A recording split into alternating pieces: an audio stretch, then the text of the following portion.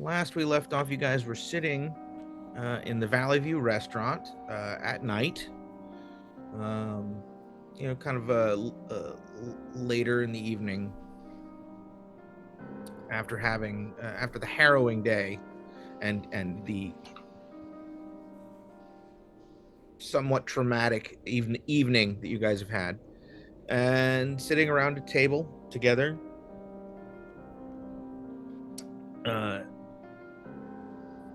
Eating, chatting, Broccoli casserole. Trying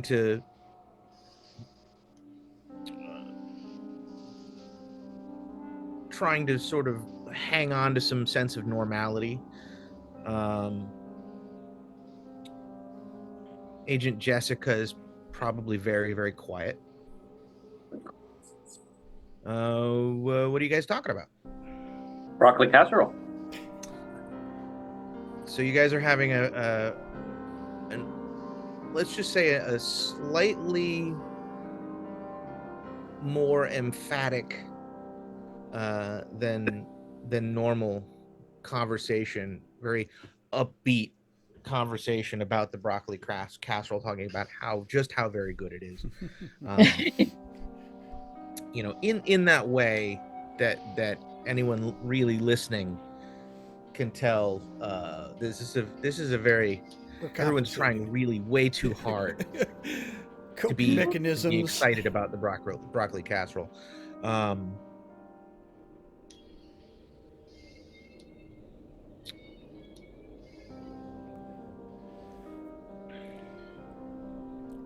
And I also wake up in a panic start, trying to figure out how I got in here. Oh yeah, that's right.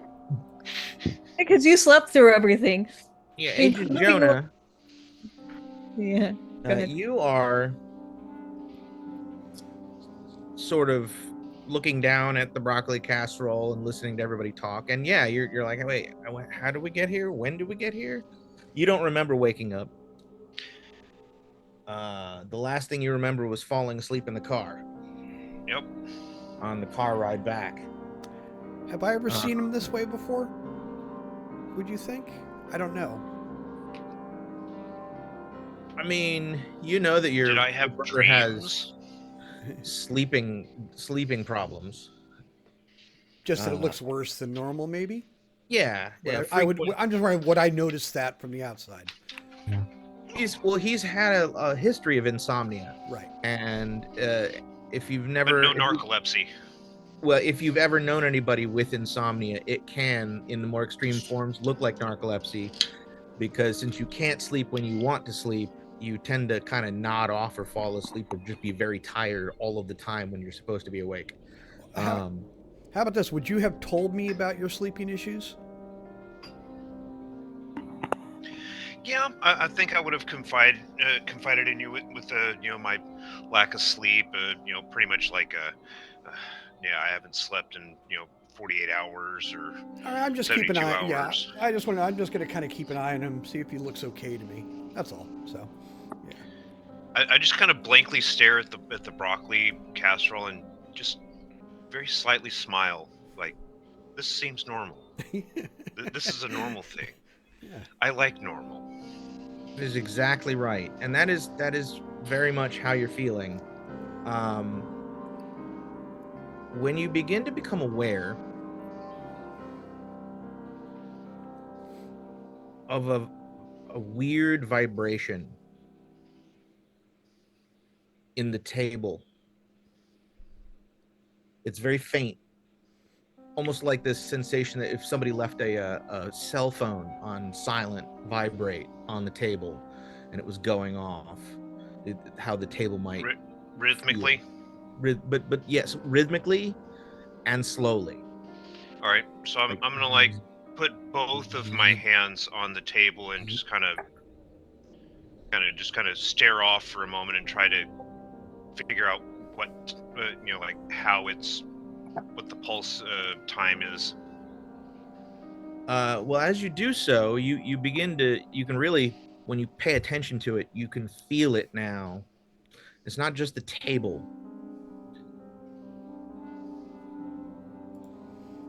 You notice your water glass, and you notice that the water is vibrating in time with the vibration. You can see the ripples on the surface of the water, and you realize that it's getting stronger and is everywhere. It's coming like through the floor. We all see this, or Guys? just him? Just him. Okay. And Guys, as you're and I'm, I kind of raise my hand, point at the water glass. Are you seeing that? no one appears to pay any attention to you.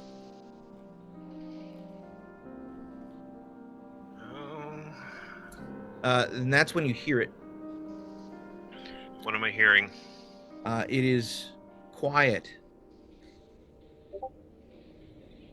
It's the deathly silence that kind of tells me that I might not still be awake.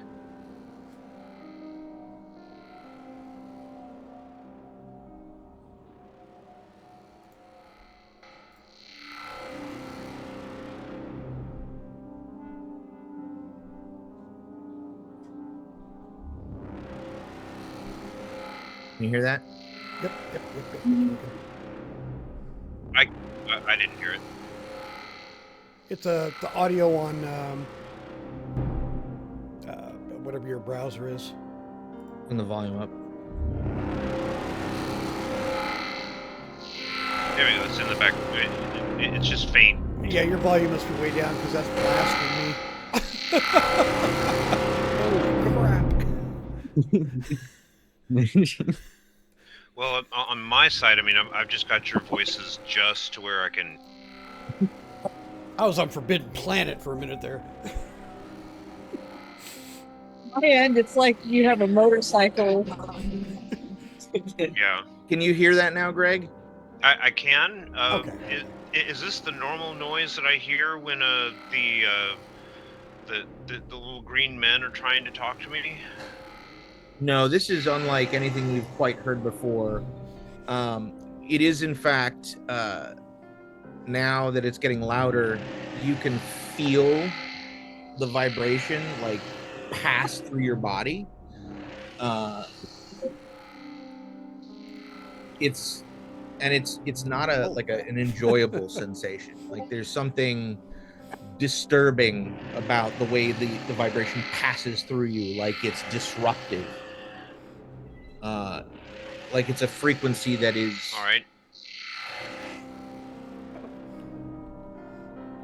I'm going to scan the room and see if I can notice anything out of place.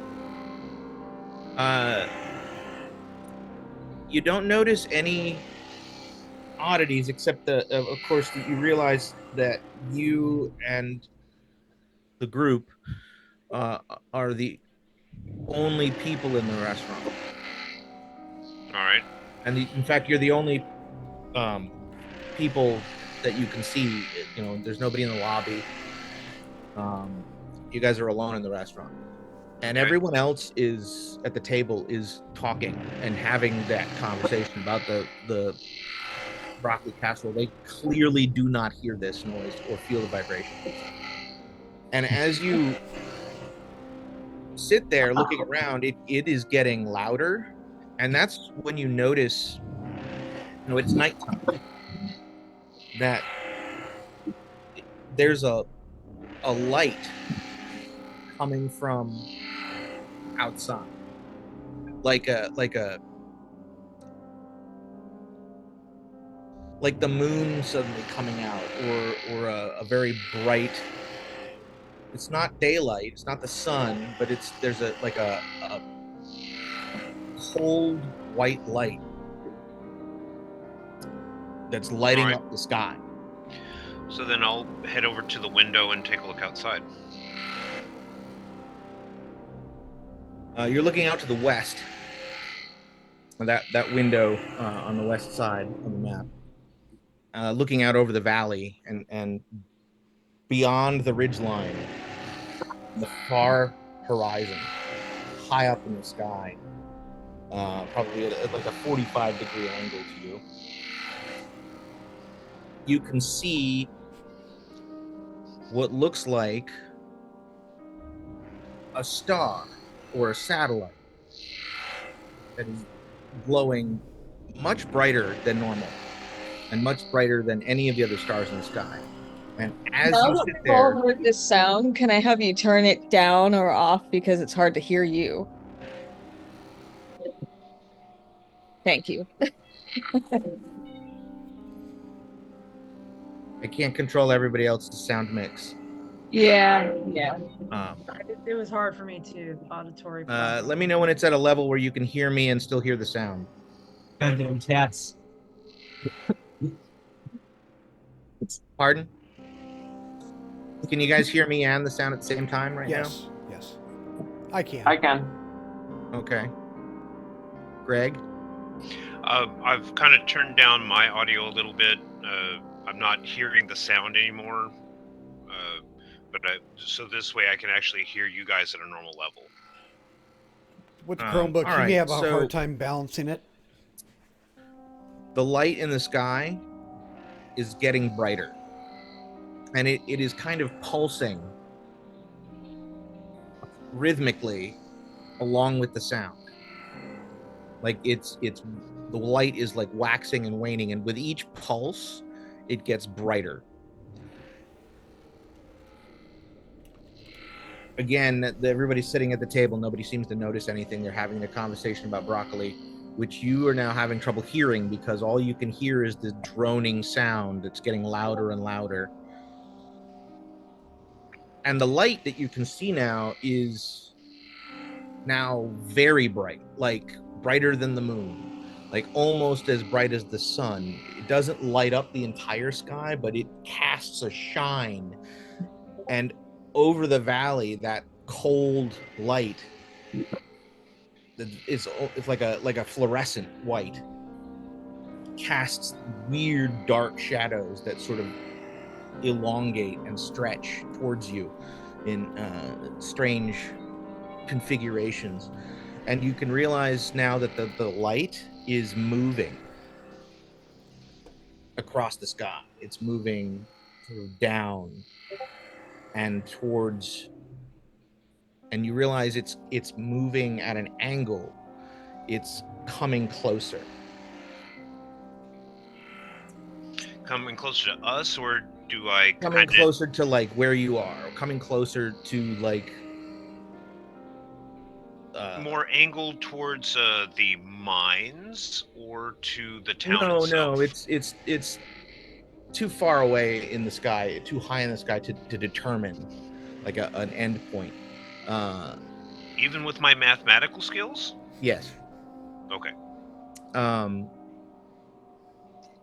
And as you see it getting larger and coming closer, you can also feel now that the vibration has become a earthquake-like rumble.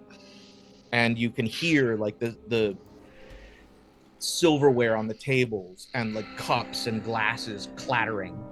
And there's a sudden crash as like some glasses over by the bar like vibrate right off the shelf. And so now it's starting to feel like a weird earthquake.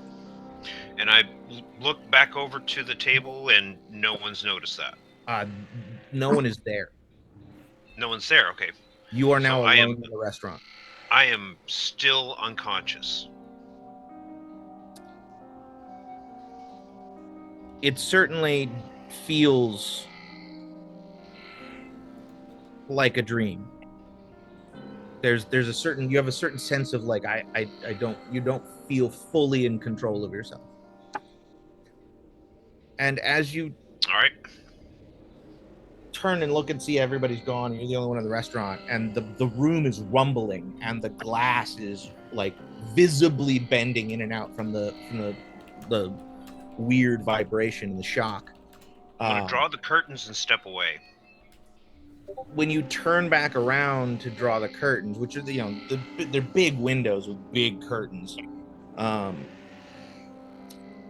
you now can see that the light, which is a blinding, like almost spotlight shining down, has lit up the sky, and it's not just like a white light, it's like white and purple and blue,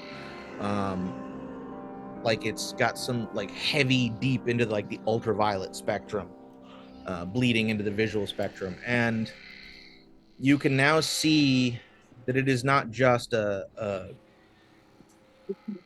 point of light, it is a sphere that is black but ringed with light, and the ring is what's blazing the light, but that it has a tail, a long sort of tail stretching out into the void as it is coming rapidly now towards you. And actually you realize it's going to land somewhere on the far side of the horizon, and you cannot bring your eyes away from it. You stand there numb, watching this strange object, this dark sphere that appears to be limbed with a blue-white fire. As it gets larger, it starts to fill up 25% of the sky. And you begin to see that out in the valley, you begin to see like trees and debris and cars and pieces of building and rocks begin to like fly upwards as you feel gravity sort of turn off, and you start to sort of rise up off the ground a few inches. And you're sort of hovering as you feel this tremendous sense of weightlessness. And then there's no longer any doubt in your mind. You understand that what you're looking at is some sort of celestial body, perhaps a large comet, and it is about to impact Earth. And based on its size, there is no doubt that this is a cataclysmic, world-ending cosmic event. And you see the sphere, which as it grows closer, it begins to sort of cause a sort of a nimbus in the sky, as you realize that it's beginning to approach the atmosphere. And when it hits the atmosphere, it creates this sort of radiant heat shield off of it in all directions, and the sky becomes fire. And then it hits just beyond the horizon. And for a moment, there's just a beat of silence, and then a flash that blinds you. And as you recoil, and like your eyes sear with pain as you realize that the flash of light has just burned out your corneas. And yet somehow, despite feeling your eyes burn away, you can still see as the flash has diminished, and now the sky is fire, blue-white fire. The horizon, as far as you can see, is a white wall. And that white wall is now rushing closer.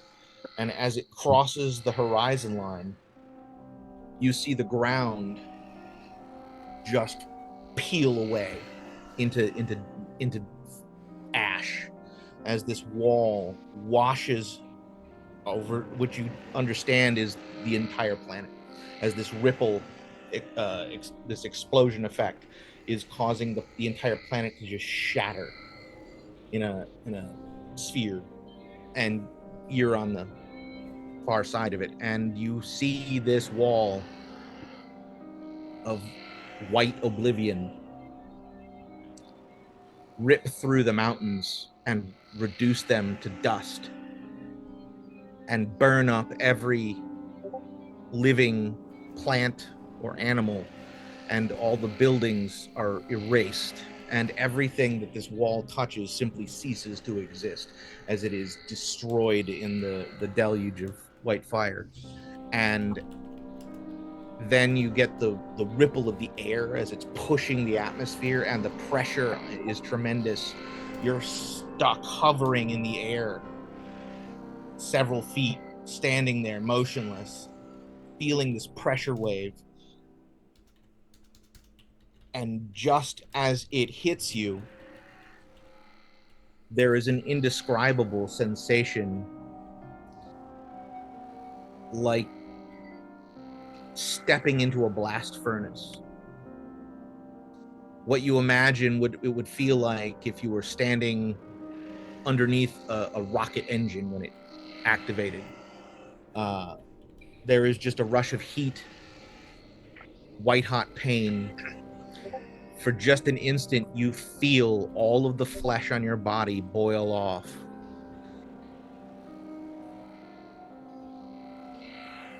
And then there is nothing but a white void. And that's when you startle awake at the table And over I your food, just All like right. you did a minute ago. You wouldn't believe how That many. answers your question on what you And were dreaming about. everyone is having the exact same conversation, word for word, that you were having just moments ago. I whip out my phone and jot down the approximate coordinates, like longitude, latitude, like for the sky zenith. To What are your sciences? the Mathematics. science. The science that will help me is the mathematics of non-Euclidean degrees. Go ahead and give me a mathematics check. And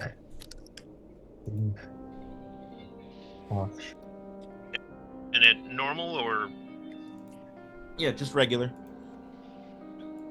any modification? No. Regular, got it.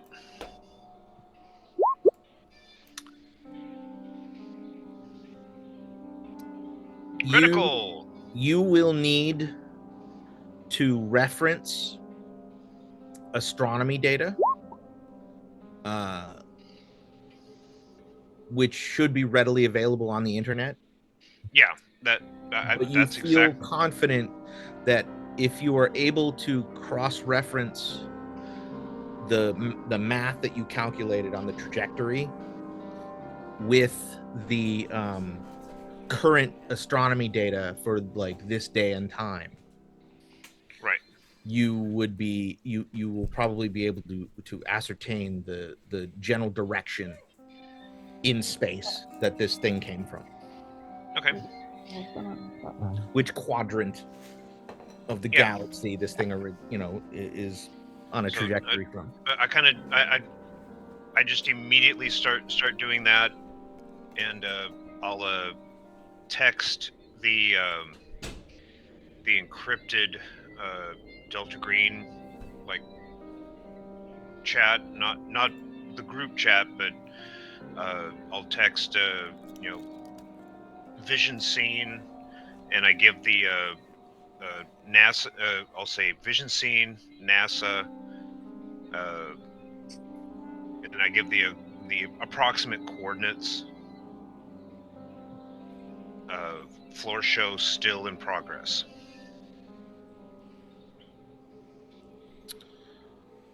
Okay, so everybody else at the table, you guys are having the conversation about the broccoli casserole. It's been a heck of an evening. let's see. John, you notice that your brother has sort of startled from where he kind of dozed off at the table, kind of, and immediately like pulled out a pad and started feverishly scribbling mathematical formula, and then pulled out his phone and immediately started like typing things, and he's whatever he's onto, he's just completely immersed in I let him some get. sort of like Yeah, mathematical problem. I watch him as he works his way through this. I and- can't hear you. You're Oh. muted. Chris, you're muted. Yep. Oh, there we go. I'm watching him do this. I kind of let him finish, if that makes sense. And when He's gonna be a couple minutes. All right, I'm gonna let it go for a few minutes. I'm like, what's up, bro? What's going on? Big boom. Beg your pardon? This is probably about the Black Star. Can I make a human end roll on Jonas? No, because you are busy thinking about what is tactically has to happen over the course of the next day, because of where you guys are at, what you know is happening in less than 24 hours. Speaking of which, what is the plan? I want to just put a reminder that I had let the elder John something. Yeah, John Stonehill is sitting at the table with you guys. Stonehill. I had let him know to tell all his people to gather silver and get it as It best they wouldn't can be John prepared to Stonehill. defend themselves with bullets and stuff. It like wouldn't be John Stonehill you would have contacted for that. It would have been Daniel. Daniel probably. Okay. Then I will have made sure to have done that.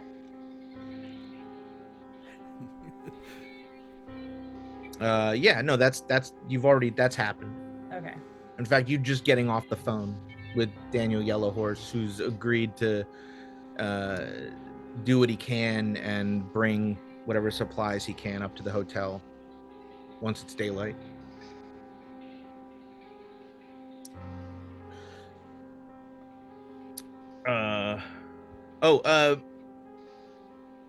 At some point during the conversation, somebody pointed out, probably Agent Jessica, that the police that went to deal with your distraction are all probably alive because of that distraction.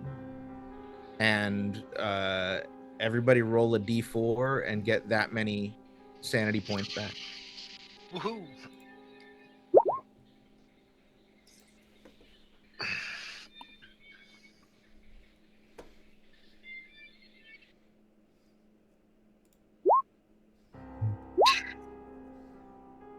Yay. CG, you're struggling, I think, with the fact that you saw a monster. I don't know that your character has actually like seen a monster before. No, I've just seen the effects of monsters on humans, not actually the monsters. Right, and you've seen weird shit, but never just a flat out like thing that is human but not human, like an inhuman thing of human demeanor, but it was terrifying to behold. It defied any description. The level of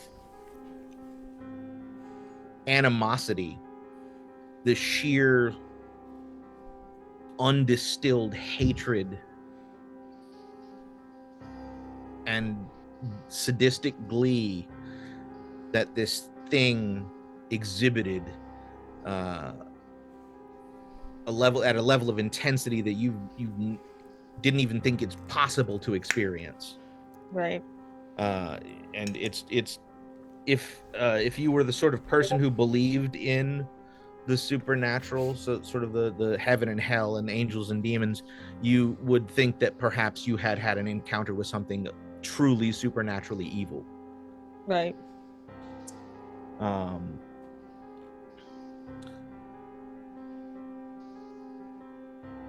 Which is why you only got 1 sanity point back. Right.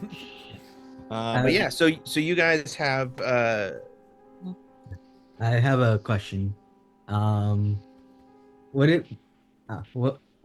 This is probably going to be a dumb question, but what do you think about using actual non-Euclidean coordinates? That's the point. Anyways, can we move on? Yeah. I do not know enough about high-level mathematics to have an opinion about that. Okay. Other than the fact that I know for a fact that you have to have a high level of understanding of calculus and mathematics to understand non-Euclidean geometry. That's I'm the autistic that had the math disability. that's actually not true. You can humans can actually adjust to it. Okay, oh no. Let's stop and readjust what your idea of high level of acumen is from a child who was doing algebra at 4. I'm not talking about like the mathematics behind it. Right. You can understand something without understanding the mathematics behind it. Well, right. Anyways, let's not derail the game.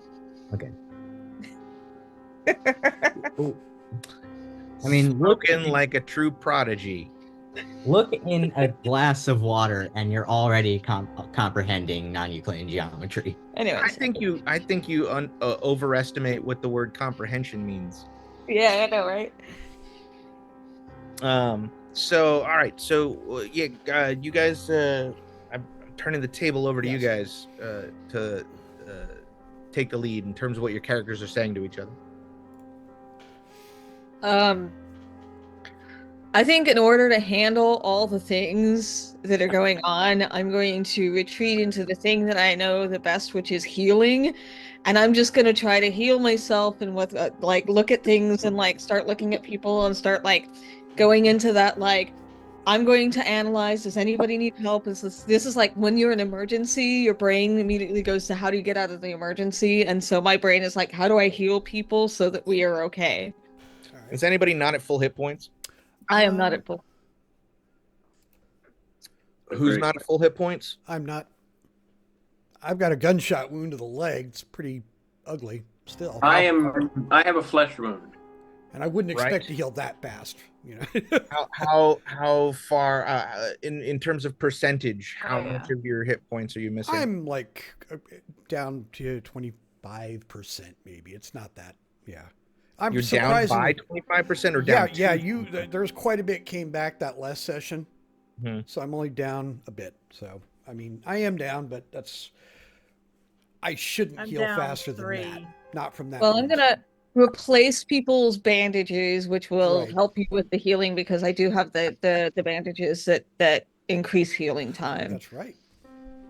Well, no, that's something you want. Are you gonna start doing that right here in the restaurant?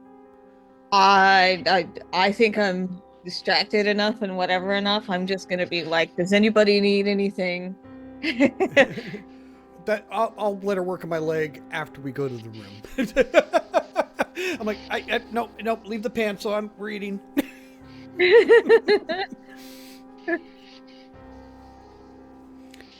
And then I finally stare down at my broccoli casserole, smile, and eat it. It's gotten cold, but it is surprisingly good. I'm very happy that it's normal. Oh, it's not normal. It is very, very good broccoli casserole.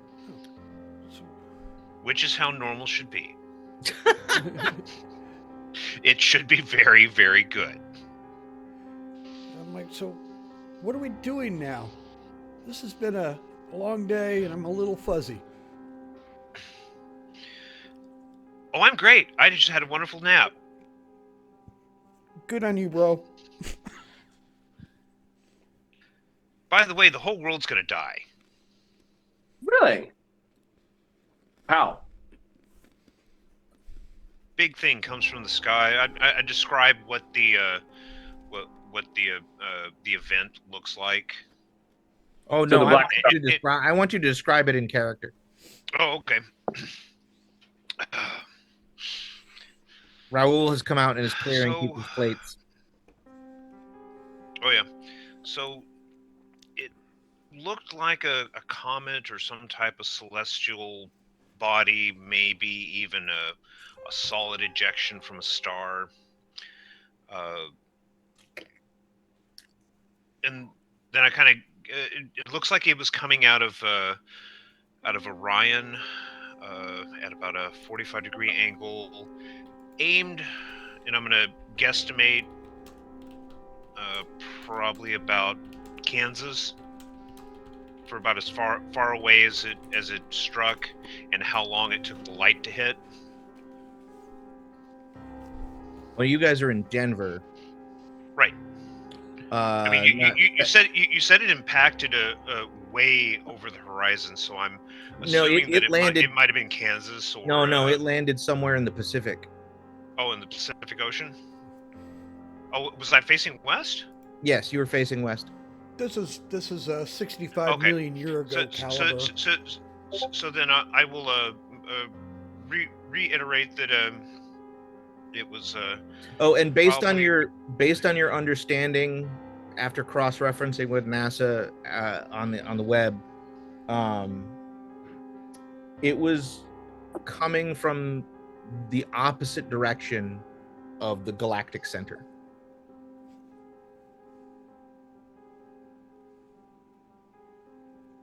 And you guys are on the Earth is in the sort of outer third of the spiral arms. Yeah, so it was more to the I guess the youngest part of the universe. It almost certainly originated from outside the galaxy. Right. And so I go into layman term mathematicals and coordinates, and I kind of stare off into space for a whole moment, look back down at the broccoli, take another spoonful, and then it probably hits about the Falcon Islands, and then the whole world kind of erupts.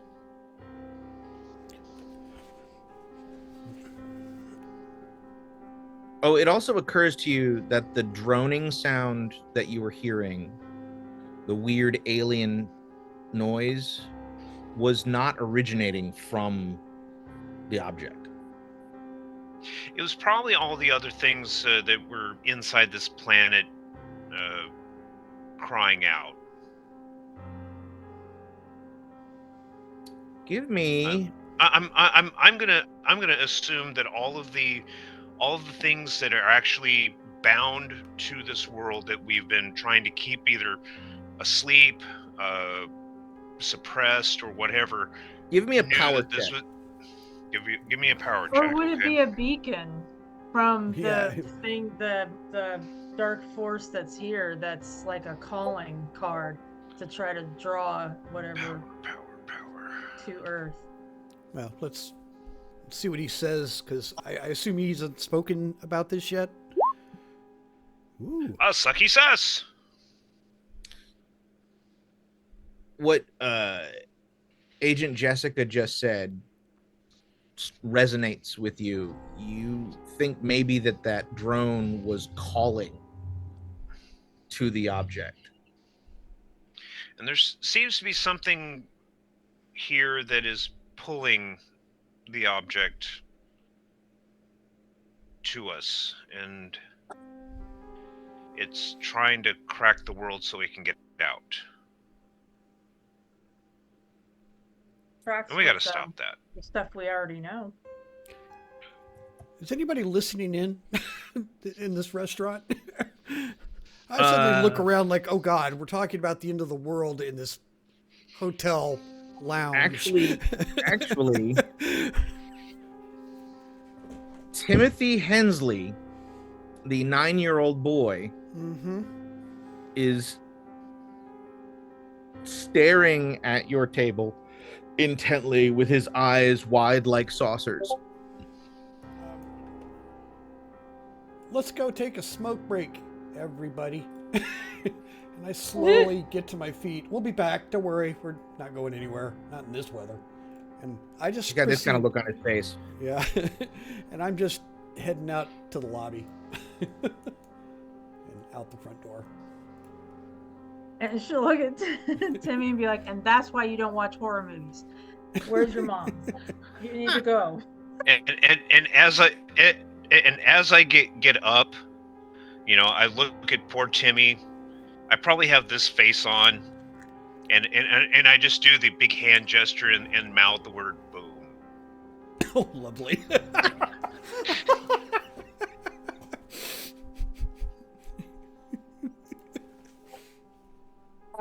If the world survives, poor Timmy's gonna need therapy if he makes it that long.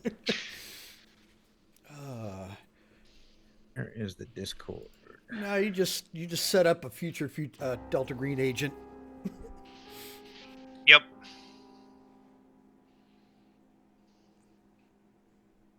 But carry on. You guys are at the steering wheel here.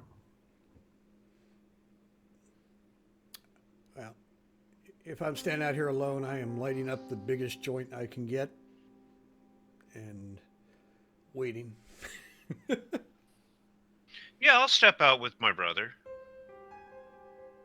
I will stay with the two of them for fear that they're going to get shot by somebody. Yeah.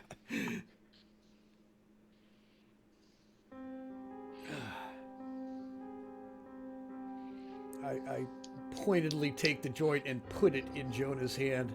I don't know what's going on, but you need this. Just a little bit. It's like almost like autopilot. That it gets into my hand. I put it up to my mouth and just drag on it like a cigarette, and then cough, choke, wheeze, hack, slap my knees, bend over, just Yeah. coughing, and while I'm just trying to hand it back to you.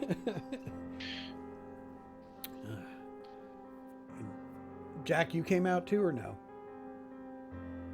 Yes, I did. Okay. I'm looking at tokens, so I'm confused. Yeah. All right, Action Man, what's going on? What do you think?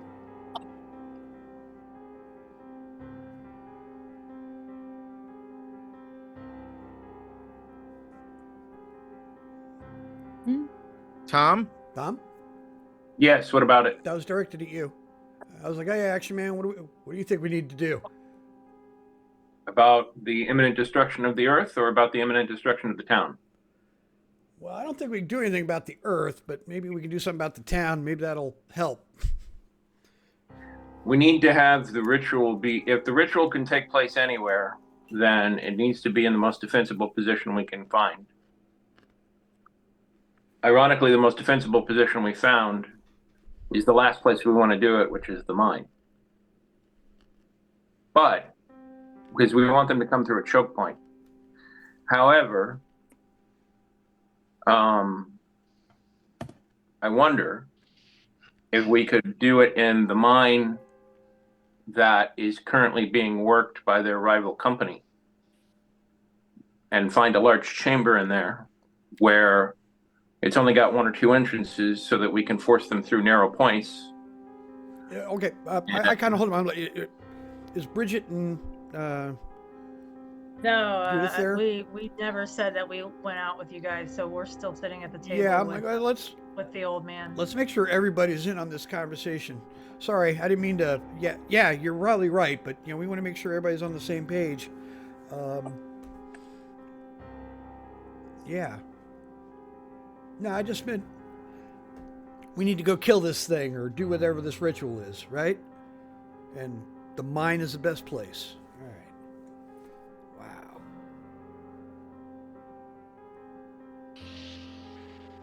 I'm going to go back inside. I'm like, I guess we better talk it over with everybody because, yeah.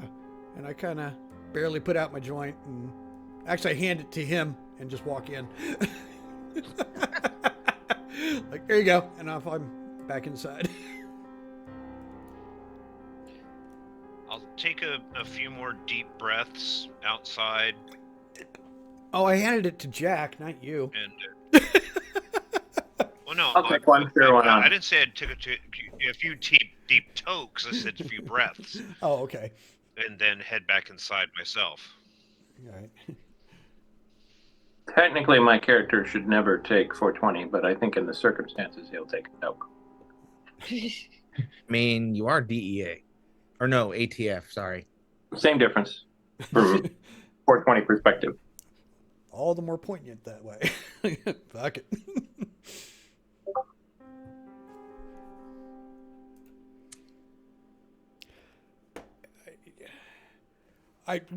We catch up. It's like, okay, well, I guess it doesn't matter where we talk about it, does we? Does it? We've already scarred Timmy. I don't see why we can't scar him some more. Let's see if we can scar his mom. I approve of that. She already looks at us like we're insane. I'm. Yeah. Okay. So where do we go? Do we need? I kind of looking over at. What's his name? The fellow, our guest, the old man. What's his name? John Stonehill. John Stonehill. I'm like, should we do this thing in the mine? Is that where we should go, do you think? He kind of looks at you. The mine is closer to the center of the Shadow's power. We should not do the ritual in its backyard, so to speak. If anything, we want to draw him out, away from his lair, where his power is strongest. Well, if the mine is where his power is strongest, then maybe we should find an accessible mountaintop.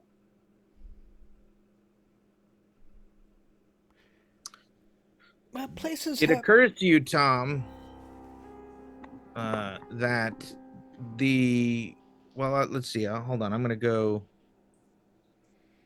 Let's take a look at the valley.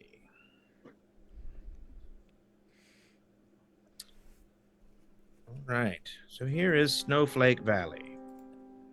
The red dots. The red X is where the old mine entrance, the original mine entrance was that you guys descended.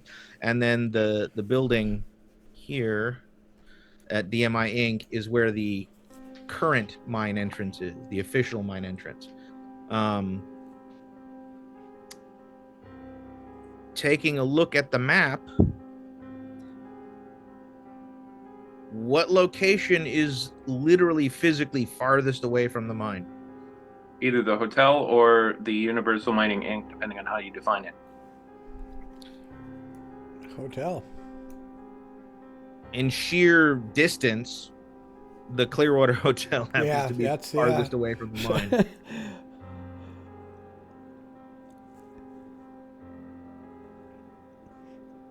You literally see, I've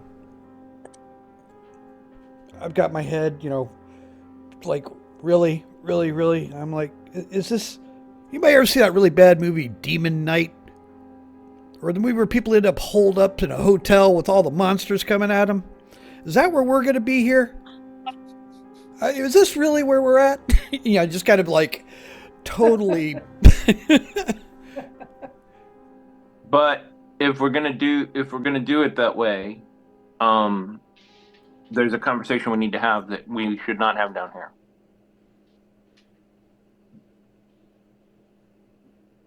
I just heard have.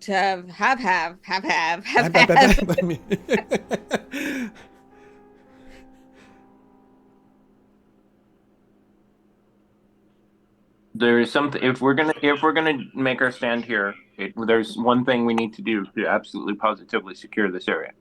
That works. In that bag, there's actually cookies too. Oh. Could you go get the cookies? Well, I mean, shall we head up to one of our rooms and that is probably a good idea. I say that we head up to the room, at least get a restorative shower for mental health purposes, and then I can dress everybody's wounds and do a little bit of healing before we go run out into the world to get injured again. Yeah, absolutely.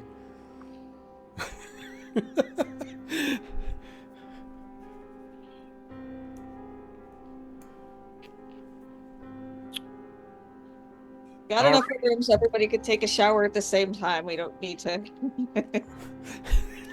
All right, you guys relocate to your rooms on the 3rd floor.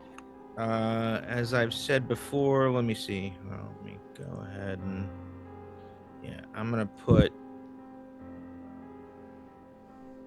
the X's that mark the rooms you guys have secured where you can see them.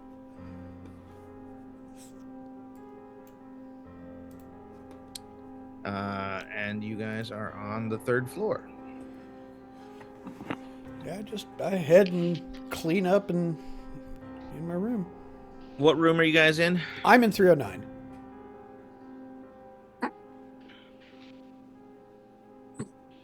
Are we deciding that we need to all stay together, or is it all right We if definitely need to sleep without at least one person awake in the room for sure. Well, I'm getting a shower. I don't even care about what people are talking about that way. I just go. Well, then I'll head to my room, which is 308, have a shower, and then I guess we're gonna meet in Jack's room, or we've been meeting in 307. Yeah, we've been meeting in Jessica's room. Okay. So then we'll meet in that room once we have our nice little restorative showers. Yeah, I get all cleaned up, brush clothes, not feeling gross. Our rooms were switched. But I was in 308 and he was in 307. Am I remembering wrong? No, I think you're right. I think it was you and switch. Attach that room. I see. While I'm doing the whole thing, instead of a shower, I'm going to take a bath because I don't want the sound of the shower. And then I'm going to, while I'm taking a bath with the video off, start texting my mental health person. I'm explicitly going to do some mental health stuff to become some mental health from this. What mental health stuff specifically are you doing? I have a therapist, a text therapist. Okay, you're gonna text your therapist? I'm gonna text my therapist. Get an EMDR. What are you going to text your therapist? I'm not gonna be very specific about it, but I'm just gonna be like, hey, I need some mindfulness stuff and some do some EMDR with me. Let's see. Your therapist,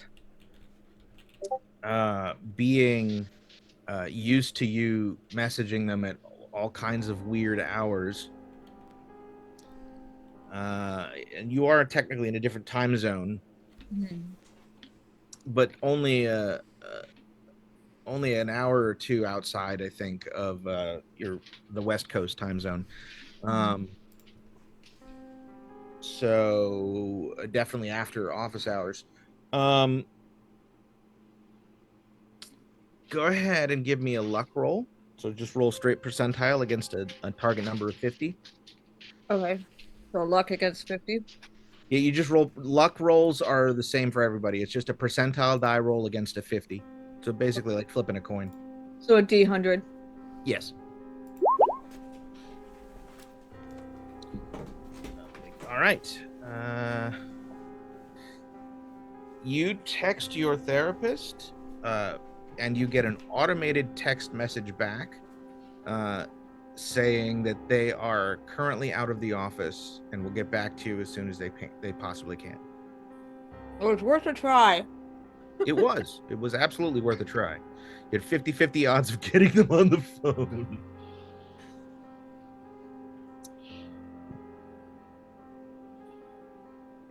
But you can, of course, work on the original mindfulness tactics that they've actually given you. Yeah, I'm gonna do that, and I probably have a couple of like EMDR, like basic EMDR things that I can do. The idea is to keep the trauma that I just experienced from becoming PTSD. Right. I think that is a sanity check. Want me to roll a sanity check? Yes. Okay. Your sanity is relatively high, so.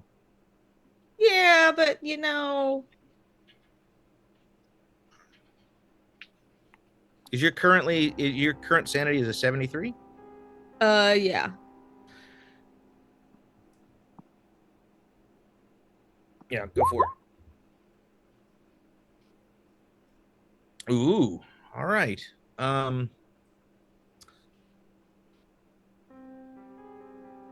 So doing mindfulness checks, I'm assuming you're gonna doing some like breathing exercises and mental exercises or meditational techniques, mindfulness, some mantras.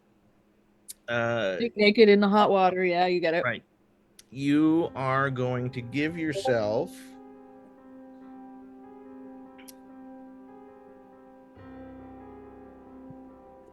a go ahead and write this down under notes. You've got a plus 20% on any sanity checks that you make over the next 24 hours that are not supernatural in nature. So generally the three types of triggers that trigger a sanity check are going to be helplessness, extreme violence, and the unnatural. Okay. So against extreme violence and helplessness, you have a plus 20% on your sanity checks for the next 24 hours. Against the unnatural, no amount of mindfulness techniques are going to help. Right. Oh. Got it. Thank you. You're welcome. All right. So you guys are in your rooms taking time to, shower and I'll have taken the initiative and just kind of brought John Stonehill into my room so he can chill. Okay. Yeah, he's gonna Yep. He's gonna sit on the bed. Actually, no, there's like a little desk and chairs. He's gonna sit in a chair by the desk. He's gonna grab like one of the little coffee cups that come in the room. They actually use like little ceramic coffee cups instead of like paper cups. And he's gonna pull out a pack of cigarettes. He's gonna pull out a pouch and he's gonna start rolling a cigarette. And he's gonna smoke cigarettes in your room. It doesn't even matter. He's just gonna sit there in the corner and chain smoke.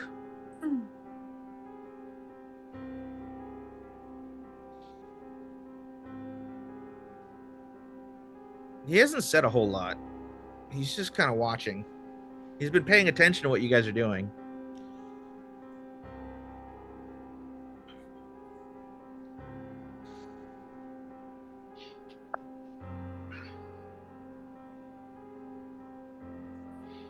So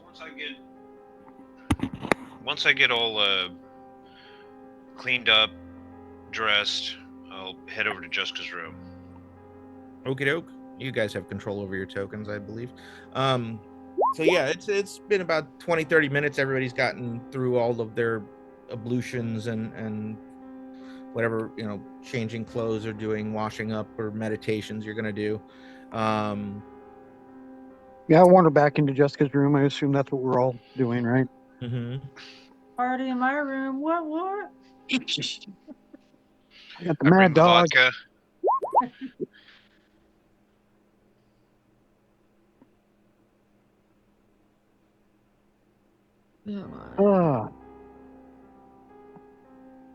I'll let Judith is the medic, so I'm waiting for her. I'm going in there and I'm gonna check everybody's stuff, make sure that they're okay. Bandage everybody, put antibacterial, whatever, all the deals, give them re-up whatever painkillers. Although for the gentleman with the more intense regimen of pain medication, I'm going to switch their pain medication out to a different one so that they don't run the risk of becoming addicted. Excellent. And knowing she's doing that, I thank her for it. Thank you. I appreciate it. I hate getting addicted to shit.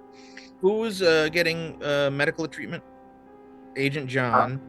Yep. I'll get some if I can. Yes. Yeah, I'm only I got a graze, so I've only got like 2 points missing. Yeah, I'll still clean you up and don't want anything to get infected, so you're still gonna get the healing patches. Give me the Bactigel. Everybody who's getting medical treatment, give yourselves 1d4 hit points back. You can roll it yourselves. All right, I'll roll it when I come back upstairs. I'm outside right now.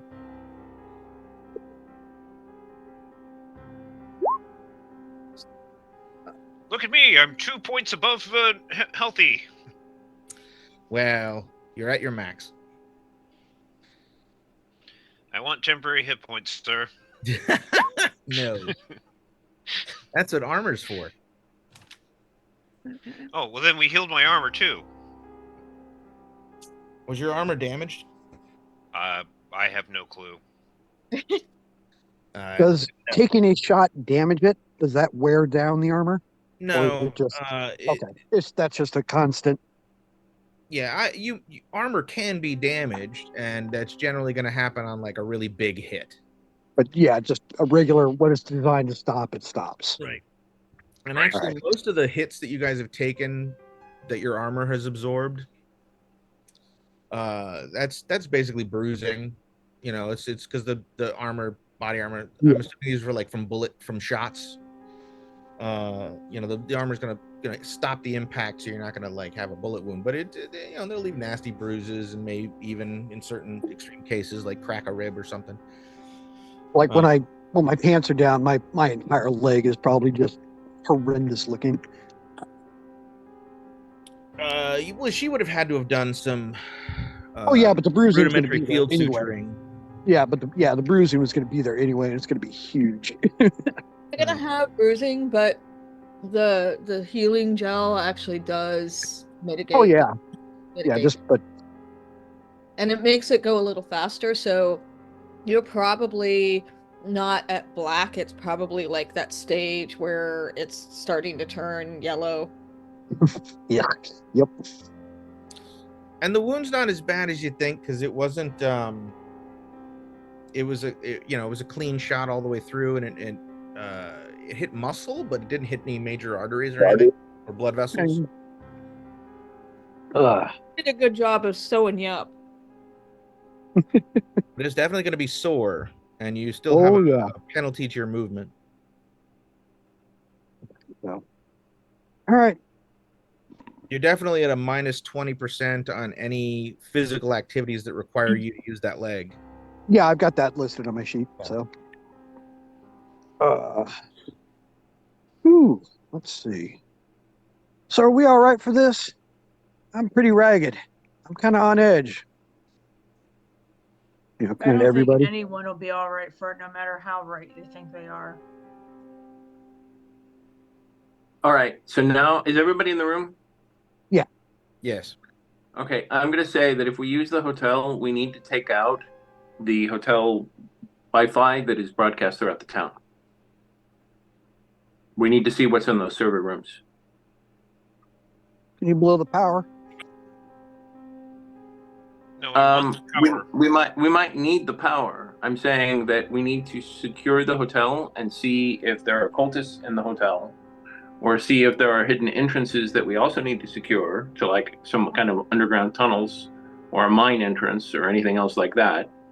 But more importantly, I'm 90% sure that the town may use the Wi-Fi to track non-cultists, members of the town, and say, you are on this network so that we can see what you're doing for your own good, blah, blah, blah, blah. And, you know, if we want people who aren't wrapped up in this to have a chance to flee, taking that out is probably a good idea. Now, the server room was on the 3rd floor? Yep. No. As far as you know, you're not sure where the server room is. Okay, I'm like, wait. You know Well, that the I'm pretty hotel sure. has a basement. I also know that there's a door that's locked right across the hall from where we are. Yes. Oh, wait a minute. We got to do something big here. The basement sounds like a safe place to do it if we can get in there. And if that's where the server is, we can just cut them off from there. Just cut the wires. We don't have to take power out. I'm not opposed to that, especially if the hotel has its own generator, which, given that we're in the mountains, there's an excellent chance of. But like I said, I want to take out the whole hotel Wi-Fi, and I think it may be in the room across the hall. Well, let's check. It's locked. Does anybody know how to pick locks? Well, hold on. And I just kind of, like, I'll be right back. I'm just going to go out and just go downstairs and see if I can keep going to the basement. Or is there a locked door? I'm like, I'll be back. I'll see what's in the basement. You check out what's that room up there. I'm just going to go down and look. By yourself? Yeah. I wouldn't Okay. recommend that. Well, somebody come with me then. I definitely full-heartedly think that we need to do I will go with him. things, but I don't think that we should be doing things alone because Yeah, fair enough. All right. the beast is going to be coming back. I don't disagree with them in the slightest. I will go with Joshua. All right. Jonah, sorry. Just catch us up when we get back. Jonah's staying up here. I'm sorry. Then I go with John. My apologies. I'm going, and I've actually kind of got that. Make sure that blade is in my bag where I can get at it. A quick question, Bernie. Yes. What kind of lock is guarding it? Is it an electronic lock or is it an actual key lock? The room across the hall was mechanical.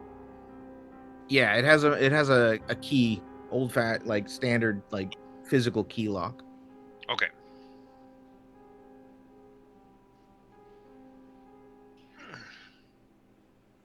We're walking. I look at Jack. I'm like, things go to shit. We got civilians here. What are we gonna do? Oh, we're gonna have to. Die. Well, that's one reason why I want to take out the Wi-Fi. The non-cultist members of the town can get out of Dodge. Meanwhile, something comes knocking anyway. Backup plan, man. First and foremost, the thought occurs that how good are your hacking skills? Because if we can get a FEMA emergency notification to direct the town to get out of the area without having our names associated with it, that would solve the problem.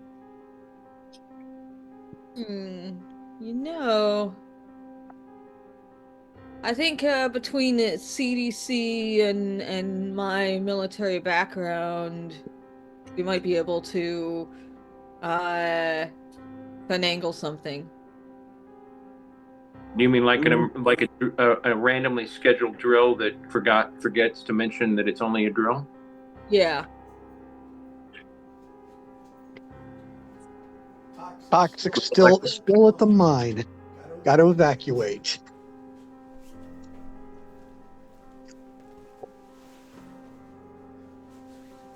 Speaking of, did any of the test strips come back in with anything weird from the water and soil samples? From where did you take them? Took them from the the creek or river that's right in front of the mine, and also from the lake itself? Yes. The results came back. They're on the website, like a website you have access to. Right. The water in the river, the stream, seems perfectly normal. The water sample you took from the lake has an unusually high quantity of a specific strain of algae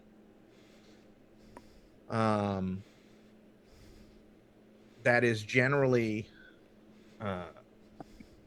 toxic in high concentrations.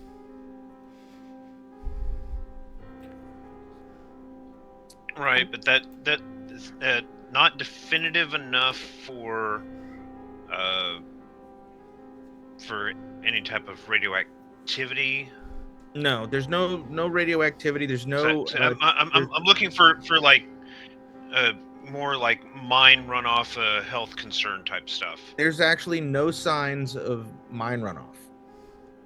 Okay, that's weird. Like if they're whatever they're doing with the toxic waste products from the mine, they're not dumping it in the local water supply.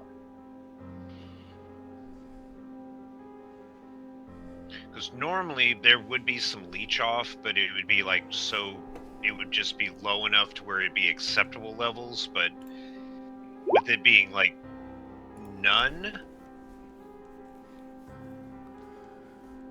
Yeah, no, it's the only thing that's unusual about the lake water is the high concentration of this algae.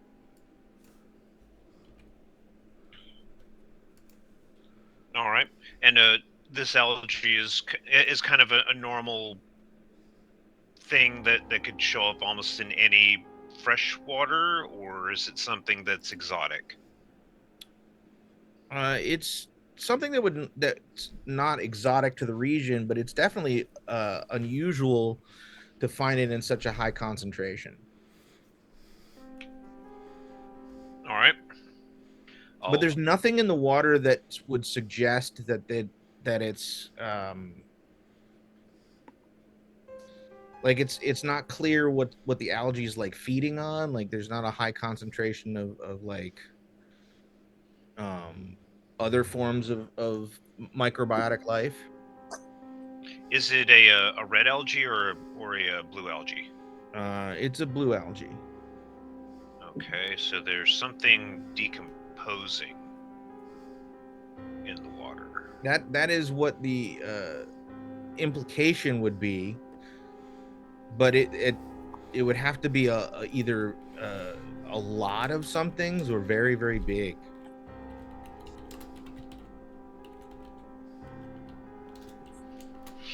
Got it. Okay. Would that be that I'm just asking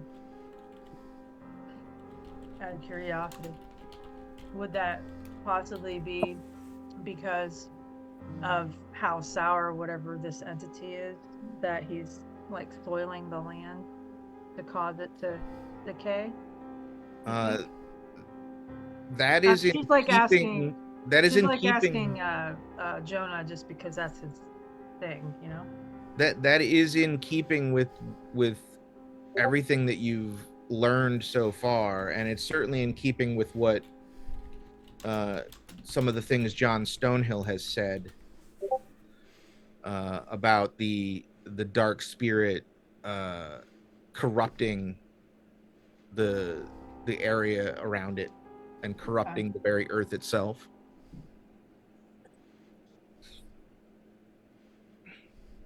He's talking the dark spirit. In your first conversation with him at the trailer park, John Stonehill talked about how the dark spirit sort of tainted the world around it by its very existence. Yeah, and that's what I am currently hypothesizing as the reason for the algae. So I'm gonna make sure that I keep enough samples of it, and then kind of jot down a note. Basically, the note would read possible side effect from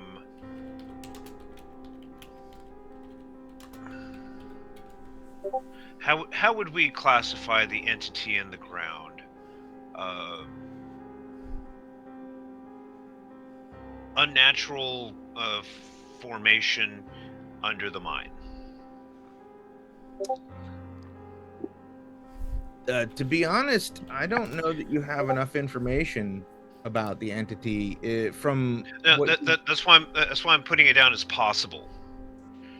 You don't know if it's organic, or if it's physical, or if it's non-corporeal, or if it's extra dimensional, or if it's native or local. Like you don't have, or if it's like something to do with the spirits of the dead. You don't have enough information to know exactly what he means when he says dark spirit. Well, right. So I'm going to go off of the hypothesis that with the thing that's in the ground is tainting the area. It's almost like it's terraforming for itself. So this is a possible side effect of it restructuring the environment to make it more habitable for it. And this could be a way of locating said other things that are in the ground by this very specific DNA strain of algae. So I'm going to put that down as evidence, and with my hypothesis of that, but in code. And I'll make sure that gets into the next Dropbox that we get to if we survive. Well, Jessica, you're our lead on this, right? Okie doke. Or I'll even put a note on here in case of death, please deliver to blank. Jessica, you're our lead on this, right? She's the one that maintains contact with whoever our superiors are, so to speak. Yeah. Well, I've been doing that as well, but it's been more drop information, not them. Yeah, we have ways to make reports, but back. she's the point of contact, essentially, right? Well, I mean, we all kind of are. She's the liaison, but you all have the access to the various. Yeah, we've got like access to the general data and everything like that, but it's like you have a lead on every team always. Well, Jessica's the closest thing to a lead you guys have. You guys don't have an official lead. Yeah, right. What you have is a liaison who, when higher up the food chain, the organization wants to contact you guys, they go through her. Okay, all right. But she doesn't have any more information about who to contact than you guys do. You all have the same, like, email addresses, gotcha, phone numbers, texts, mailing points, drop boxes, PO boxes, and it's a whole gotcha, of different ways to send and transmit information. Well, is there anybody we can send a message to get this town evacuated? Fake an emergency, and then we stay here and deal with what we have to deal with. That's that seems like the cleanest way to do it. Save the most lives. How passable are the roads right now? Seek shelter in place, or community shelter. So, in terms of that sort of thing, you guys certainly, some of you certainly have the credentials to be able to try and make that happen, but within the town, it'll put eyes on us. but anything that's going to go past the town, like out to the to the federal government or state governments, is going to draw scrutiny. To whatever's happening, which is the last thing Delta Green wants you to do. Right. Your job is not just to stop the problem, but to prevent anyone else from knowing what the problem is or that it even exists. Your job is not just to stop the evil, but to cover the whole thing up. I just didn't want eyes on the evil. That's less we have to cover up. It's easier to have embarrassing paperwork than have a bunch of witnesses. So, but yeah. That's why I like the idea of setting it up as a random readiness exercise where on paper it's a readiness exercise to coordinate with the local authorities, but a quiet word in the background is made to accidentally forget to notify the locals that it's only an exercise.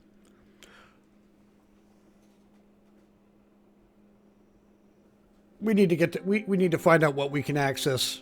If there's a server room, if we can get into their Wi-Fi or not.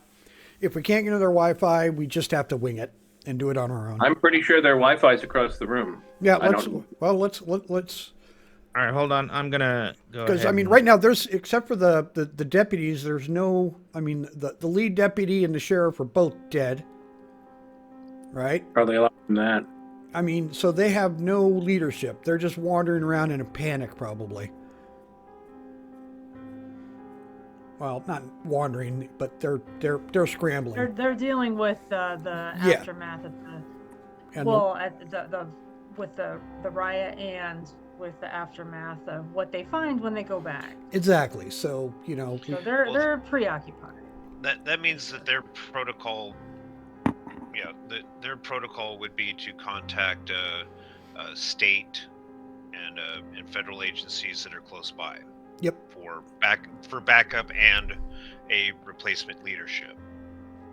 Technically, if anybody knows that Jessica is in town, she would be tapped.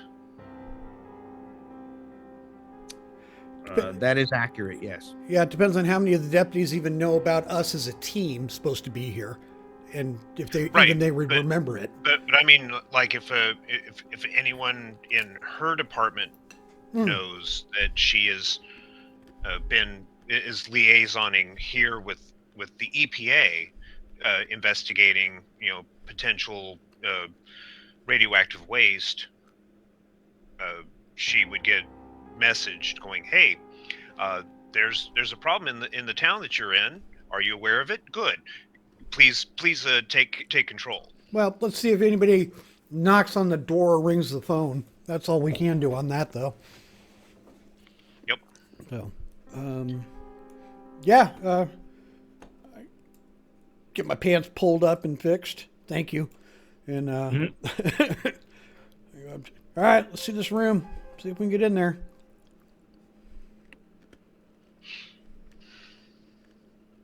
Alrighty, give me a second. I'm doing a thing.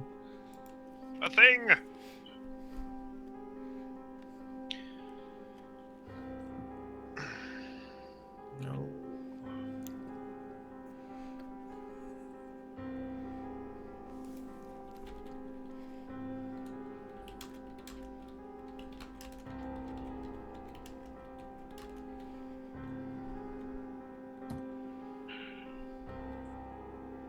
Give me a second. I'm sorry. Just give me 5 minutes to finish this. Okay.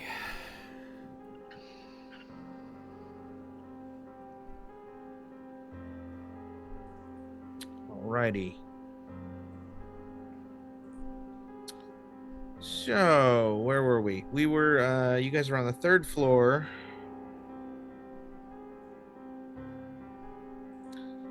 And who was going across the hall? Jack and I. Alright. They're going to check across the hall first and then head down to the basement. So you guys are going to this door right here, right? Yep, that's the only door.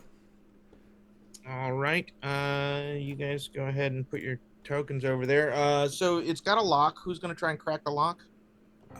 I'm looking at Jack. He keeps, thinking we should get in here, so I'm assuming he has a way in. Yeah, my way in is not going to be enjoyed by multiple people. So my way is to shoot the lock. Whoa, ho, ho, ho, ho, ho, ho, ho, ho. Gunfire, not Like, good. why do you think I asked if anybody knew how to pick a lock? I didn't say it was a good way. I said I know how to get the door open. Is this, how strong does this door look? Pretty strong. I mean, it's a like hotel, like fire door. So like, I guess, steel with maybe a wood veneer. What time is it now? Oh, it's probably like 10 o'clock at night. Does the door open inwards into the room or outwards to the hall? Inwards, and there's a sign on it that says employees only. Well, go figure.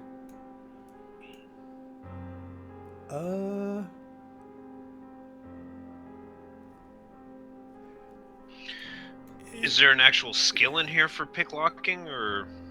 Generally, you would make like a dexterity check, or perhaps if you had like some sort of skill like mechanical engineering or something like that. But also there's a special training that you can get, and if you can give me a solid argument for why you might have that special training, like locksmith or lock breaking or breaking and entering or burglary or anything like that. Or you can get that thing in New Old Country for Old Men, but I don't think we have one sitting around. So here's an idea. We can use our authority and get the hotel to give us the keys to get in, or they can escort us in. Yeah, that's another option. Yeah, remember that she doesn't trust us as far as she can throw us, and she's probably a cult member. I don't know if that's going to be effective. Yeah. And we can bully her just as much because she's a criminal. Yeah, you have guns and badges. And she's a criminal. Remember, she has a long rap sheet. Does she? Mm-hmm. Anybody got handcuffs? As far as the rap sheet goes, is she on probation? If she is, we can do a ton. If she's not, then that's limited. Well, a background check is pretty easy to do that again. She had. You're talking about the manager of the hotel. Yeah. The hotel manager had. That was the IT guy you're thinking of. Yeah, the two employees of the hotel that had criminal records were the hotel manager and the IT director. The general manager of the hotel has, when she was younger, a rap sheet of, to remind you guys,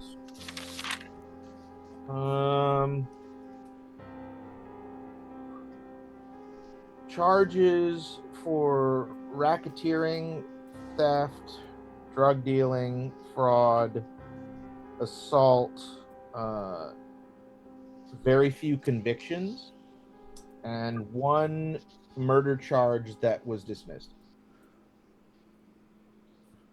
So this is a mob hotel, kind of. Yes, it is. All right. And also known connections with the Denver Mafia. Her too? Farad Badawi, the IT guy, he had a rap sheet for assault, theft, drug possession, firearm possession, computer fraud, embezzlement, ID theft, password trafficking, and also known connections to the Denver Mafia. Both of them had been involved in investigations centered on the Denver Mafia, and apparently neither of them ever saw any prison time. And according to the FBI database, they were both informants for the FBI, which is how and why they got away with most of those crimes. They were informants. Yes. Had been in the past. Right, right. And supposedly are no longer associated or affiliated with the Denver Mafia. Well, maybe it's time to apply pressure. Maybe they just changed bosses. Do we have actual law enforcement with us? Like street level? Anybody have like cop experience? Well, technically... My character is a special agent, so yes. And as well as... Jessica, isn't Jessica. she? All right. Tom and Bridget's characters both have law enforcement powers. Special agents. And they're federal law enforcement. We're just nicer. You're nicer, but, you know, and he's like, but you guys have, you know how to apply pressure to people, right? That is true.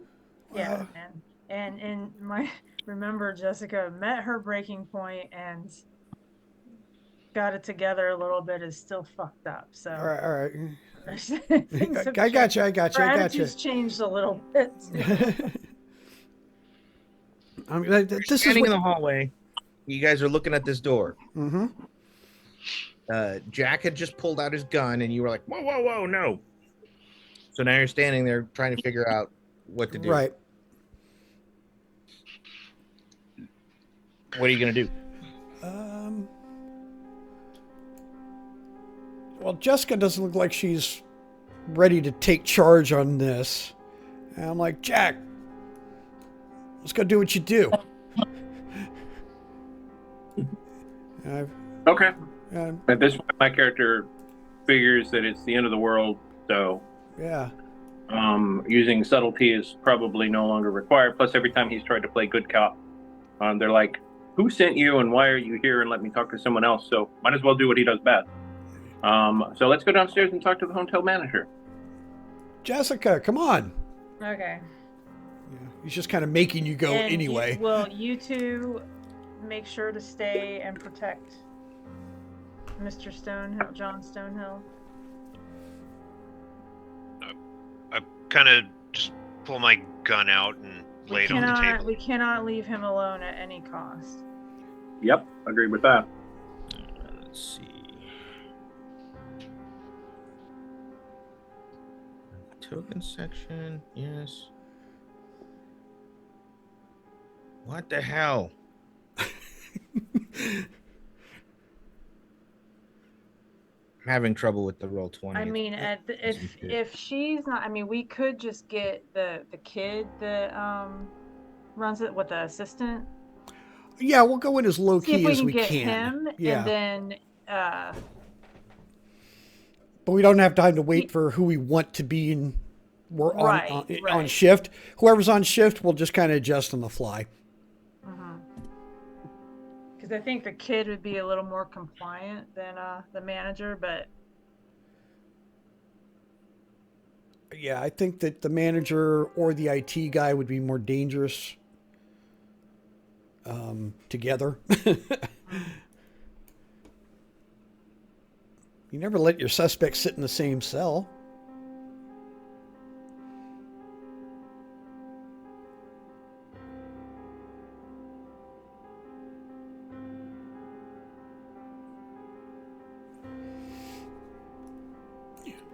All right, so you guys are down in the lobby. Yep. The lobby is empty. The entrance to the Valley View restaurant, you know how they have those like pull down gates? Uh-huh. That they've got one of those pull down gates that you can see very easily through it, but it's locked into place and the lights are off. So the Valley View restaurant has shut down. Okay. So there's like pull down gates in front of the restaurant to the cafe. And there is no one at the front desk. Is there a bell? Actually, there is not. Go around to the back. Yep. Time for being polite is done. Yeah, I sit there and I kind of, okay, and I'm just knocking at the door.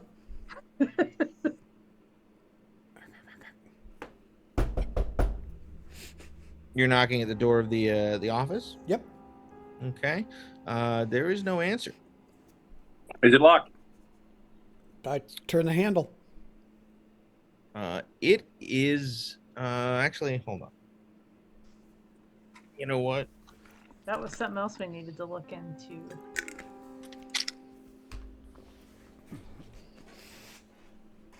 Grab some of my dice here. Uh-oh. It is locked. Search Nope. the front desk, the drawers around it for keys. I'm gonna look for like a key cabinet or a key drawer.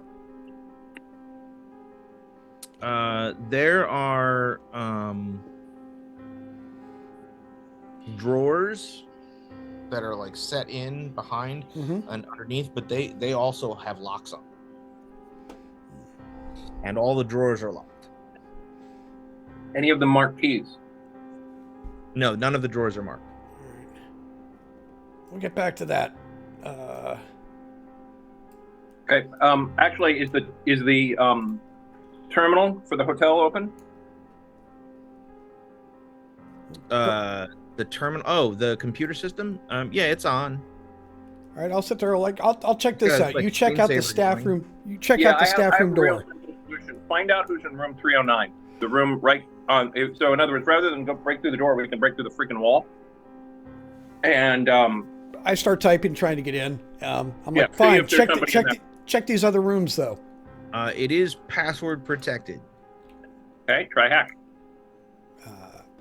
You have computer skill? I do. He's the hacker. Go ahead and give me a check. Not even. 1, 2, 3, 4. I don't know, man. It just doesn't do it. A, B, C, D. Nope. Check that other door. What other door? We've got a staff room right here.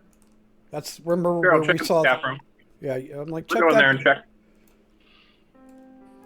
Sure, why not? The staff room is also locked. All right. So, and this is the back of house door right here. Yes, that says staff only. It is not locked. All right, I push my way right through it. All right. That leads into a hallway that's decorated pretty much like the rest of the hotel. The door right to your right is marked office. I check if it's locked immediately. Yes, it is. I just keep going. Hold on. Is the door to the office steel reinforced as well? And it's like a heavy-duty wood door. All right. But I think I could break it down. Possibly. Let's get the other. Let's clear this area first, man. If you hit the door hard enough, yeah, you could probably knock it. Have we break- gone to the manager's break the office frame. yet? I'm like, call everybody up. Tell them there's something up down here. There's nobody here. Let's see. There's an employee restroom, just around the corner here. There is a door to the terrace, right here. Which we've gone out before. All right. I see that there's a coal hatch, which means there is a basement. Ooh. Where's the coal hatch? I see on the On the deck. terrace. Yeah. Oh yes, there is an old coal hatch. Yeah, there's a two doors here actually. There's one that says manager. And that is currently locked if you try the handle. Yep. And then there's a door directly across the hall from it, which does not have a mark on it. I'm with them too. I tell Jack to call everybody on the radio to get them down here. I will do so. Yeah, I'm like, yeah, let's get everybody down here. Something's wrong. Before I try this door, I poke my head down here.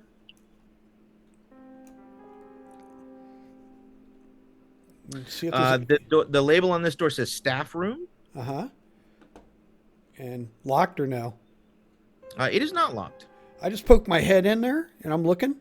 The lights are off, but it is very obvious as soon as you open the door, there's a little tiny table. That it is a break room. Yeah, the empty break room. Yeah, there's like a little table. I close the door. Tables. There's a row of cabinets.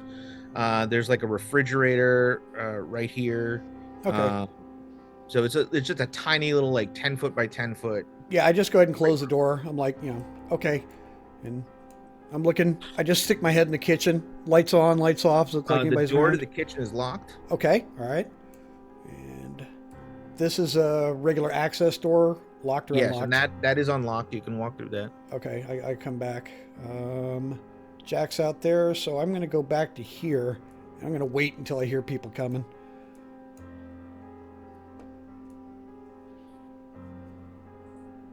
Which room is the room we're trying to break into? The black one? The big black one? Or? We're not sure. Well, it's, yeah, I'm going to go ahead and... is this door Actually, locked? I misspoke earlier. The door that's across the hall from the manager's office says storage. Storage. All right, I'm going to just kind of open it and just see, because it should be dark. If there's a light on something, yeah. That door is also locked. Okay.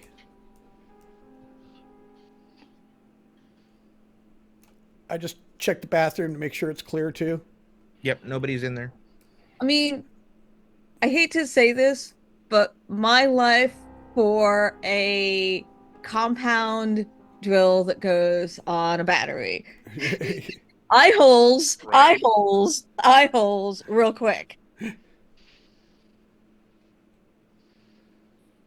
That's brilliant.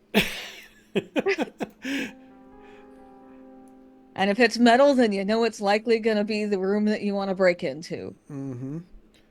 But I mean, there's nobody. I mean, 10 o'clock's not that late. There should be staff around. Actually, yeah, and up until tonight, there's almost always been staff. Yeah. Present at this time of night. They've been like the restaurant's been staying open all night. There's always somebody working the desk. There've been a few times where you've been through the lobby and there was no one there, but like the restaurants usually has been open until like, sometimes 2, 3 in the morning. Is the door to the basement? And that's where I'm walking right to that door right now too. I'm like, all right, man, I gotta. That door is not locked. I kind of creak the door open and I just listen. I'm like, shh. Do I hear anything? It is a dark stairwell going down. You do not hear any noise. All right. No light? I mean, there's the hum of the central AC, the central heating and air. Right. Is there a light switch? Yeah, there's a light switch just inside the door. Yeah, flick it on. All right, there's a stairwell that goes down. Let's see here. It's the basement map. Jack, you see Russell actually pull his gun out of his waistband.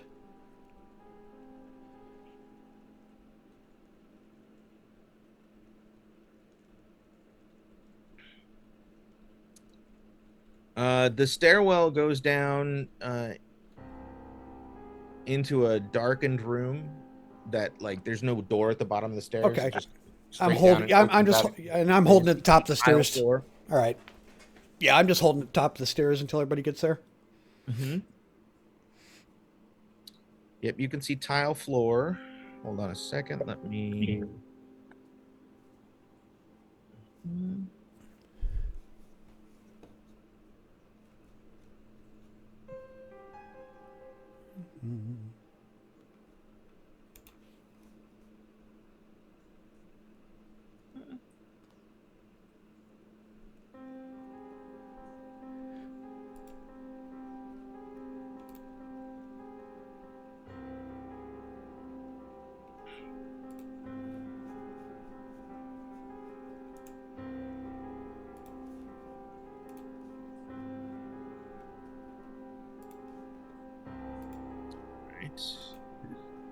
Let me.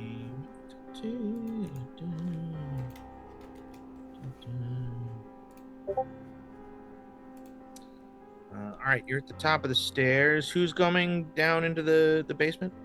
Well, I am.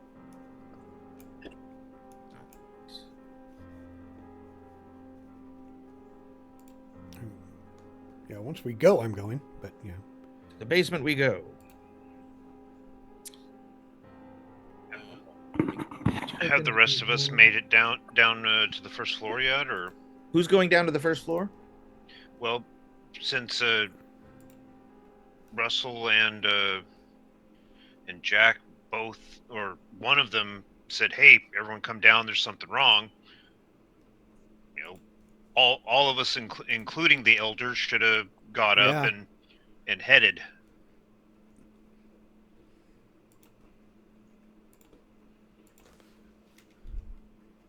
Shit.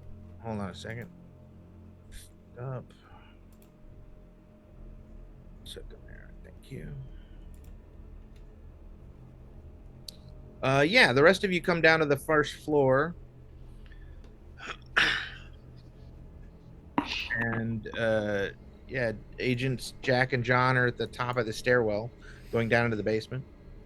You see the same thing that I've explained to them. There's no one in evidence. The restaurant gate is down, the cafe gate is down, all the lights in the lobby are on, but the other side areas are unlit. The parlor, the like business lounge, is the lights are on because that's always open.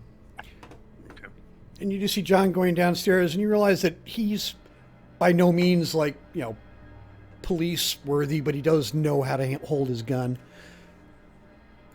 He's kind of, and I go down to the bottom of the stairs. And I guess we will all follow suit. Yeah.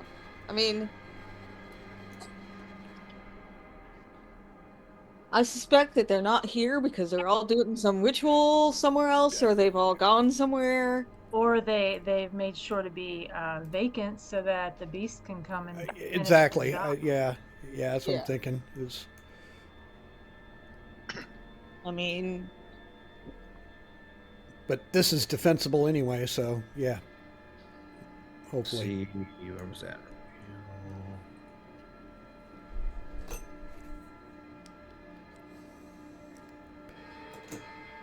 Open the window.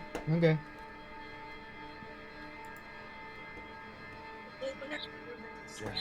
Map. Jonah on the map. Whew. Jack, Jessica, there's 4 of you. There's Judith. Yeah.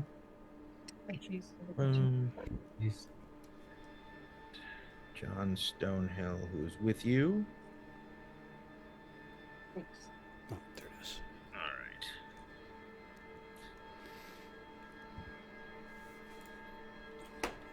So the stairwell, the room at the base of the stairs,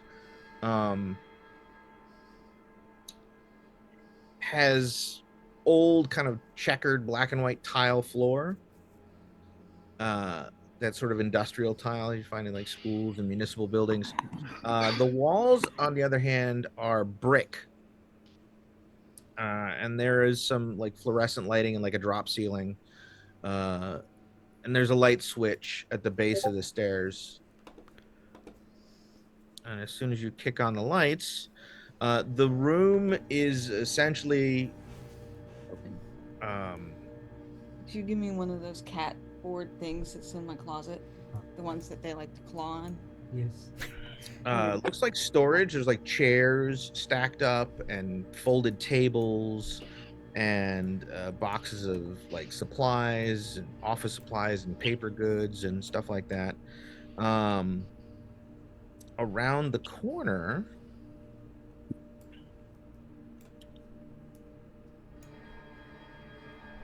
there's a little hallway that opens up into another larger room that is this room to the south is a laundry room. Okay. There's a row of laundry machines along the west wall, and another row of machines along the east wall, and tables and bins to the north, and tucked on the corners. There's like a big folding table in the middle. Let's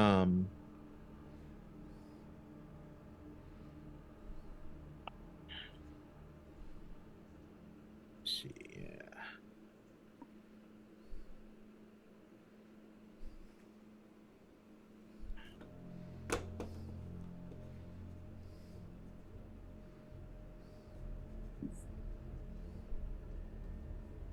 Yeah, that's gonna be right here.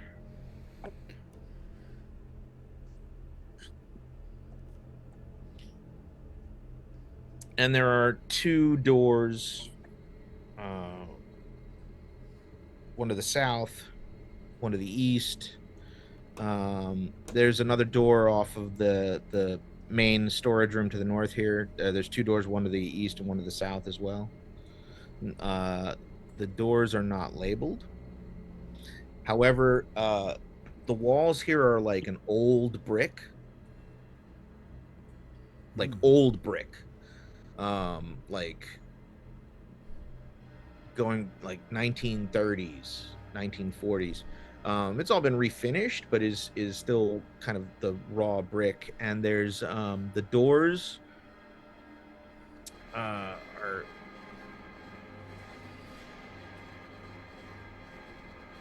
like old aluminum, probably hollow core aluminum doors. I'll check these two, man. And I head down. I guess I didn't say it. I am doing a gun ready protocol. You got your gun out? Yeah. Oh yeah. All right. I Same. I have a little my little flashlight handy too, in case the power goes out. Basement. Yeah, you know, I'm just going to quietly open each door and look inside. This door to there's a room to the south that looks like it's all laundry supplies. All right. And also it's like linens for the hotel. Right. Yeah. I'm not searching anything. I'm just looking. Nobody. Close. You know. Yeah. Shelves.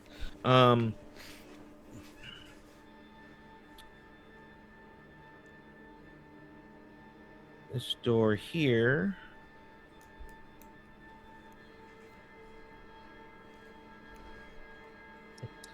Looks like it is more dry goods storage, and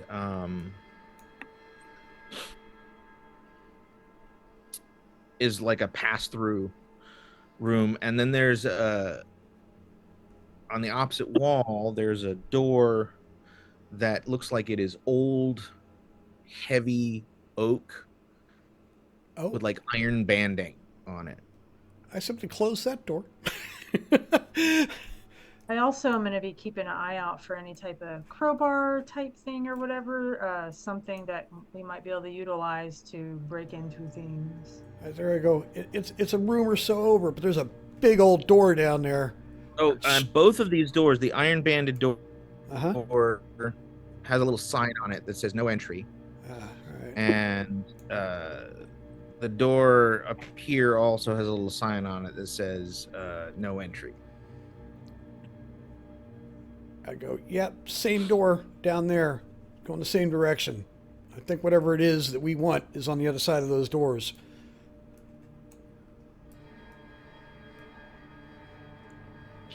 Well, what kind of lock is dealing with it? Is it like a super old-timey lock, or is it a more current lock? I checked this other door while they're looking at the locks. That door is not locked, and it opens into what is very obviously like a wine cellar and beverage storage. Oh, okay. All right. So this room just to the south here is a beer kegs, wine, soda stacks, stuff like that. Yeah. Any Any like high proof alcohol?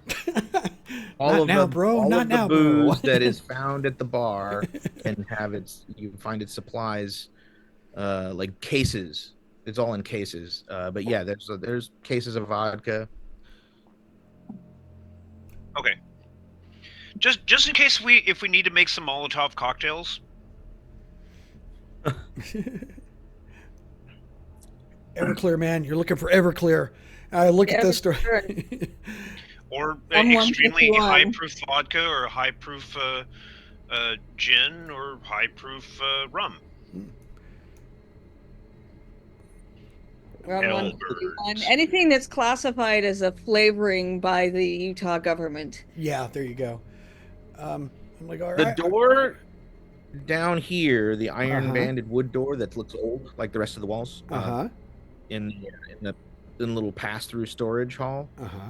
Had a padlock on it. Okay, and this one's just a locked. Door looks here, locked, probably, which looks like a more modern door. No, it has a keypad, a number keypad. Ooh. You want to try to hack that? You see him pull out a little tweaker screwdriver. He starts pulling the faceplate off. And he's like, I don't know what I cannot promise, guys, but I'll try. And well, I'm about to start shooting locks, so especially since there aren't any employees around, and this hotel may be just raised around. Go slow, cowboy. Just kind of in an offhand way. Nice. Oh. Nice. Oh goodness! Yeah, you are able to pop the case off the lock, exposing the circuitry underneath. Let's bypass the solenoid and direct fired it. Bing! Open. Yeah, you are able to open the digital keypad. Hold on, I gotta plug my laptop in before it dies on me. So with a critical success, was he able to unlock it? Yes. I own this door. You own this door. I own this door. Own that door. That is his door. Well, then let's open it up and find out. With that, can I throw a thing on it to operate it off my phone? Nobody is making any.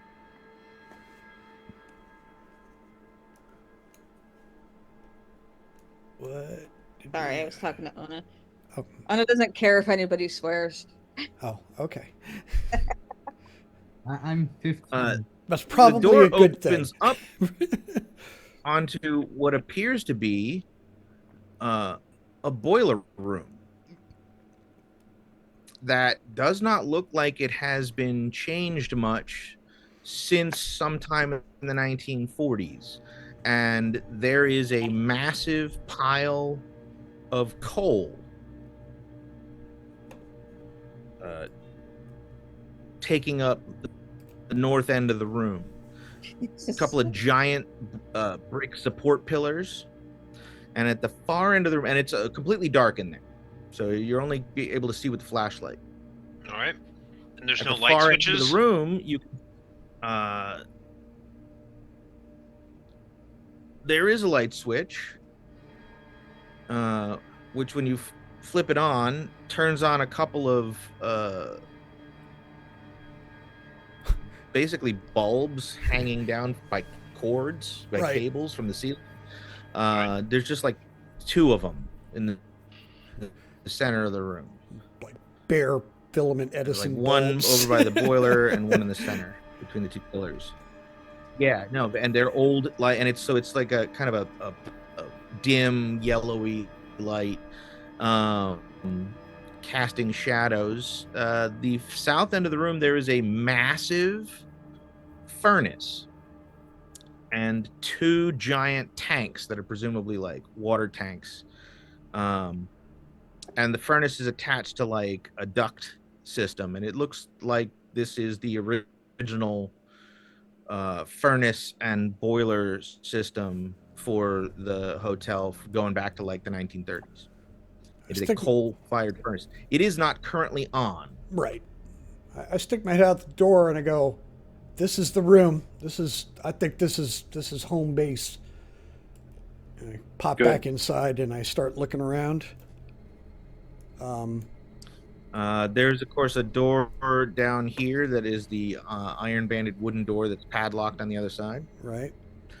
And clearly has a bolt, like an old school, like on this side. So it's bolted and padlocked. I'm looking for any signs of travel in this room. This looks like a not very well used room, I'm hoping. I'm like, we could get everybody in the hotel into this room. Huh? It is not. There. Go ahead and give me a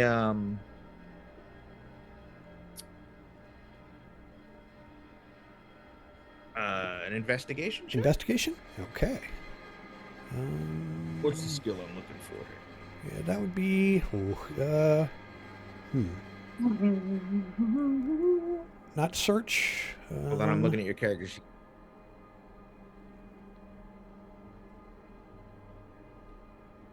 Yes, make a search check.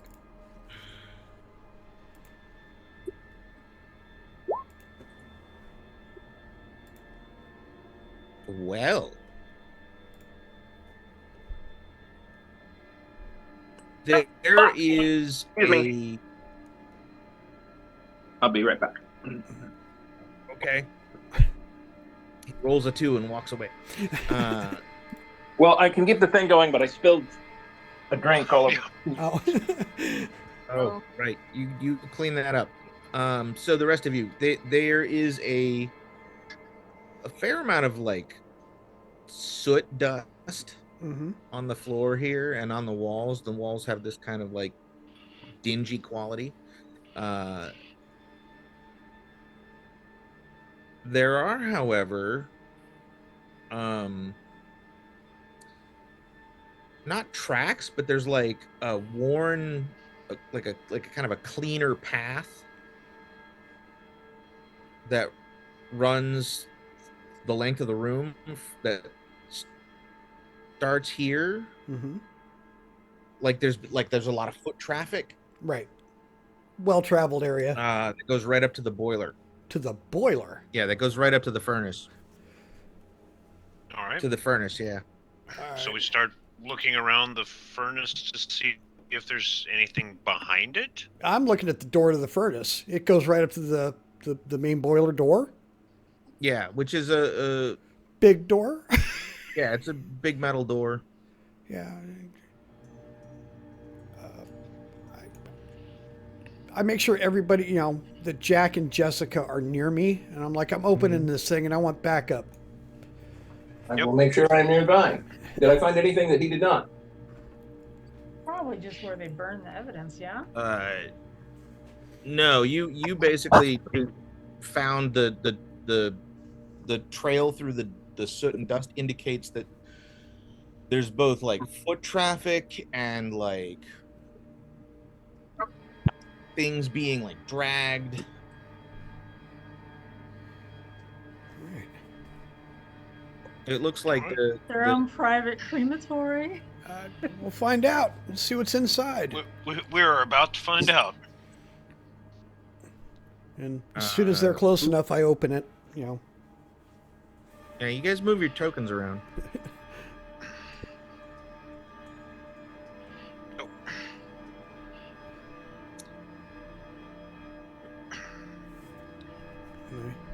I look at our companion. I'm like, fun night, huh? Let's see what his reaction is. You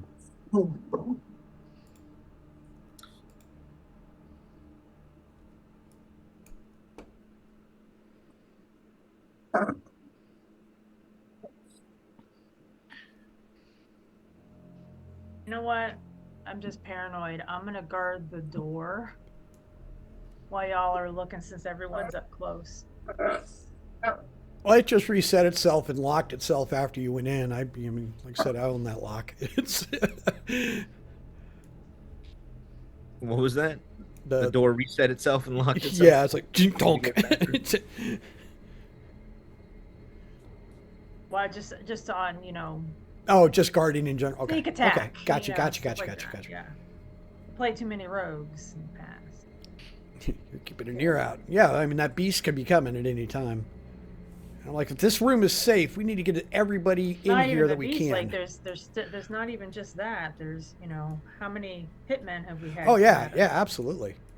You know, in the middle of all this, Jonah kind of looks up, looks around, looks over at the elder. When are we supposed to start that ritual?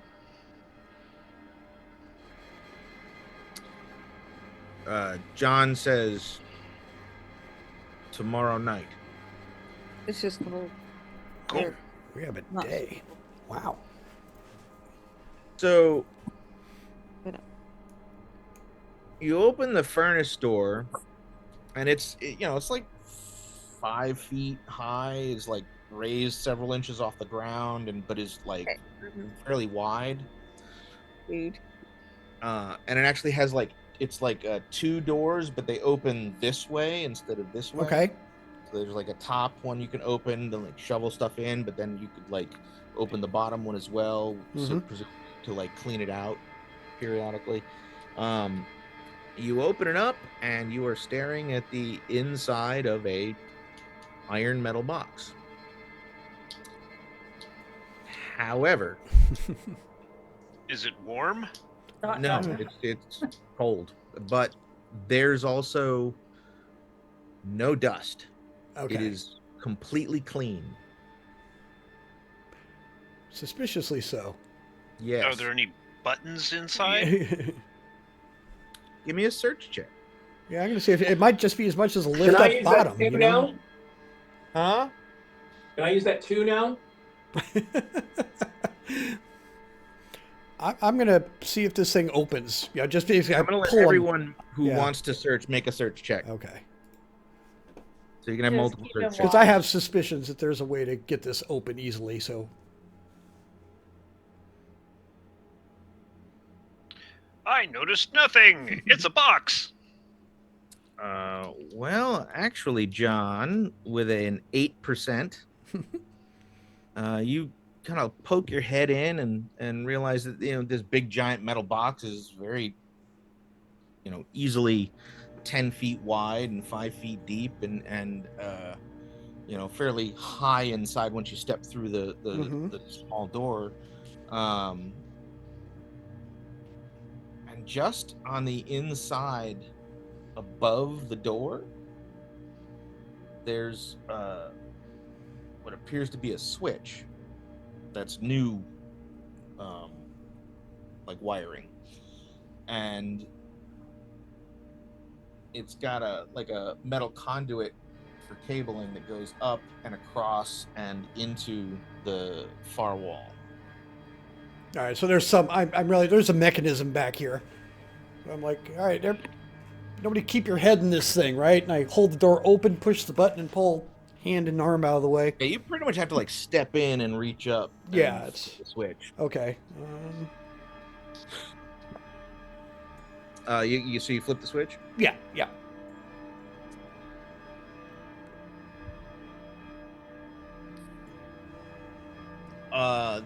Metal panel on the back wall of the boiler. There's a click, and then it slides in and to the side very smoothly. I look back at all the government types, and I'm like, hey, is this government spy shit? This is your territory. What is this? I'm assuming they know. I may be wrong, but I'll take a look.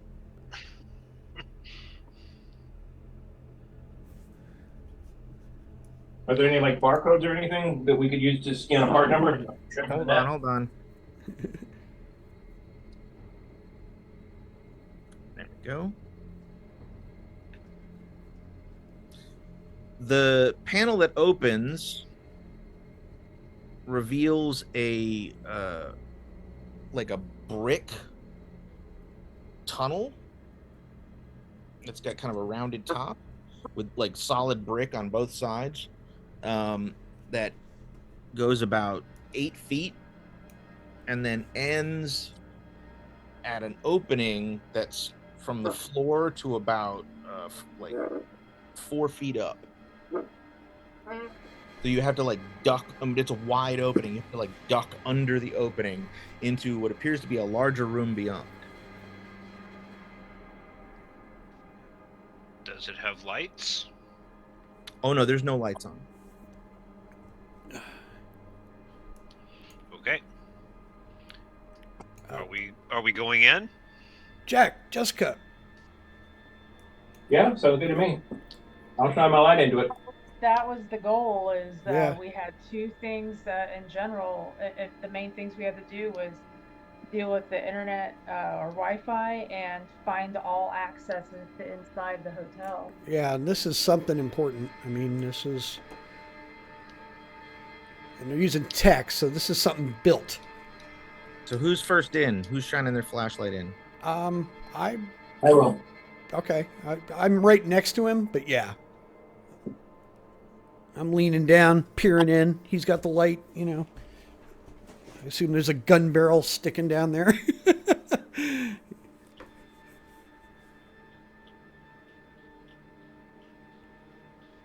It is a large room. Again, brick walls, big stone, brick support pillars. And on the far wall, there is a stack of boxes and crates, shipping crates, storage crates, that goes like floor to ceiling wall, and is like a straight wall across. All like right. a warehouse. A warehouse in a basement. I kind of go ahead and sketch forward when I don't see anything moving.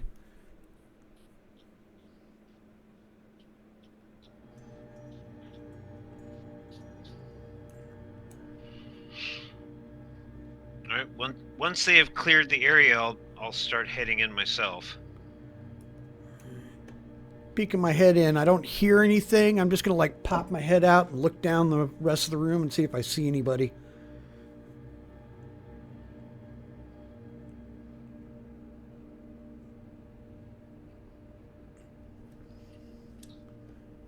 Let's see. You shining your light, you can see that the room is quite big. And that the crates and boxes run the entire length of that opposite wall. All right, and is that a staircase? Yes, it appears to be a metal spiral staircase. Going down. Going up. Going up. Oh. Hey, we might be able to get behind those locked doors now. Like, here! Come on! And all right. I glance down just to make sure there's more flashlights. Yeah, make sure there's nobody behind me, and I'm like going up these stairs. I mean, you know, I do glance down at the end of that room because it's in shadow from here. So I'll make sure to look down there and just make sure there's nobody obvious staring at me.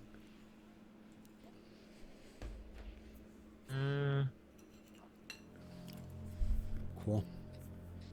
It appears that there's a brick wall on the far end. What are in the crates? Has anyone checked that yet? I mean, I'm taking up the rear to, you know, and want to make sure that John Stonehill is kind of in the middle of the group. Yeah, I'm not going up until everybody gets into this room. And I'm going to see if there's another place, another button that matches, so I can close that thing.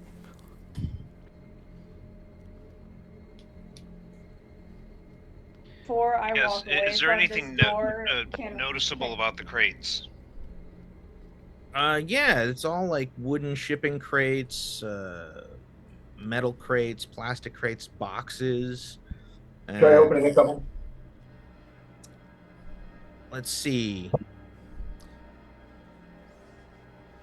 It'll take you a couple of minutes to kind of like poke around and look at the crates and examine them all. Mm-hmm. So let's say 10 minutes to kind of get a feel for everything that's stored here. It's all kinds of different goods, but it would appear to be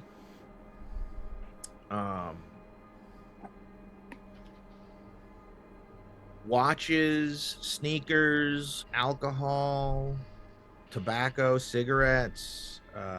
Is it a lot of different kinds in one Drugs. box, as if they were taken from dead bodies, or is it like No, this is looking like stolen goods? This is smuggled goods. Yeah, These are shipped goods.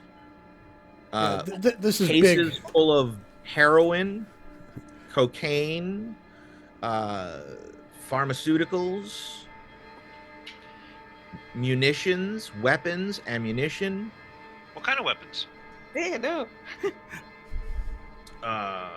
Let's see. Probably pistols, assault rifles, maybe some grenades. Grenades! Highly useful for Delta Green. RPG-7. Quick question. RPG-7, got it. Is there a crate marked jewelry? None of these crates are really marked. They all have like serial numbers and shipping labels on them, but none of the labels match what's inside the crates. They're things like, you know, the labels that the ones that have labels about the content say things like, you know, machinery parts. You know. On a side note, this is basically old structure. Yes. I'm also looking around for network cabling. Do I see any going anywhere? Oh yeah. No, there's definitely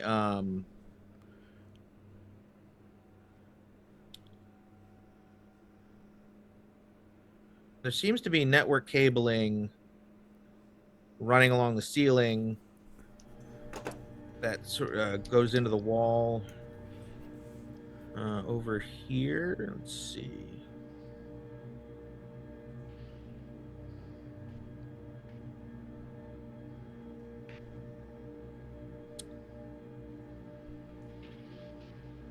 There's a door here. Oh, there's a door there? Ooh, a door. As you examine the rest of the room, yeah, there's 2 doors.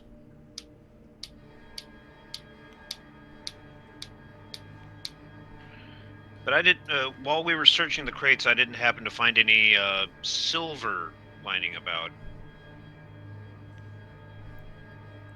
no. Darn. It's and the jewelry and the watches and all that stuff. Go ahead and give me a an intelligence check. Intelligence. I'm highly intelligent. The doors here to the north Uh-huh. on this end of the room, John, those are a pair of double doors. A critical.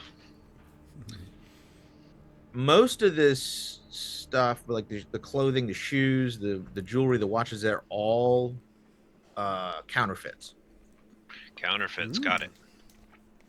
like knockoff stuff. The This weapons? looks like nothing so much as this looks like a storage warehouse for the black market. Yeah. This is. Yeah. This is a black market storage warehouse. So maybe With still. thousands and thousands and thousands of dollars worth of goods. Yeah, if you steal a semi full of general produce or merchandise from Walmart, this is where you sell it. There's probably a couple of $1 million Yeah. just in drugs alone. So There's- I'm gonna probably think that maybe All of the drugs are packaged for like mainstream distribution. So what this tells me is that the manager is still Oh yeah, currently active in her absolutely. criminal activities. I'm like, yeah, what? Do you think any of those Yeah, we drugs got are the local? leverage, but I don't. I mean, and some of this could be incredibly useful to Delta Green, but we need to make sure that, let's take anything we need immediately and definitely look into this. I'm just saying, let's be really super careful about it, either. Any of them drugs take down a big hairy monster? Looking at Judith. Drink on. Sure, we can coke it right up. No, let's not. All right, just checking. I mean, there's Or enough. was there? There's I mean, enough I could heroin here probably- to kill a city. Yeah. Okay, we've got a few hundred kilos of of heroin. Yeah, but so the thing is, it depends on the format of it. Is it liquid? Can we put it in a trank dart? Well, let's No, see if it's there's in any. it's in cake form. Wow. Yeah, So no, I'm nothing not. useful as a I'm not weapon. cooking All this. right. I'm not cooking it. Well, all we have to do is just basically boil it down. I mean, we've got the alcohol in another room, and all we got to do is just get a heat source. Do we have enough time for this? Well, it's not till tomorrow. We have Okay. a day. And also, there are probably other actual liquid things that if Oh, they're absolutely. doing. Yeah. It's just a quick check. How about I do a search check or an intelligence check or something based off of my medical knowledge to see if there's something that would work that is liquid There that you we go. Bingo. I love it.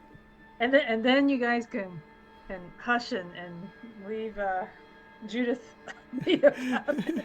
I think let me take a look at which is better search or medicine. No. Got a massive quantity of fentanyl. Fentanyl will work real well. Okay.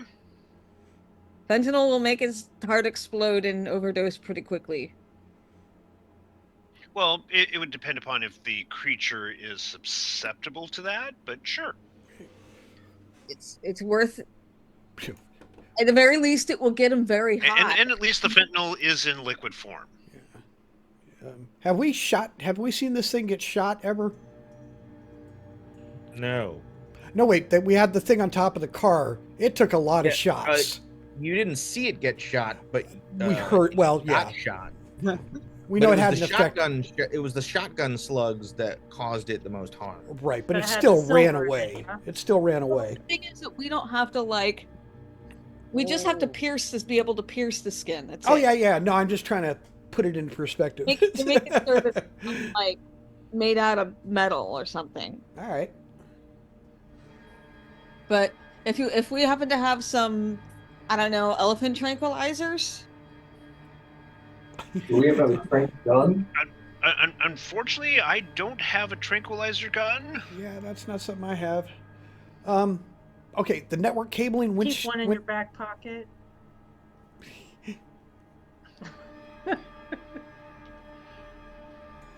I mean, All right, so we got 2 doors to mess around with now. Yes.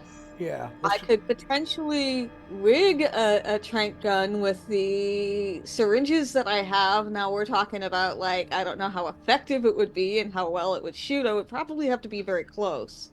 Let's see what we can come up with, but let's get this cleared. But yeah, grab that fentanyl. Absolutely. He's like, yeah, let's do that. Yep. Make sure it's a lethal dose for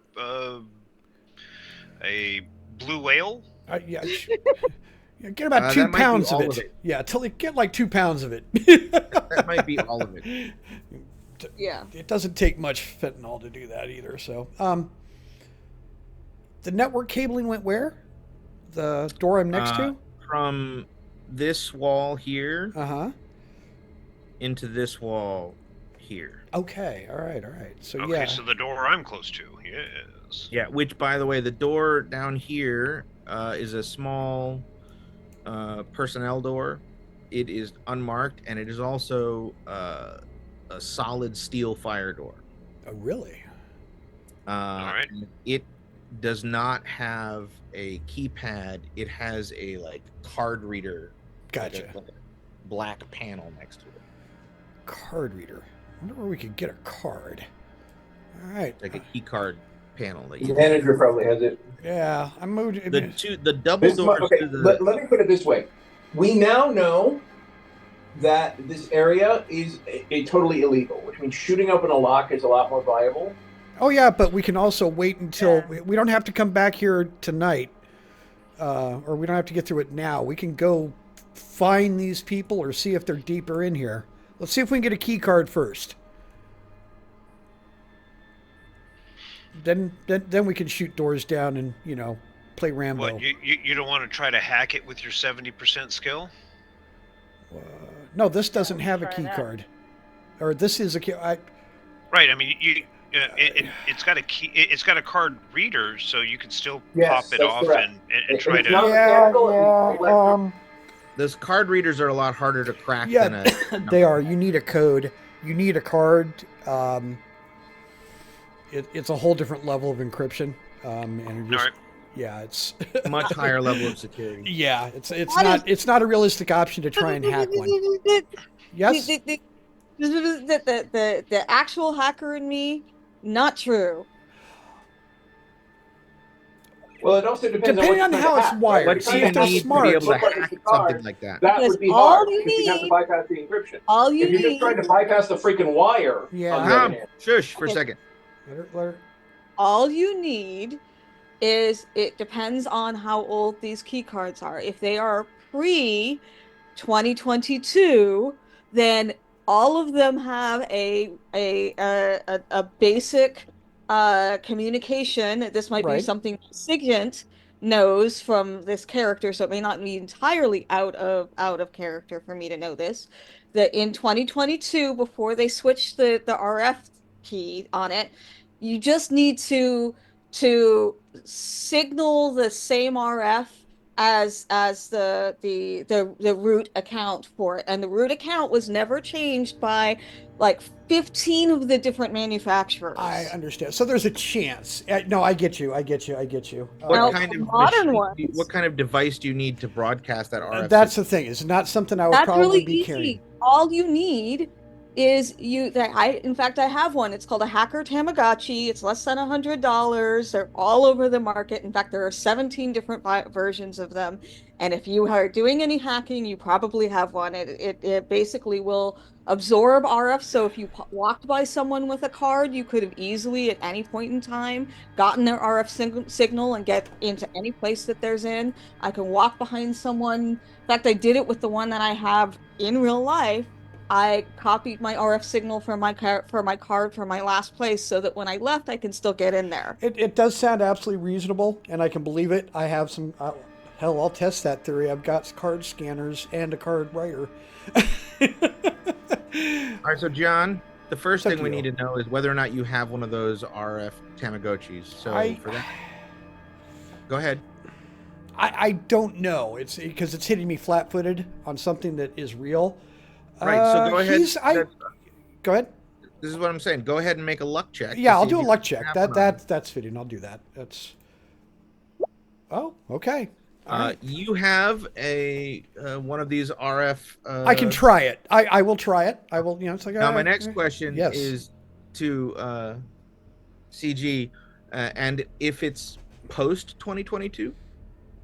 If it's post 2022, then he would have to walk by someone with a card to have gotten it, and that's a bigger luck check, so it might be a minus luck check. If it's pre 2022, then it's already built into that Tamagotchi to be able to get in. Okay, question. This lock is post 2022. It's post 2022. This is state of the art. I'm looking at this thing. Does it look like the sort of thing that's going to call home if I don't break into it successfully? You have no idea. Huh? No, what it does is it just suggests that someone with an incorrect card walked by it, not that they tried to get in. And that is a communication that happens very often in a hotel because people are walking by stuff all the time. And that's what I'm saying. CG, you are assuming that this is based on standard hotel security, and it is not. Yeah. No, I'm this saying is military level of security. Any RF, because the RF scanner, depending on the capability of the RF scanner, is going to be about it. The more recent ones, the RF scanner is about a 3-room radius. So anybody walking past, it's just going to say incorrect until it reaches a correct, because it's a constant signal. Gotcha. Okay. Question. Yes. We would assume that the manager has access to that. Yes. And we all have been in close proximity of the manager. Mm-hmm. So there could potentially be a chance that you did get her codes, correct? According to y'all's I would have specifically needed to scan for that, and I think that would be kind of a bit of a push since I didn't say it. That's a pretty active process. if you have access to her desk and she has an extra one in her desk, absolutely, then you take it back to her desk, stand over her desk to see if you get. Yeah, you see me putting this lock back, and I'm like, not yet.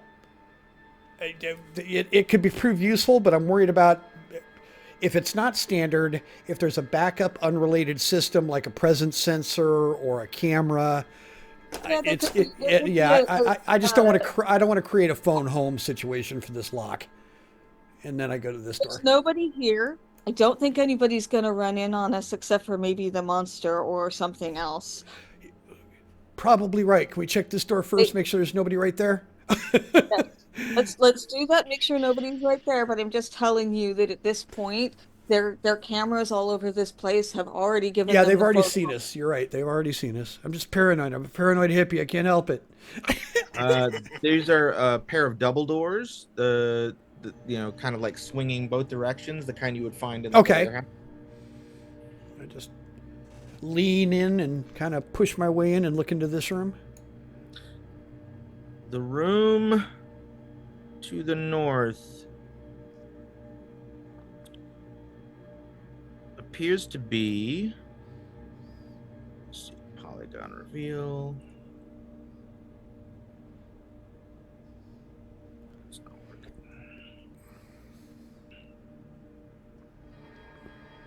Oh no, I want rectangle.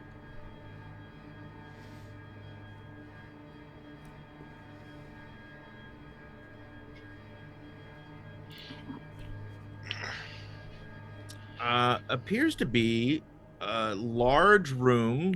The lights are off, but it's got 4 large tables, like counter type tables, and it looks like there are measuring tools, weights, or scales rather, packaging materials. It looks like this is somewhere they might prep drugs and or repackage some of the stolen goods. Like this is like a workroom. All right. There are 2 double doors, one to the north and one to the west. One to the west. Oh. Did somebody say something on Discord? Oh, we're just chatting back and forth.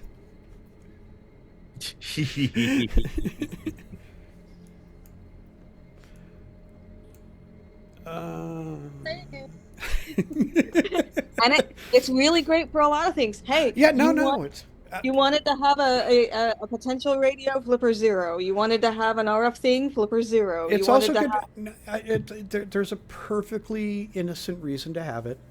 Presence detection in your own home, for your lights and things. Perfectly innocent. Where are the rest of you? Because I see I'm in this new room. Everybody else is kind of scattered. John and Jonas focused, but everybody else just stayed in the cellar. No. I'm staying with the elder at all times. Right. So he followed you guys in this big room here. And I'm taking the rear of all of this. We've kind of beckoned everyone to come with us, but move your tokens. I'm trying to keep people in the room behind me as I go. What is the inside of this door like, as far as I'll to be able to get out of this kind of come towards that new room. What do you mean, Bridget? If the door that I'm standing at right now, if it was to close, would there be a way for us to get out of it without brute force? It's got another keypad. Okay. Grab a piece of coal and block the door open. Yeah, I'll do that. Find something that I can wedge it open with. There's numerous objects, bricks, an old shovel. There's various things you could easily block the door open with. Yeah. Ironically, I think this is the most defensible part of the hotel. It is. It's epic. So I'll do that, probably like the long old shovel. And then I'll come in and just keep an eye. out of game knowledge, by the way, the Flipper Zero is illegal in Canada. Noted. Not in Canada, Because you but can yes. use it to hack anybody's electronic keyless car system. Also handy to know. Okay.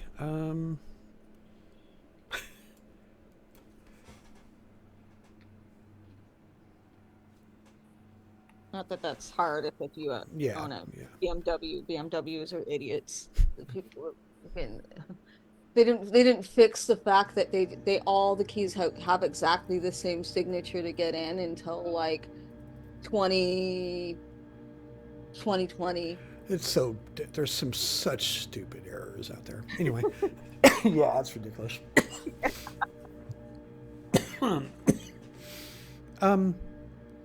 Yes, you know, I guess my brother's with me, so I'm just going to look at this door. Is this another standard door, old door? What is it? No, it's a double door, but it's not the swinging kind. But it is they're metal doors. It appears that it is locked. Mechanical. But it's more of a standard key lock, but they're heavy duty doors. Gotcha. The doors to the north are also swinging double doors. All right, I'm going to just push through that.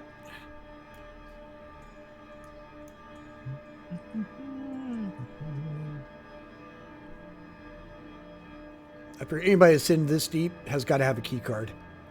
There's no way they can even move around. Forgive the discoloration on the floor. That doesn't actually mean anything. Okay. It's obviously an altar.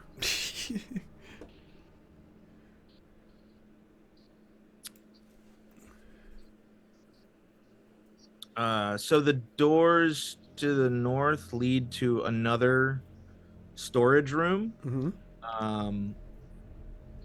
This has got rows and rows of shelves and shelving, and it looks like this is where stuff that's been repackaged for like shipping out. So it looks like the large room to the south is where the stuff that comes in like straight from the smuggling route, whether it's in shipping or trucking, gets stored, and then as stuff gets like, you know, drugs get reprocessed. Right. This is the staging and wrapping and distribution. This is the staging area before stuff gets shipped out again. Gotcha. For distribution.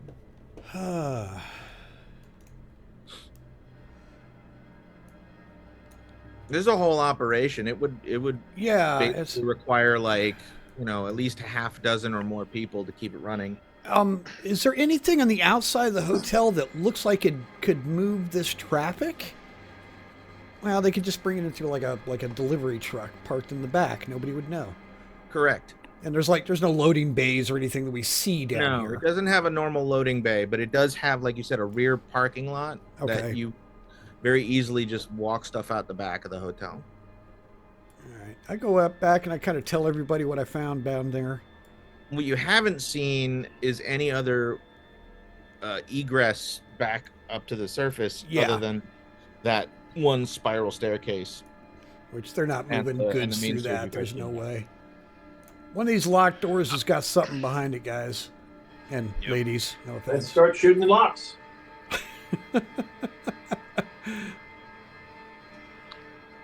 I'm gonna take a listen to the double doors. See if there's any life on the other side.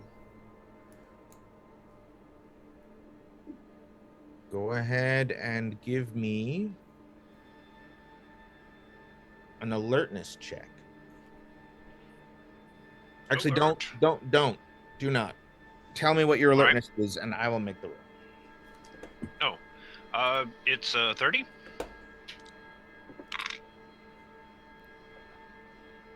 You do not hear anything. All right. Like there's no noise. I'm quietly going up this spiral staircase just to see where it goes. Wait here, I'll be right back. Or back me up and come up behind me. that spiral staircase go? Ah, yes. Second.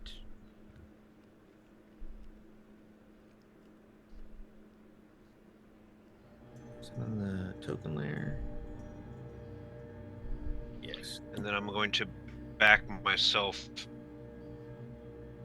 into the main room and shut this door behind me.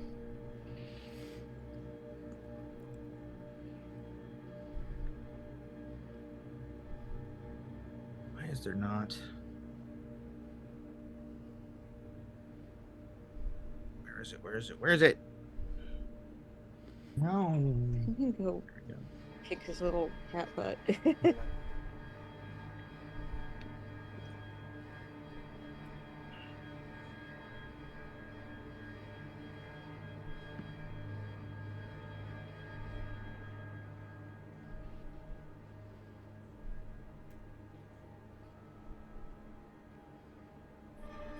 me a second.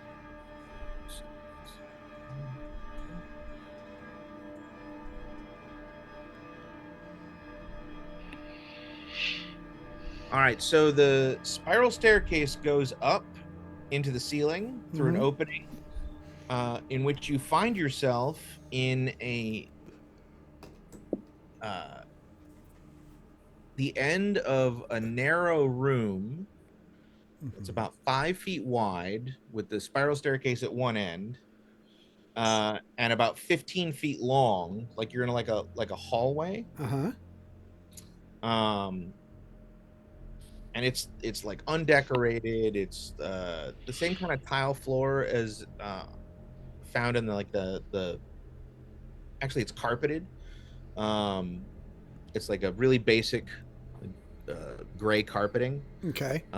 And at the far end of the room, you can see what appears to be like the outline and a handle for a door that is set into the wall, but that is clearly like not a normal door. Like it's just a rectangle, with the paneling is similar to the wall.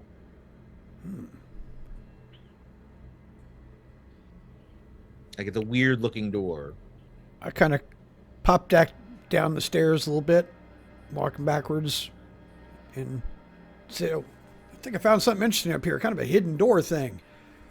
I go back up, and you just see me disappear, and I'm going up, and I'm just looking at that door and listening at it. And there is a little like pinhole lens, like the kind you would look a peephole. through. All right, like a peephole. All right, I give it a look. What do I see on the other side? Is it like I'm expecting a hotel hallway?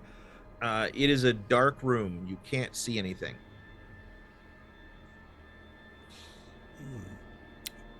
Is there any kind of handle? Looks like I could open this door. It's just like a little like almost like a cooler latch. All right, I'm gonna turn my flashlight off. Let my eyes. Is it pitch black or is there dim light that I pitch black in here? It's pitch black. Pitch black in here. Okay. Without your flashlight. There's nothing else in this little hallway. Or this little like long. Right. In fact, there's not any lights.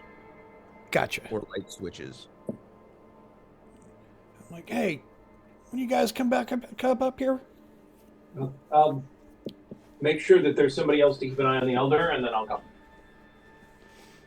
I mean, everybody else is down there. I'm taking up the road and keep making sure he's in front of me. Okay, then I'm going to go up and go to wherever he is. All right. I described that, there's something on the other side of here. It's all dark, but there's a peephole. And I think it's like a hidden door. We're on the back side of a hidden door. So I'm curious what's on the other side. I'll see if I can see what's on the other side of the peephole. Yeah, I don't know if he's same thing he saw. It's black. Whatever room that peephole looks into, there's no light. Yeah, we're going to have to go in to find out.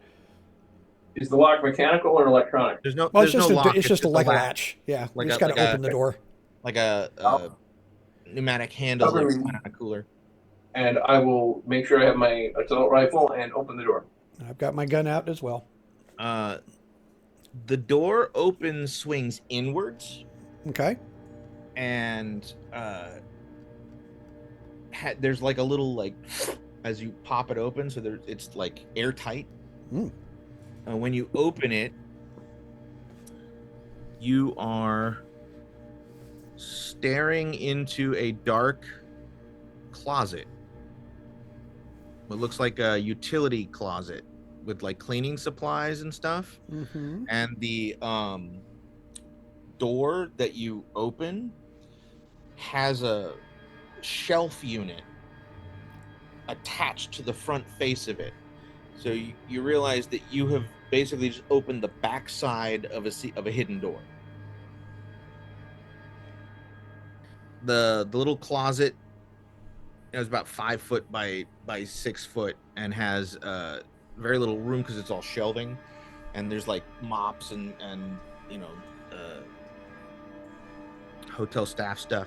And then there's a door to the left that looks like a regular like Closet area. door. Yeah, that's how they get to the closet from wherever floor this is. Mm-hmm. Jack, can you tell what floor this is? Can I tell what floor this is? Make an intelligence check.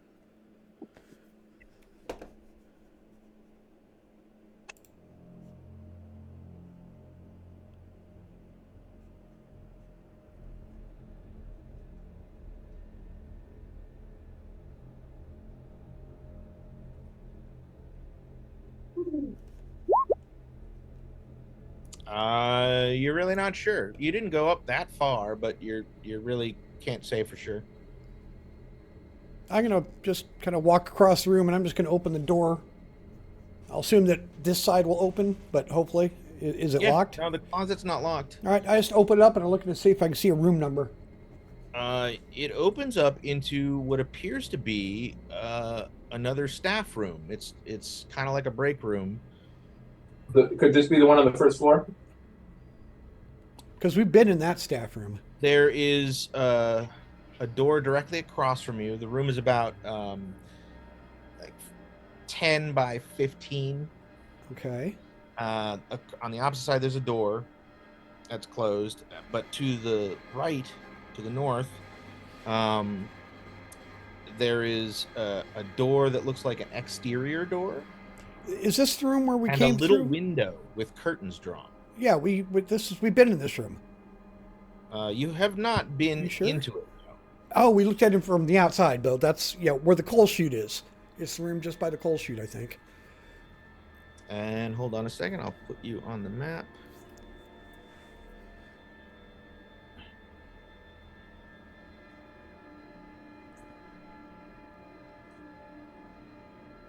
Sure that nobody else is on the map. Oh yeah. And I think I know where I'm at anyway, so yeah.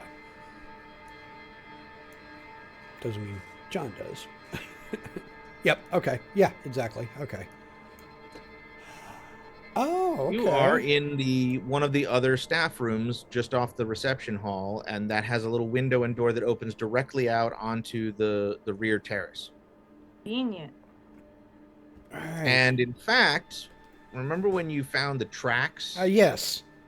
They're still on the map. The tracks that led from the door out into the woods that you followed to find the cabin. This door is where those tracks came from. All right. A lot of things are sort of adding up. We've got everybody still down there. I am just going to open this door and just peek into the lobby area just to make sure there's nobody there, or if there is anybody there. You pop open the door, and oh, by the way, the lights to the staff room were on. Okay. Got like a little table and some chairs and like a counter and a microwave, and is otherwise pretty basic. All right. I just looked for two things. One, is there anybody in the lobby, and is there any snow by the exterior door on the inside? There is no snow on the inside of the exterior door, and there's no one in the lobby. All right. I just closed the door. All right. I kind of wave Jack, and we'll go back down and catch up with everybody else and let them know what we found up there. So we have another way down here. Look to see if there's any keys or anything. good idea. And he goes and sighs and There's not any key. Just there's really nothing of value in that staff room. Okay. Or in the closet. And there's also a bathroom, like a restroom just off of that staff room. I sit down and go, okay, so that's the layout. I still didn't see anybody. I think maybe we need to get into that last room. But what's locking it? That's the one with the high-tech keypad. I'm like, do we want to do that now, or do we want to go and try and get a key? We all have to. I mean, this doesn't go down till tomorrow. Let's not play our cards all at once. Okay. You know, it's If that's the case, then we need to cover up that we were here and remove traces of our passage. All right. So yeah, make sure. I shut every door that I opened, so that shouldn't tell anybody. I didn't turn any lights. We got to turn the furnace room light off on the way out. I got to make sure that keypad's put back together. Yeah, let's get the hell out of here. Let's just leave this quietly. They don't even need to know we know what's here. Make sure those chests are closed. I also want to point out we still haven't found the freaking server room, which means I still think it's on the 3rd floor. But, well, that door that's locked. See that network cabling? And I pointed out to you so you realize the cables flow into that room from the hotel. You're talking about the keypad room? Yeah. Okay, then we should make a reasonable effort. The one that has the key card. The one that has the key card. Right. Now we should make a reasonable effort. Then you know what we should do? We should summon the IT guy and say we want to speak to him. And lay on the pressure. Good call, but let's not do it from down here. Let's get the hell out of here now that we know that's here. We still got, stuff to do. Well, I know in my case I haven't slept in a while, so. Yeah, so I'm going to start trying to, let's get out of here, right? And I'm looking to make sure that I can reset this this door panel inside the furnace room. Yeah, it's actually everything's set up so that you can very easily close it behind you. All right, yeah, and I'm trying to. All right, good. I'm ushering everybody out. I know you're tired. These egresses, these passages are oriented around both directions, right, rather than security. Okay. Or the security is based on secrecy. Yeah. Once you know it's there, it's not hard. So, and John's heading out unless somebody stops him. I will also head out. John Stonehill is on your heels. As you guys are heading back up, he just sort of says, he hasn't said a word, he's just been kind of observing. He goes, well, this explains a lot. Yeah, I imagine this has been having an effect on your town somehow. The mine doesn't seem to have been profitable enough to stay open for a number of years now, and yet it does. Mine is the front. A lot more mafia-like than I expected, but that's a good door in. Thanks you for being patient, sir. I know we're kind of flailing around here trying to figure out what's going on. He says, this is the lull before the storm.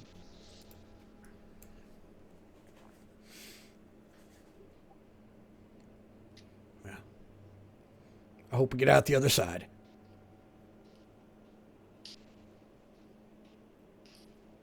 He kind of just nods, that sort of weird half smile. You probably won't. Probably won't. You're right.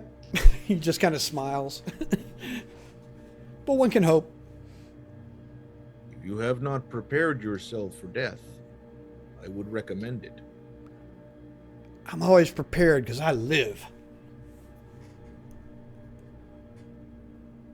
He nods sagely. And all right, so you guys have all come back up into the lobby from the basement. Yeah, I'm definitely going to be hanging out here and seeing if there's any traffic, any sign of anybody. Still eerily quiet. Still eerily quiet.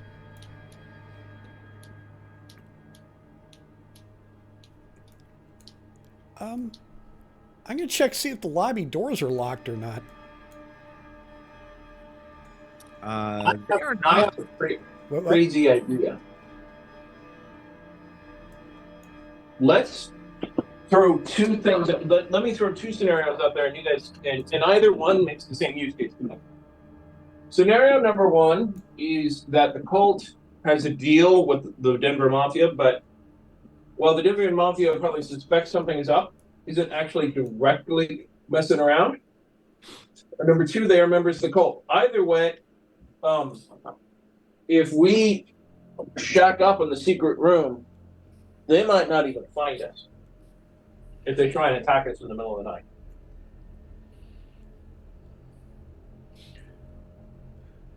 That is a thought. But of course, there are two rooms that we don't know that don't have some form of exit somewhere else. That's true. It's like that other room, the other room with the double door, you know, it could lead into an actual tunnel that goes out to the mines or to even to the Duluth Trading Company office in town. That is true. Okay, this overlooks the town. Yeah. Is it snowing outside? As I check the doors. Yes. How Actually, heavy? It's coming down heavier than you've seen it since the first night you got here.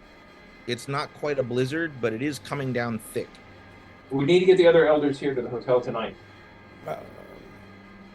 Shut up, cat.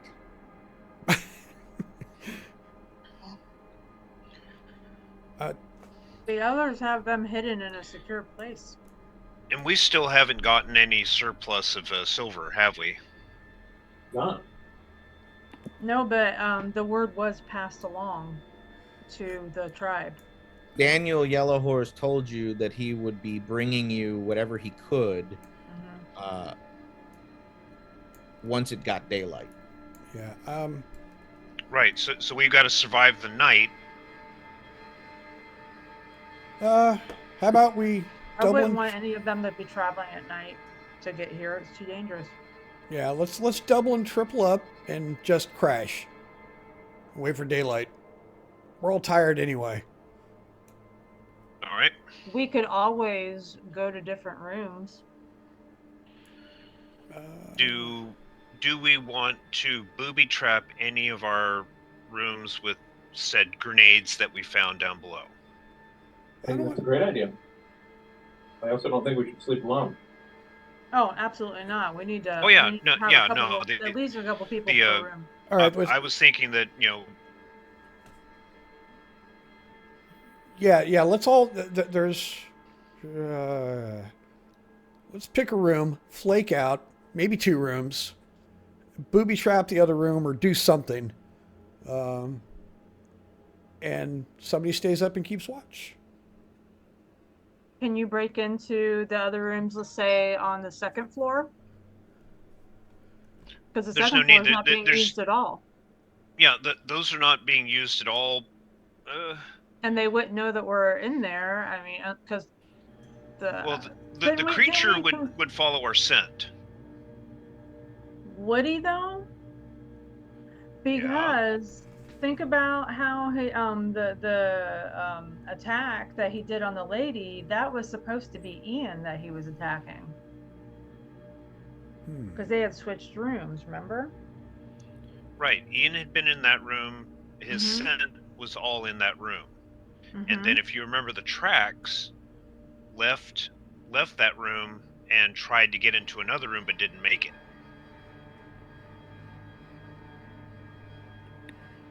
Yeah, because they had switched rooms that night. Yeah, they'd switched rooms in the room that it tried to get in, which was not the one at the end of the hallway, but the one right above. It didn't make it in there, and then it went down to the other room and took a shower.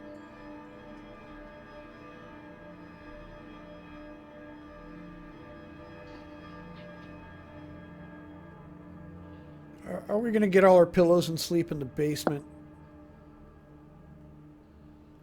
You guys going back up to your rooms? Is that what I heard? That's Do, what the do you debate want to is. do you want to grab a few grenades from down below while we're thinking about it? Okay, careful, Ona.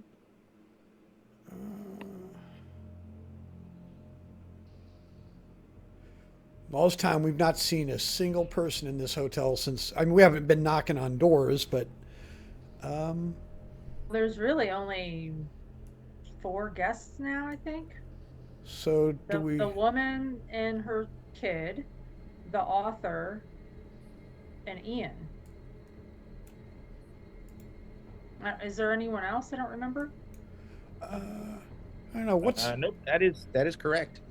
What's back here, where I'm at? Let's see.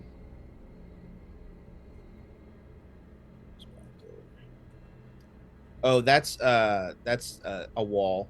Just a wall? Yeah, it's just a wall. All right. I'm gonna kick at the drywall. If it's just a regular room, there's nothing special in there. I should be able to just kick right through the wall.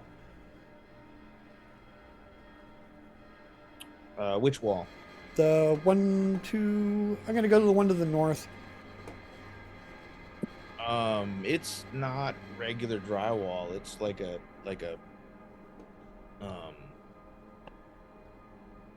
the side walls of the hotel. It's got sheathing on it. You're not just gonna kick through it.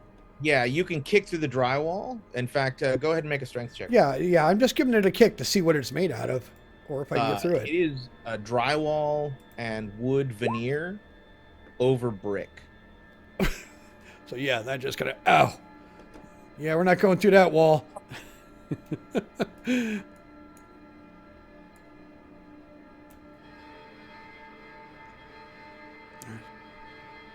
The hotel was originally made of wood and brick. Okay. I know, It man. got a facelift, but apparently they did not substantially change its bones. Yeah, its structure is still its structure. So. Wow. Yeah, this isn't a friendly building for breaking into stuff, man.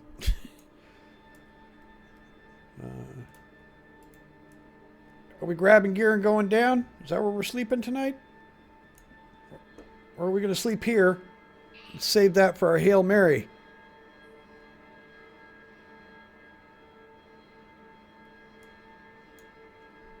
Did you unlock that storage room from the inside so that way we could actually, if we had to bug down, we could go through that secret door?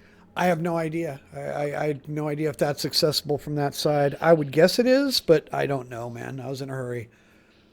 All right. Yeah, you could unlock it from the inside. Oh, okay. So we could get. Yeah, we have 2 ways in plus the. Let's see, we have the staff room, and then we have the main stairs down. That's all we know of.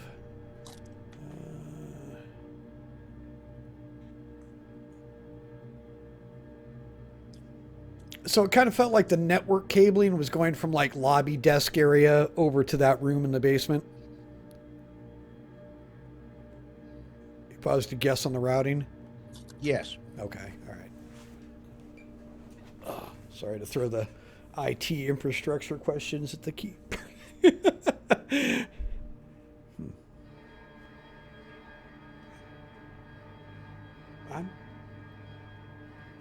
do you think?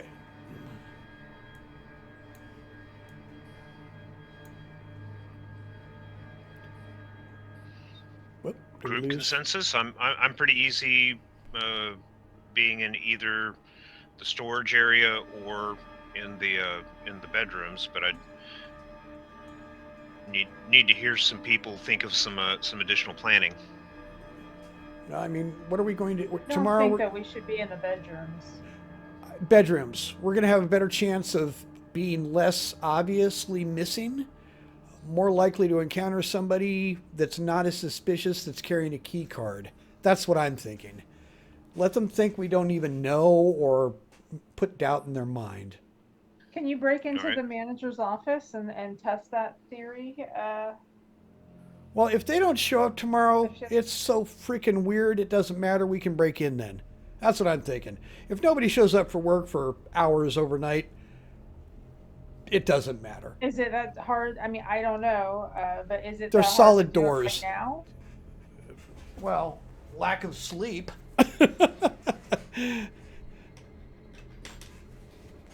Yeah, I don't know. You want to just keep pushing forward through this? Not pushing forward, but I mean, I think the opportunity is better now than waiting in the morning when there is going to be, if you're trying to be low key, if there's going to be, random workers. True, because everybody will show up for work. Clearly, Like, they're all yeah, the right people now. that aren't involved will show up for work if there aren't anybody like Right. that. Yeah, that seems valid. Hey, Jack, you wanna finally shoot that lock you've been wanting to shoot forever? Oh, he's gone. Oh shit. What? Tom's gone. Silencers on our guns.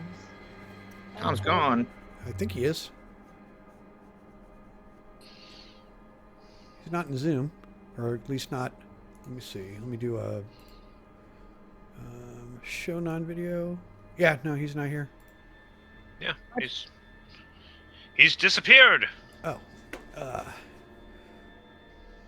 Well, can I go use the little boy's room then for a moment? Yeah, let's take another quick 5 so people can pee. I have to pee too. Okay, cool. All right.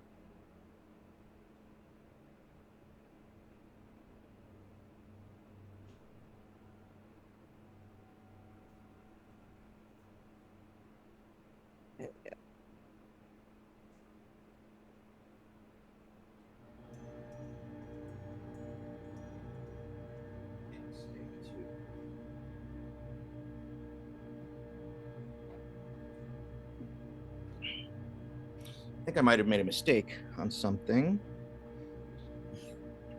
Yes. Chris? All right. I'll wait till he gets back. I made a mistake. And I need to correct it. Oops. It's fine. It happens. Be right back. Going off mic. Okie doke.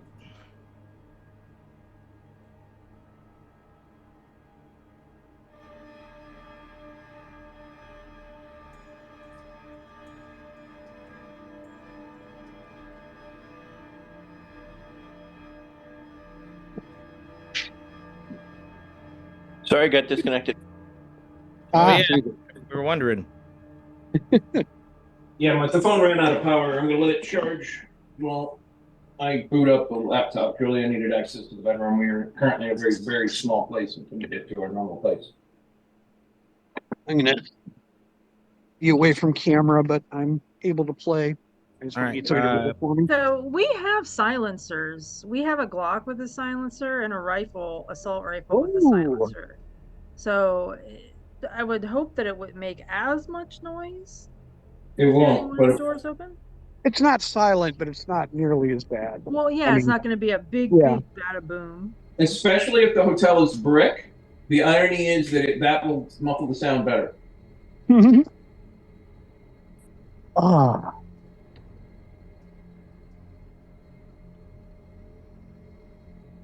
So If yes, we we should start And I shooting mean, open doors. really, honestly, you know, if we are shooting doors open and people are coming in the morning, there is going to be so much chaos with what's going on with the cops that it could just be just another part of the town craziness. As long as we, if we are going to shoot open the lock, we should do it with one of the guns that we found in the basement.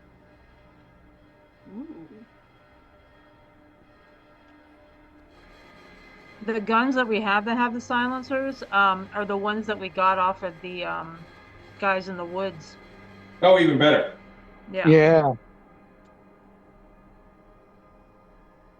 Hell yeah. Guys clearly did it. If we keep this game going, next session, I want to prep some actual real world tech ideas I got. Absolutely.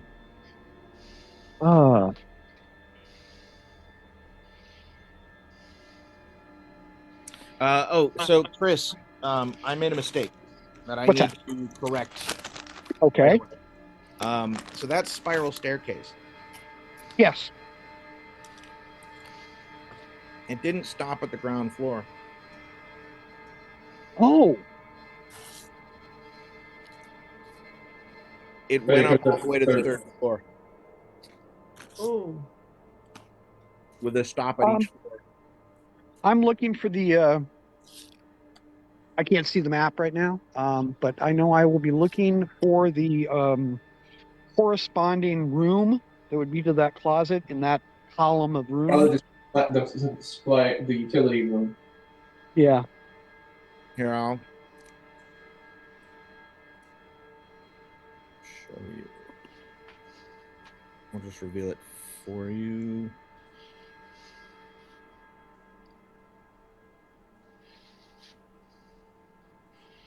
Mm-hmm. All right, so we have an easy way to getting into the basement. Of course, anyone wanting to get to the third floor also has an easy way of getting up there as well. Good point. So, there was a mention of a case of grenades, RPG. Those are all things that were downstairs.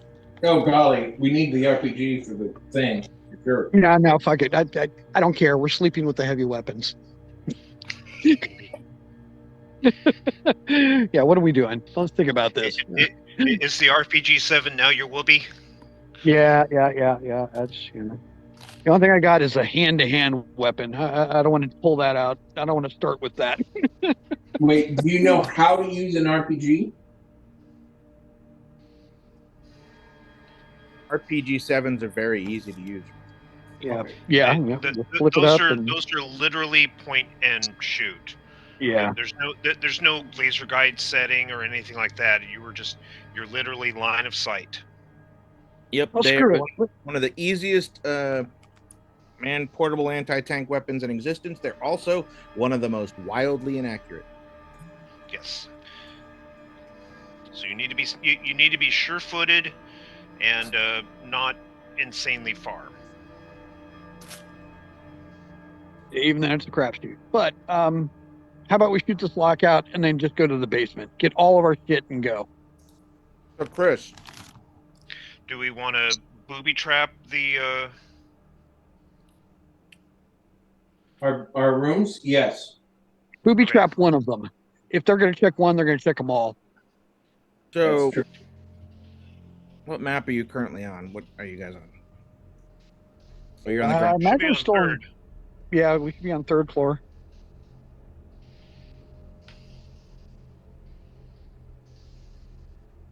Okay.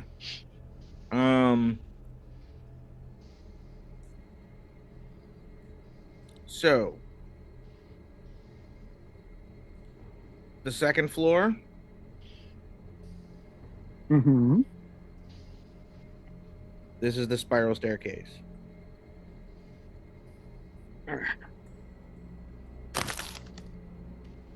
Ah.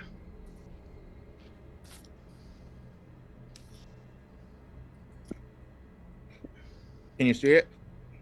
I'm away Wait. from the keyboard. I'm sorry. Okay. So it's inside the bathroom of 203. So it couldn't get through Oh, the secret room to get to the that's the room. stairs to get out. So I had to take a Two- shower instead. So is 203 the crime scene? No. No, that was the Oh, door that it tried to get in. No, the 212 was the crime scene, and then 204 is where the basically the massive blood trail was right. from 212, and then slowly getting lighter. Got to 203, lots of drippage, a little bit of a handprints on the door of 203, and That's where then that's where it's showered. Which I want 203 was in McGuire's room. was what? Uh-huh. Of course. I didn't hear that. Ian McGuire. Yeah. That's what I was trying to say earlier.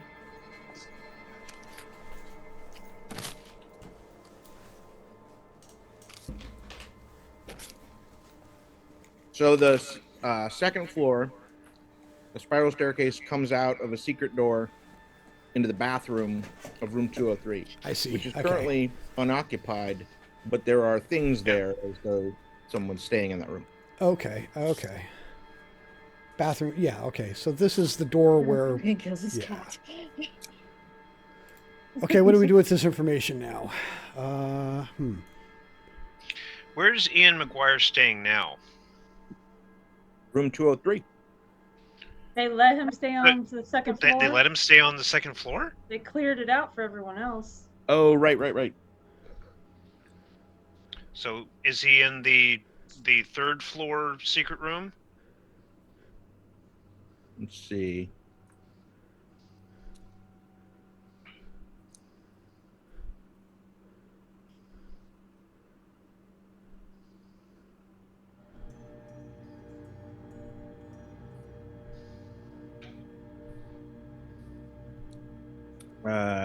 Yes.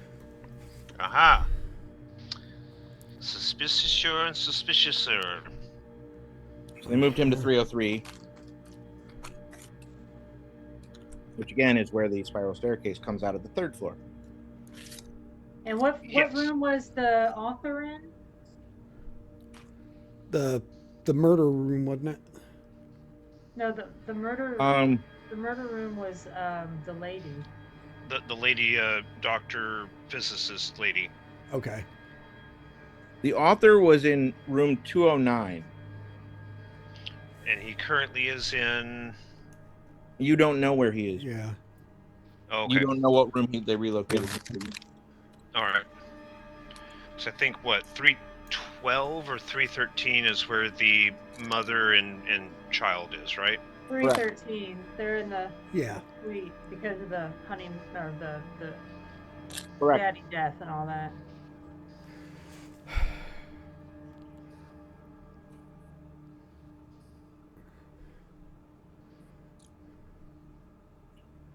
So there's a real good chance this beast could come down the stairs on top of us. Yeah, sure. Be a good place for a grenade or two on that staircase.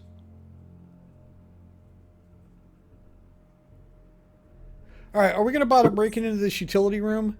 I mean, it might just be towels at this point. We still haven't found the server until we take that out on that. Safe for people in front. Like it, I don't know. We had the mission that we needed to map everything out tonight. So it's Where's the roof kind of like access? giving up in the middle of it doesn't seem like. Doing what? Say it again. I'm sorry.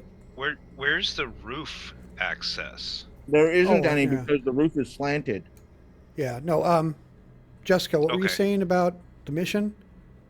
Sorry. That our mission tonight was to thoroughly investigate this so that we know all of the whatever. So we still have some that are like undone, unknown. Yeah, so do we want to break into this one just to make sure? As quietly as we can and just hope nobody really cares? Mm-hmm. buildings that exist for long periods of time in heavy snowfall areas rarely have flat roofs. Yes. Because snow buildup is heavy. There might be, snow builds up, it can collapse the roof of a building. So a building like this, it's got a conical roof. You might be able to get to the attic, but not the roof. Something else is we could always cover the cameras too, so that they don't know where we're going. If they check in, if they actually are tuning into them, since nobody's here right now. All right, we get done here. I'm going to go grab a bunch of paper and scotch tape, and I'll just cover the cameras with paper. But we'll do that afterwards. Or move them up, or do something. Yeah, whatever type of camera it is. Get a hammer. Hey, Jack. Barrel that gun will do a number on the camera. I point to the one that's down there, and I'm like, go bash that sucker. As surveillance. I guess it depends on if you can find the room and do the hacking thing. I asked Agent Jack for his rifle, and I go smash the camera in the ceiling. Or we do that.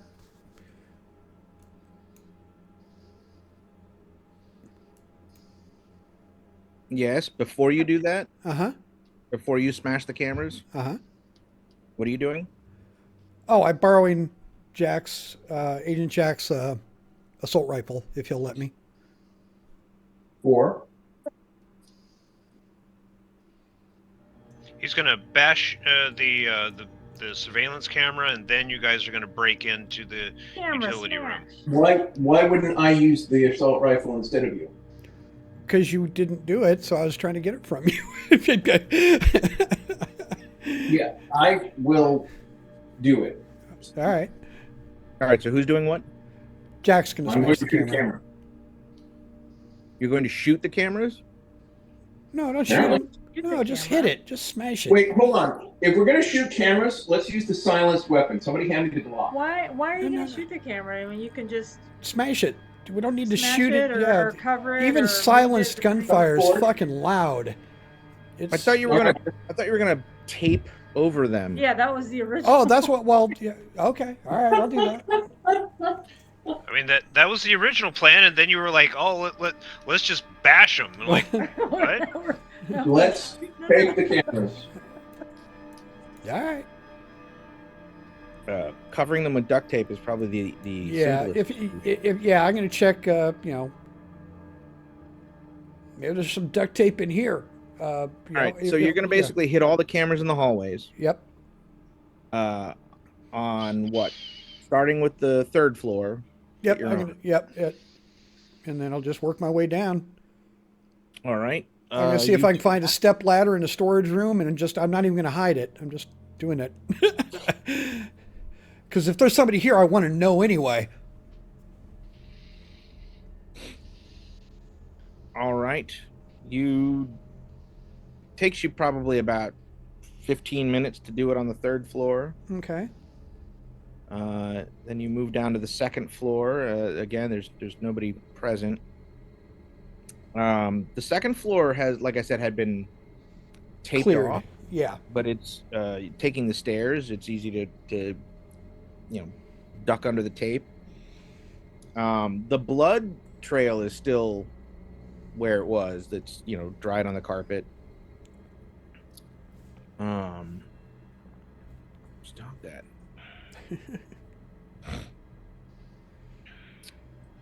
And even if it wasn't easy to get down there through the staircase, you could always take the spiral stairs that you now know about. Again, it's about 10 minutes or so. When you are standing on the west side of the hallway, right? So the cameras are mounted on the walls at either end of the hallway. Mm-hmm. And there's one over here that looks out on the elevator hall. When you are doing this camera, if you're pinging, I'm not seeing, by the way. Oh, sorry, my bad. There you go. Okay. Yeah. When you were doing this camera, you smell something that starts to that you catch a whiff of something that is unmistakably dead thing. Like It's fresh. not super strong, but it's that kind of smell that, like, once as soon as it hits your nose, you're like, "Oh, what is that?" Well, they're unfortunately I know this. There are two types of dead thing smells. There's dead fresh and dead not so fresh. They're quite different. Yeah, this is relatively fresh dead. Yeah. I don't know how long does it take for a small animal carcass to start to stink. Depends. Humidity, temperature. Room temperature. All right, room temperature. It's going to be you're going to get a brass. I mean, it depends on the meat. If the skin is intact, it would take about 72 hours for odor to start leaking out. If it's eviscerated, Quick. then that should be within 24 hours or less. Yeah, that's what I thought. So yeah, you catch a whiff of something dead. Okay, all right. So, I just keep taping it up. Is anybody with me? No one said they were going with you. Okay, all right. I'm just looking at these My doors. mission is protecting the elder. Okay. What are you doing, Chris? I'm just looking at the doors. I'm not opening anything. And I'm just going to finish my task and move on and just note it and tell everybody else. I sent a quick text message. Something died on the second floor. I can kind of smell it. That's all. Or something smells dead on the second floor. I give a tired look over to Jack and was like, "Do you want to go?" Sure. All right, I'll get up, make sure the gun is out, and head down to the second floor. All right. You guys on the. As I finish, I just kind of put the step ladder over back by the elevators, and so I can just grab it on the run. So once we meet up with them, I'll say, okay, where? And I'll lead him back down to the hallway where it happened, or where I was working.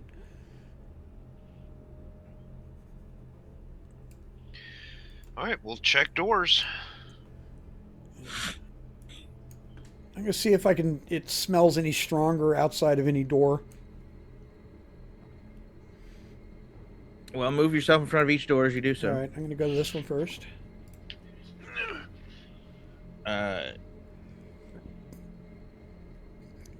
It's pretty strong over there. All right, I'm gonna compare it to this door. It's hard to tell, but it seems like maybe a little less strong. Where Jonah is, it's faint. All right. Lock seems intact. Right. I'm going to knock softly on the door and listen. It's quiet. I'm assuming the door is locked, but I'll check it. It is. I'm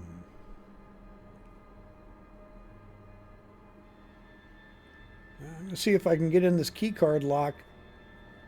I don't know if I can get at it or not, but... Go ahead and give me a computer science roll. Alrighty.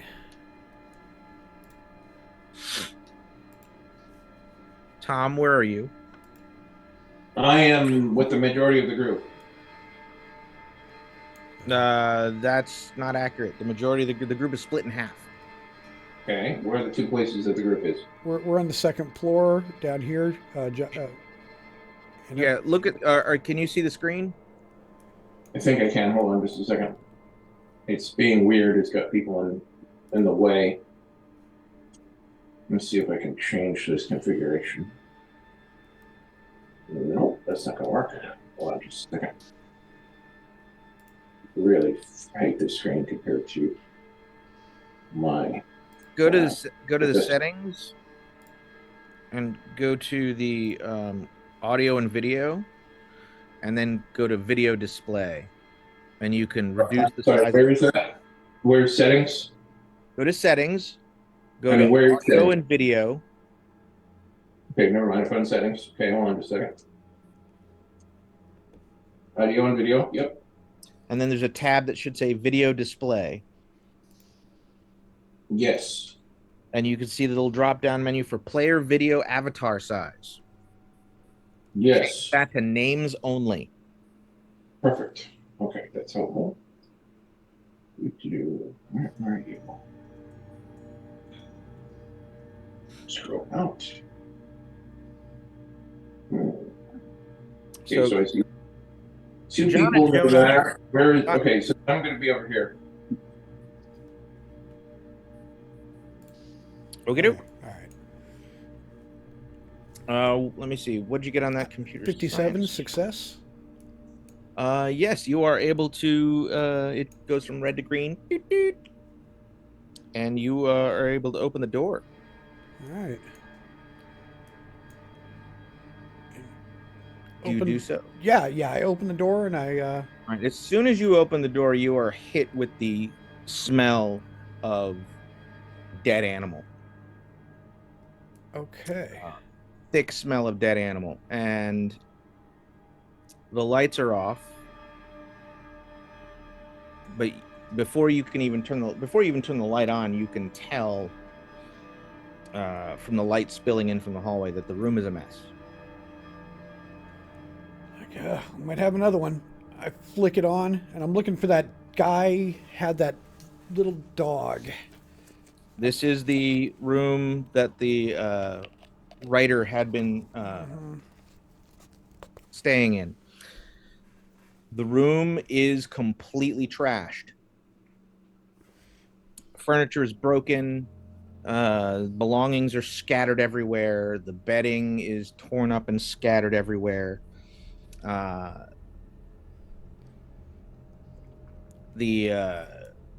There are lamps and chairs broken, and there's blood splashed all over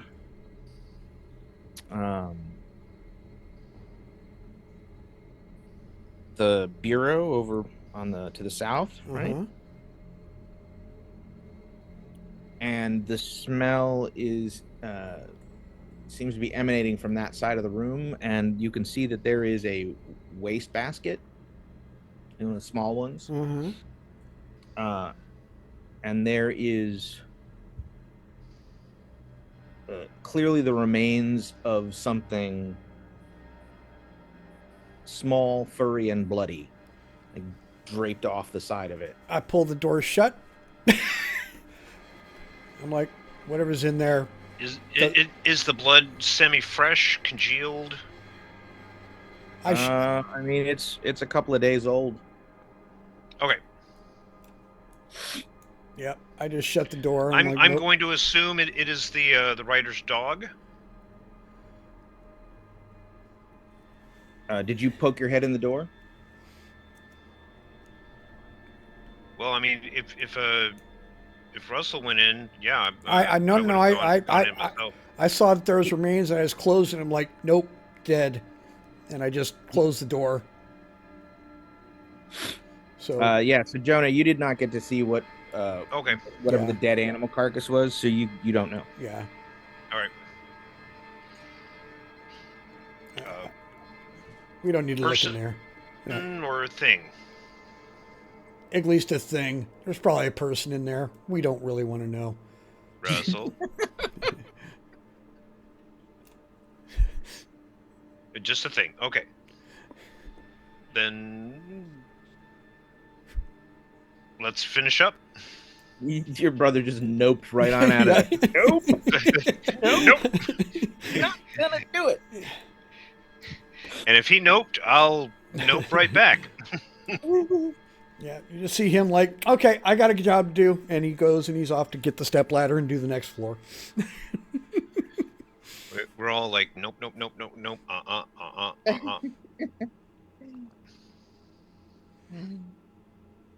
That would be the ground floor is what's left. One that would not shut up. Now he's all being nice. I got a theory. Have we still not found the server room? You still have not found the server. Nope.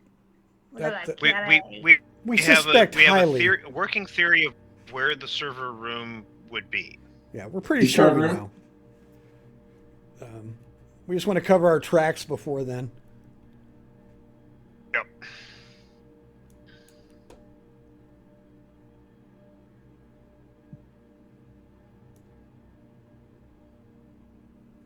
All right, let's see. Where will the cameras be? One over the desk, of course. Mm-hmm. Yeah, I assume that like the ones in the bar and the restaurant can't get to, not even gonna try. Same in the cafe. Right. And just assume they're there and not worry about it.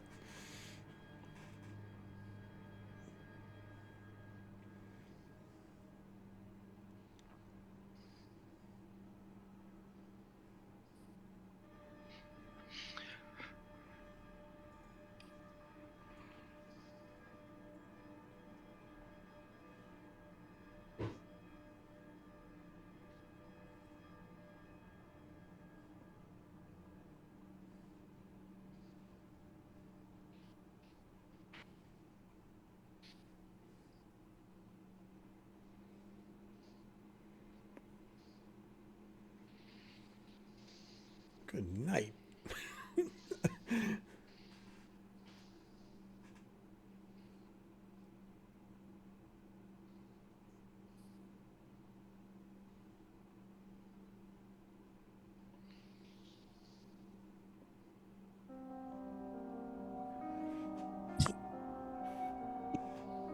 Are these Are we nice? actually going to worry about the ones in that hallway? Yes, because we have to move through there. We might have to. All right. There's a suspicious amount in that hallway. I do not cover the camera on the back door. And I do not cover the camera on the main entrance. Like we might, if we can access them, we might be able to use those. So those two do not get covered, but everything else gets covered. All right, so that's going to take you a little longer than 10 minutes. Yeah, and are these nice cameras, like nice Wi-Fi, or are they older CCTV type? No, these are those like just the little ball ones. Okay. Little dome cameras that are like inside the little shaded ball. Well, I mean, like cheap ones or nice ones. No, these are high-end security cameras. Okay, all right. So it's a real security system. All right, that's the kind that can pivot and move. Yeah. So these are I'm wrapping them and taping them good so that even if they pivot, they can't see. I mean, all I gotta say is that it's very interesting that they have enough money to update their entire security system from top to bottom on a yearly basis to account for 0 days and shit. Yeah, it's I mean, they're in the black market and they're organized crime. Which, organized crime people aren't that good at it. Yeah, no, there's something big happening this way. It's somebody. Actually, no. People who get caught are not good at it. You're right.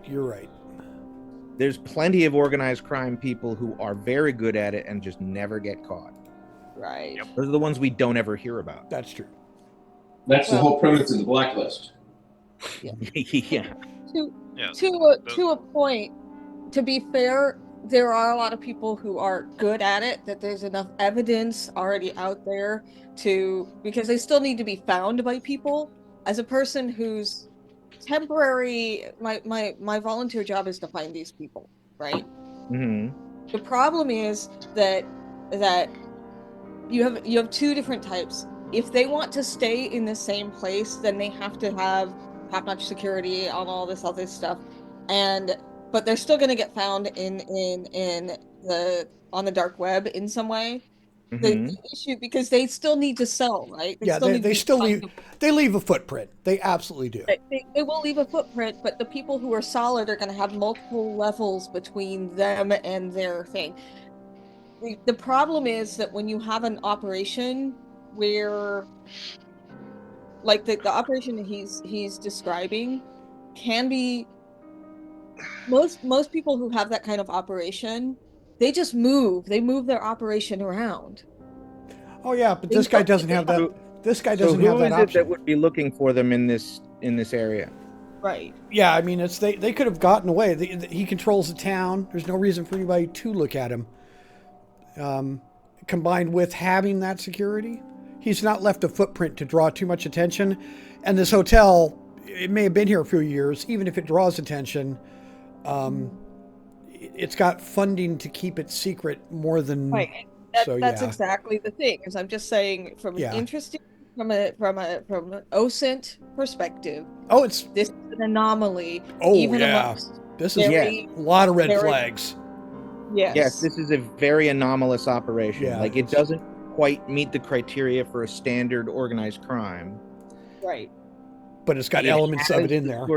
It has a supervillain vibe to it. Like a very, very, very wealthy individual is bankrolling this operation. Right. And also this is someone who basically is funding multiple 500K per year security ops people to keep the shit on a mine with no runoff. I mean, because the US government a demon or same amount of money to throw at this whatever. shit does not update on this kind of schedule. It is a cosmic horror something or another that's running the operation, so that would I don't know, kind of makes sense, right? To reiterate a piece of information that you guys have been given a couple times now. The dark shadow, the dark spirit, the darkness that lives at the heart of the mountain has been magically bound into the form of a human for at least 150 years. Yeah. And that human is Maximilian Delaney. Yeah, the owner of the mine is that's that is information that has been confirmed for you by by John Stonehill and the other local indigenous peoples. He's essentially immortal as far as our baseline goes. I'm just gonna say from my character's perspective. Oh yeah, no, and absolutely, you're catching this and then seeing it in practice and going, holy shit. Yeah, it's. Yeah. So I finish no sign of life at all as I do this beyond us. There hasn't been a single sign of anybody. It's as if everybody went home. Even on the third floor? This ridiculous amount of potential evidence is just blowing my character's mind. Yeah. I take a simple look outside. Do I see cars in the parking lot? Let's see. No, the staff cars are all gone. There's we either need to make it our business to protect the remaining people, like the mother and son, or get them the hell out of here. Yeah, there's their car. There's your car. There's 1, 2, 3.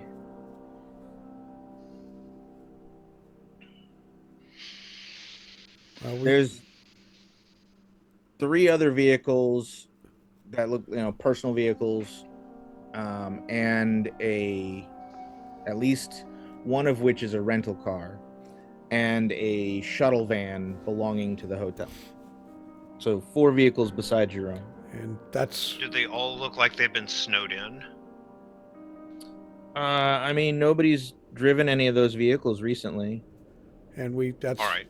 So our vehicle looks like it has the least amount of snow on it because it was the most recently driven. Correct. Okay. You guys share the information about the room with the Oh, absolutely. Yeah. I don't actually, but that never happened. So, Greg and Tom, what do you guys tell the rest of the group about what happened on the second floor? I see no reason not to tell them everything.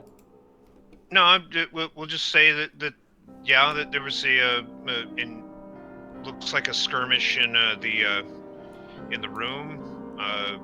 Russell went in, didn't see anything, so it was probably just the smell of the blood. God, no one's gonna say that there's a fucking animal in the bathroom. We are not. I said everything. Because I got a theory, and that I can't share it now. Okay, I want to reiterate. I shared everything that happened on the second floor. There's no reason not to. If he didn't tell, I said thing. What he saw in there, then I didn't say a person. There is something dead in the room, but it's not a person. I said a thing, not a person. What is the thing? Do you ask me? Yes. Oh. I think it was that. Remember the writer guy with the little dog? I think it was the little dog. He was in a trash can. I didn't really look really close. An observation is. Sorry. Yeah, that's all right. It does get gruff. Yeah. She doesn't have a good bedside manner or whatever. All the time. So the observation was the last time we saw him, he did not have his dog with him. So I have a crazy theory, if you want to place wagers, that he is the second monster. That's actually not that unreasonable a theory. See, I was kind of thinking it was the hotel manager. But think about the body type of the monster. From what I remember, was tall and lanky. Well, so here's the reason why I think her theory is true. We know that he was looking into the history of this town. Yeah. And he was acting weirder than anybody else who is an occultist, who's obviously identifiable as a cultist. And frankly, that makes sense to me. Right. So yeah, I could easily see him finding another version of the ritual somewhere. He probably didn't find the book we found.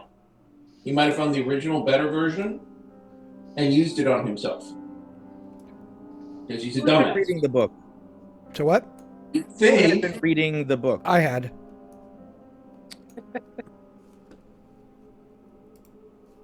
Give me an intelligence check. Okay.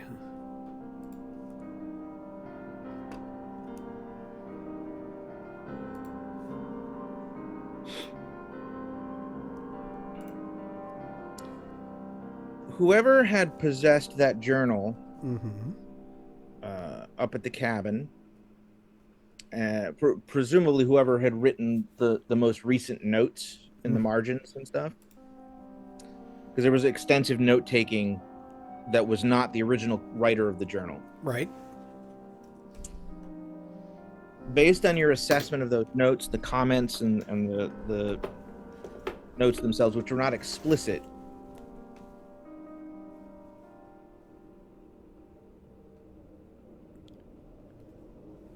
it seemed as though the person who was writing those notes was looking for a way to reverse a transformation. Okay. Undo what the first ritual like that. Okay. Okay, well, we had that. Yeah, I kind of relate that. The journal, we had one of somebody that maybe became one of these things and somebody that wanted to undo becoming one of these things. Different people. So yeah, more than one beast. That makes sense. Well, because we both are collectively too. Our group has seen two different beasts. Yeah. So yeah, But who? He could be him. Well, I wouldn't think he would kill his own dog. No, Well, if he he's a could be. beast, he might not be in control of it. Yes, that's true. That's very He true. hasn't had 150 years to control it, learn to control it. Well, there's the old man that owns the mine, right? And, Yeah. And then this guy Ian. Yep. I mean that seems pretty. I think he's the other one. Oh yeah, for sure.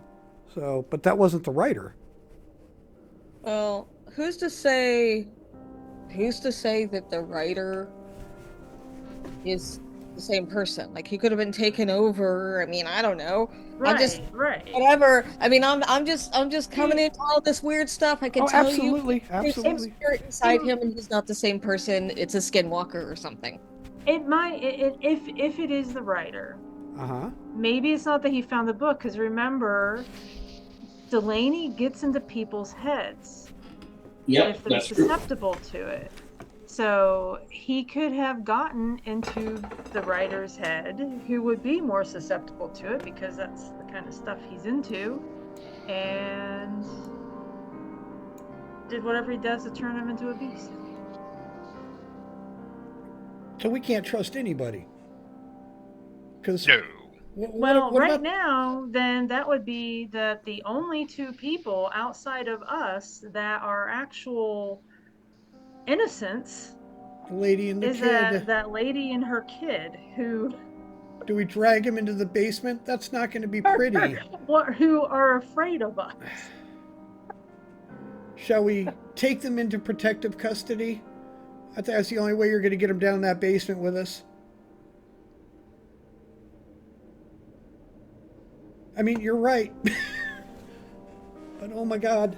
It's gonna be a nightmare. They're gonna need therapy if they survive this for the rest of their life, I'm sure. But well, that and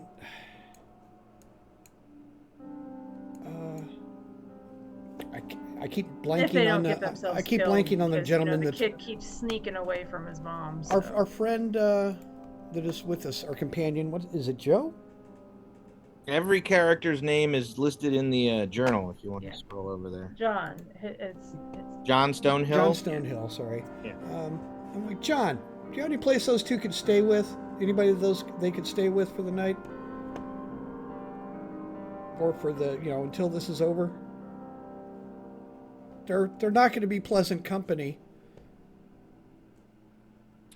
But they'll be alive. I could send them over to the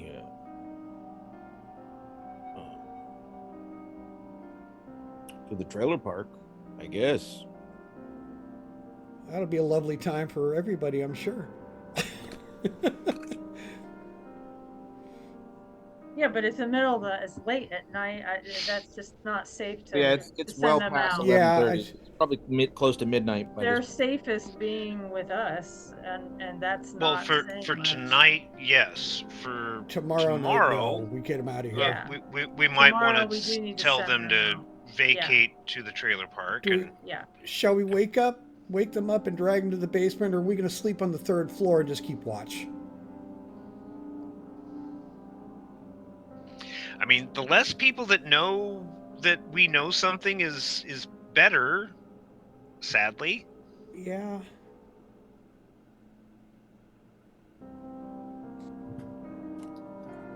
If we stay on the third floor, we should go to one of the other rooms. Maybe the rooms across from that well, I don't know, did they clean the first murder room? No, the first murder room had a window blown out. We probably don't want to stay in that one. Yeah. So the room next to it, your old room. Yeah, they moved me. I can just get, I'll get us into that eventually, to one way or another, and we'll just perch there and keep an eye out. Take shifts sleeping. It'll be very cozy. Well, we're gonna need to do that anyway, regardless. Sorry, I don't have a CPAP machine, so you're gonna have to deal with my snoring. You guys are holding up on the third floor? We're going to go up on the third floor opposite of, what's her name's room, I guess? Let's hope that insomnia that you have is kicking. Good time for it to kick in, Since bro. you got a lot of good sleep. Give me a room number. 311. Yeah. 311. Yeah, my old room. We're gonna bust if we have to. We'll bust into it, but yeah, that's where we're gonna go. Yeah, you will need to pop the lock on it. Yep. We're getting it. We're Go gonna ahead and give me a computer science roll. All right. We can even grab like, you know, the cots or whatever, you know, blankets and all that from our other rooms and just pile it in. Did anybody bother to take the flipper zero and wave it over some desks to see if you can get some key card things? We couldn't really get to any desks that weren't locked up. It doesn't matter. You can wave it over the desk. Yeah. All right. Yeah, you only have to be within a couple of feet of it. All right. Yeah, I'll go down. I'm gonna hit downstairs, see if I can snatch any of that. I mean, give me another computer science check. Because I'll save you some time. Typically, in a hotel that has key cards, they have this master. Yeah, they have a master code and the guest code. They have a master Even if they device shift, that actually codes the keys, so you could actually wave it over that. And get the root one. I will say that you do that. Okay. With a 37, you successfully acquire the master key guest key card. This will open any guest room. Guest rooms, right? Yeah, they're not going to match that up with the downstairs rooms, I doubt. So. Okay, so have we? I'm super sorry. We've been talking about a lot of different things. Have we identified if there are any hotel members left? You have not. Yeah. You haven't seen a single fucking person. It's a ghost town. Including the mother and son. We're assuming they're. You know that they went up to their room around 10:30 or so, and presumably are still there. And we've been up and down through these hallways a lot, and we haven't seen them pass, and we didn't see any monsters. It's us, them, and two probably monsters. Yep. So. Okay. On the third floor map, 311 is open. If you guys want to move your tokens in there. All right. I'm going to drag one of those stupid, the guest chairs that they have in there into the hallway, like right here. And I'm like, all right, I'll stay awake for a couple hours. I'll wake one of you up to take over. And I sit there with a gun out on my lap with a blanket over the top of me. For some reason, I can't grab my token. Where are you? There we go. Finally. All right. Based on how heavily I saw it snowing, Bernie, if we asked the mother and son to get the hell out of Dodge, could they make it out? Not out of the town. No. We don't know why they're visiting, correct? Yeah, you do. Yeah. We got their story. And what is their story again? She's a grieving widow. Her husband died up here. And so this room that they stay in is their anniversary suite that they go to every year, that they went to every year on vacation, and so she continues that. Okay, well, somehow we need to put these people in protection. Well, yeah, we're standing guard over their room for tonight. That'll work. And then tomorrow we're looking into moving them into one of the trailer park. Oh, there we go.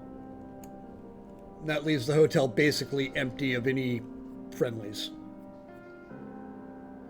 We think. At that point, worst comes to worst, we burn the hotel down when we're done. Out there. Freak fire. So how many grenades do we grab? Did anyone go back down there to grab some grenades? You grabbed grenades, RPG, and automatic rifles. So. Okay, so exactly how many things did you grab? The automatic rifles would be AR-15s. So one each, and as much ammo as we could pack. Yeah, I actually grabbed one of those things. I look silly right now. And then with the grenades, are they in a case or? Yeah, they were in a crate. All right, how many per crate?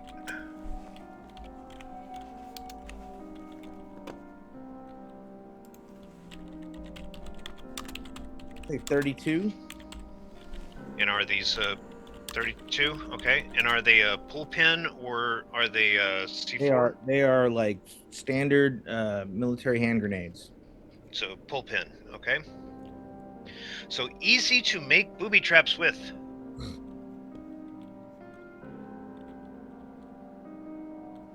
Second. So hold on, I'm going to give you guys some stats to write down. Thank you. I was just trying to look them up.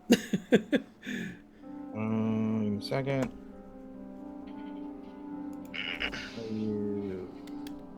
Handler's guide. Handler's guide.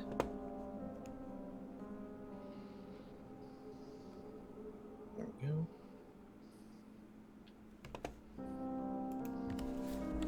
Agent's handbook.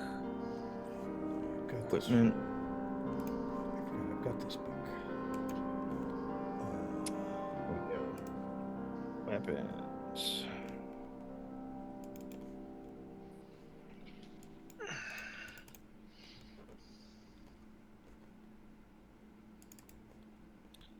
All right, here we go.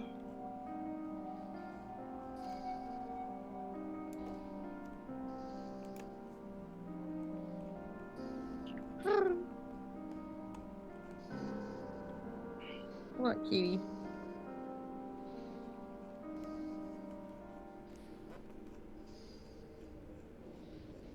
All right, hand grenade uses the athletic skill. Base range is 20 meters.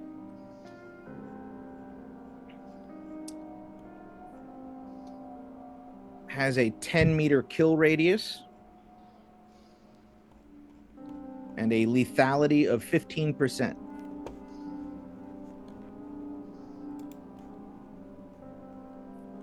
You said the kill radius is 20 meters? 10 meters. The base range of chucking it is 20 meters. 10 meters. No. The range to throw it is 20 meters. The kill radius is 10 meters. Say it's athletics. Don't want it the other way around. Trust me. And what was the damage? I'm clarifying. And what was the damage on it? Lethality of 15. Okay. So how that works is anybody caught in the kill radius, I make a lethality check. I roll percentile, and if I get a 15 or less, they're just dead outright. If they're not dead outright, then I add the 2d10 together, and that's how much damage they take. All right.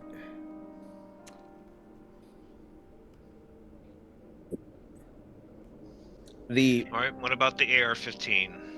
AR-15 is going to be, let's see, that's going to be a... yeah, it's going to be a light rifle, or light carbine, that uses the firearm skill. Has a base range of 100 meters. Cool. Does 1d12 damage.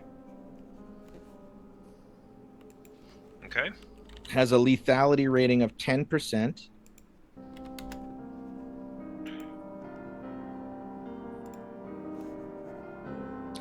Has a 30-round clip. All right. Has armor piercing 3. That means it ignores the first 3 points of armor.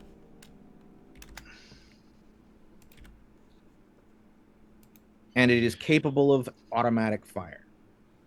All right. How that works is if you fire one round, it's a D12. If you fire a burst, it's lethality 10%. All right. What was its range? 100? 100 meters is the base range. And does anybody remember what the grenade damage was? That's the only thing I missed on it. The grenade does lethality 15%. Oh, that's just the way it works. There's no damage.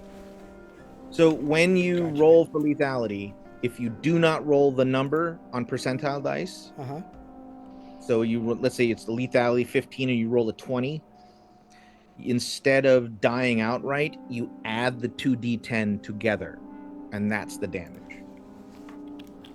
Okay, gotcha. Okay, all right. So it doesn't have. That's all I needed. And the RPG-7. And there was just one of those, right? Correct. Well, no, there was 4 of them. Oh Jesus. 4. Okay. So we got actually a crate of them. Yeah, there's 1 crate of RPG-7s with probably 2 crates of rockets. Good Jesus Lord. Christ. We're gonna blow some shit up. Yes, we are. So I hope nobody fumbles. So the RPG-7s use the heavy weapons skill, which is not me. I am not touching one. The base range is 200 meters. Is somebody writing this down? I'm putting creating a weapon slot for it. Base range is 200 meters. The lethality score is 30%.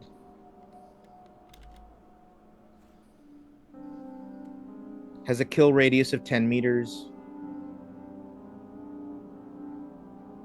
Ammo capacity 1. And armor piercing 20. Jesus. So it basically ignores. Yeah, it's an anti-tank round. Yeah. Yeah, it ignores armor that isn't vehicular, and it ignores most vehicular armor.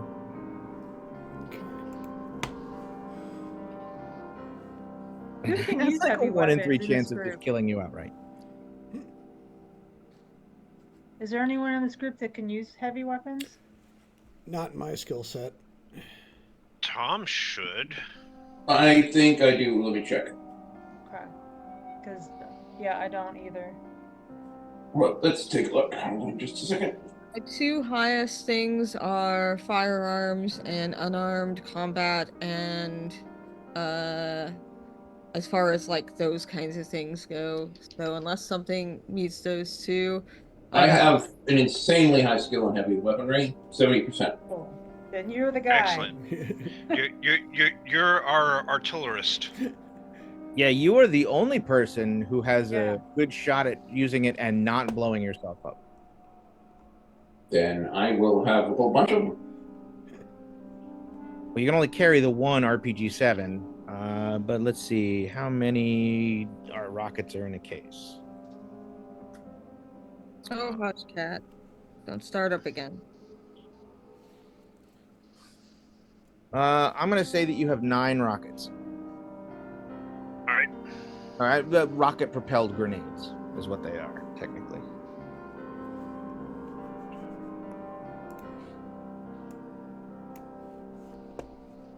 Yeah, rocket-propelled grenades on crack.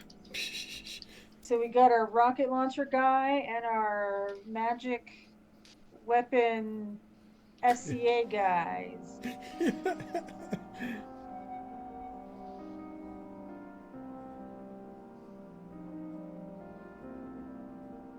Yeah, my melee weapon is not great. I mean, it's a 30, but I think Russell has a better one. Unarmed, I think so. Mine, Melee. I think, raised a couple Yeah. points for Yeah, I'm 50. not using it good. Not bad for. Yeah, you're 50. Yeah. Not bad for an Hanging SCA out in the same junkie. room? Yeah, I was good SCA junkie. So everybody's hanging out in the same room? I've got a chair in the hallway for whoever's kind of staying awake and keep an eye on everything. Probably put it right by the door, like that. And I'm going to stay up for the first couple hours. All right. I'm going to try to do my best to just rest. If I can't sleep, I'm just going to rest.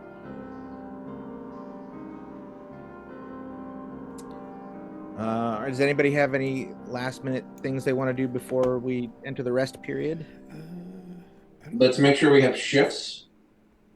Who wants to wake up next from outside? I really need to sleep, so I recommend I sleep first.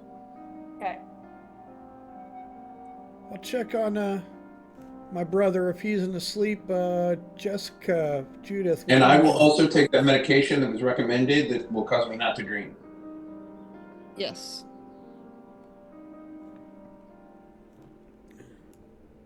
So which one of you two wants to wake up after me? I'll give you a nudge. I can go next. All right. Actually, she's going to send her family some text, just, hey, thinking of you, just love you guys, whatever. And yeah.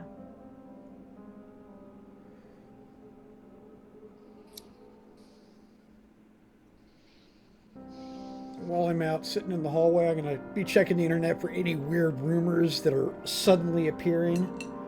See if there's any word or whisper in the conspiracy world about this. Nothing. Not a note. Okay. That's kind of what I figured, but I wanted to check. All right, let's see.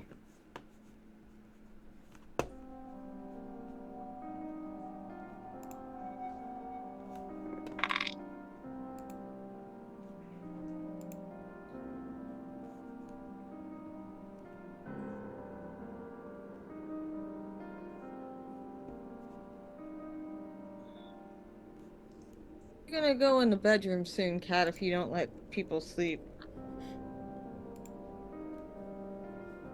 All right, so you guys bed down. You've got shifts.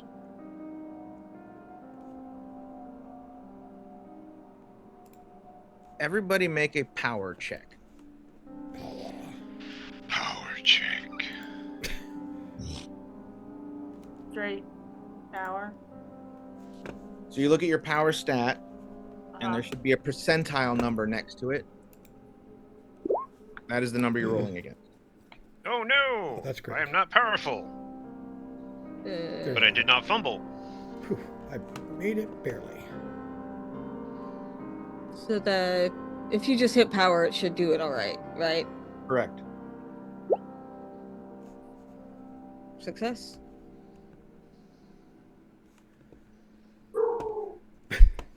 I am the only one who is not powerful. Damn it!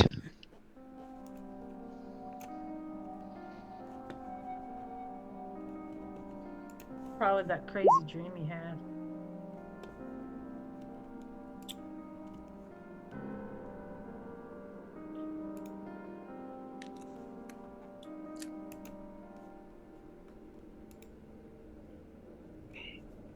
Okay, the thing is acting really freaking weird. It's not letting me go down. There we go, finally. What are you doing in room 309? I am not sure why I was there.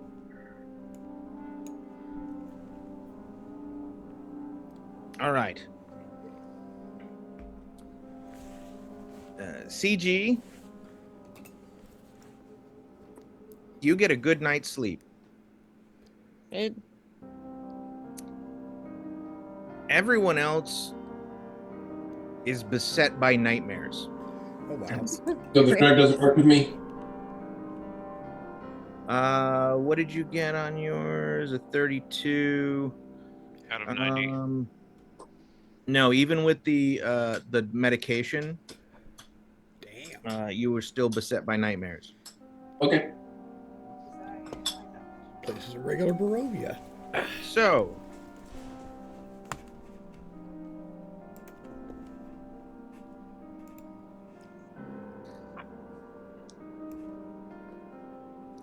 everybody but CG sleeps fitfully.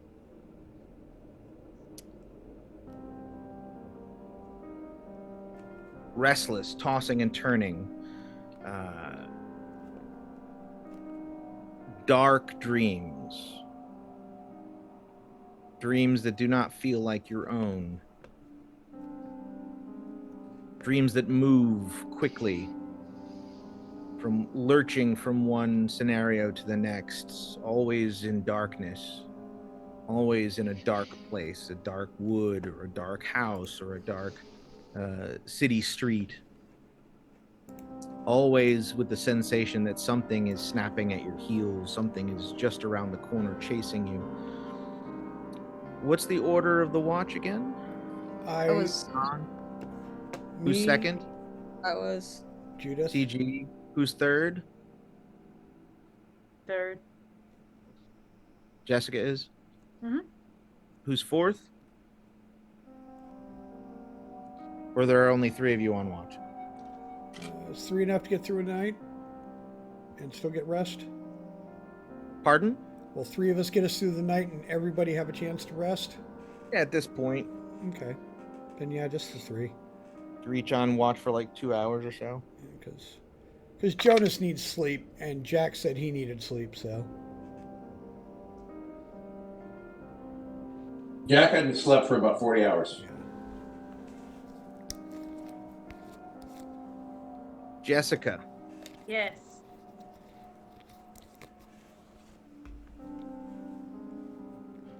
You dream that you are standing in the snow on the edge of the tree line looking at the hotel.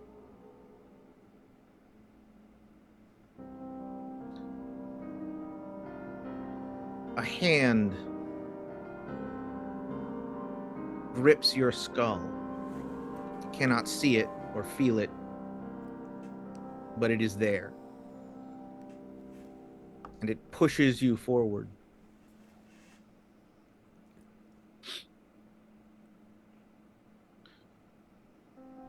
You stagger through the snow, lurching one step at a time. Your limbs feel leaden. You approach the hotel.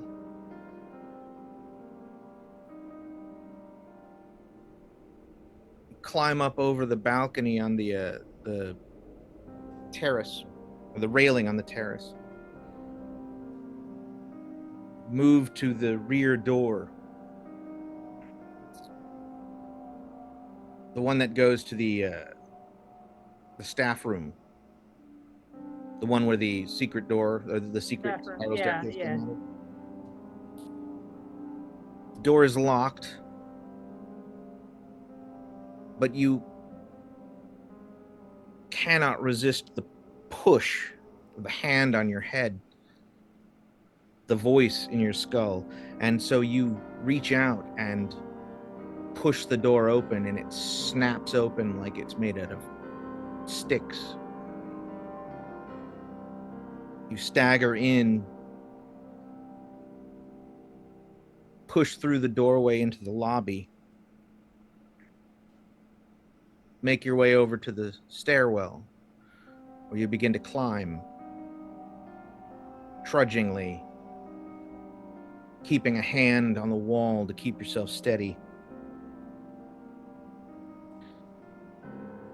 When you arrive at the 3rd floor,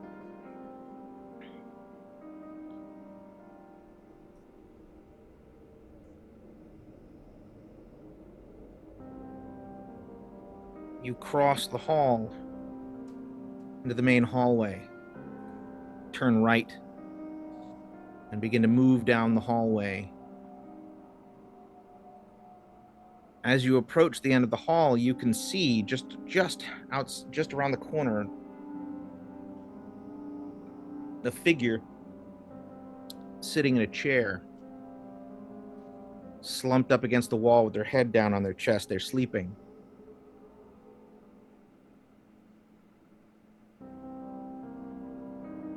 The voice in your head urges you forward. You cannot resist. You find yourself standing inches away from the figure of a woman. Dark hair, thin, tall, seating in a chair, holding a weapon. And you realize in that moment that you're looking at yourself. Your body sitting in that chair asleep. And you wonder, well, if that's me, then who am I?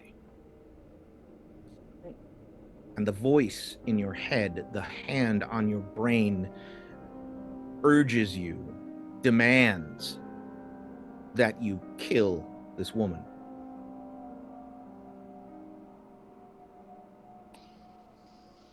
You do not want to follow the voice, but you push against it.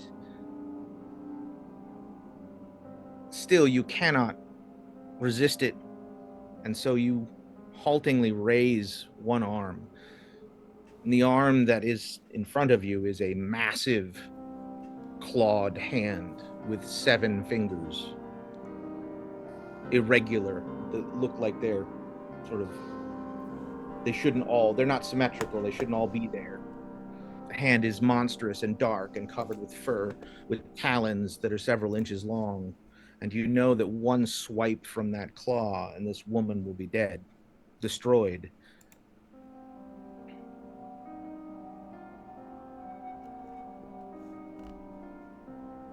As you raise the arm, desperately trying to stop yourself from bringing it down on this version of you sitting before you, the figure slumped in the chair turns restlessly, like they are having some sort of nightmare.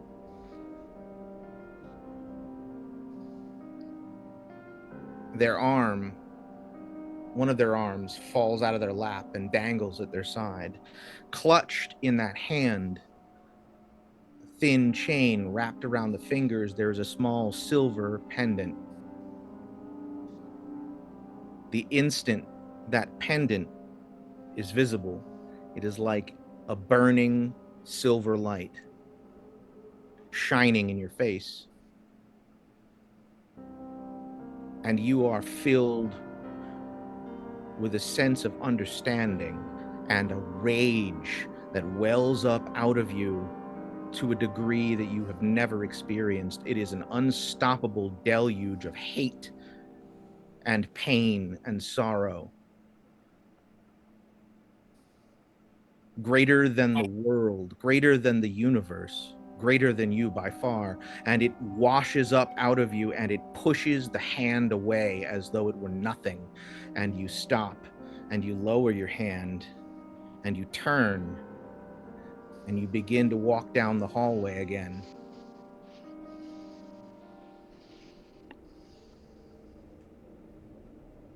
With a single powerful urge to destroy that thing that has betrayed you.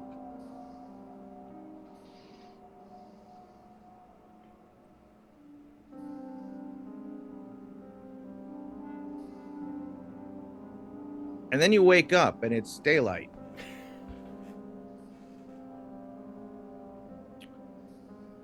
I kept sitting in the chair. Was I sleeping during my watch? You fell asleep during your watch. Yeah. And somehow you don't remember doing this because it was in your pocket. The pendant, the locket, is clutched in your hand, is wrapped around your fingers. That was actually something that I was gonna intend to do if I ran into him awake. So give me an alertness check.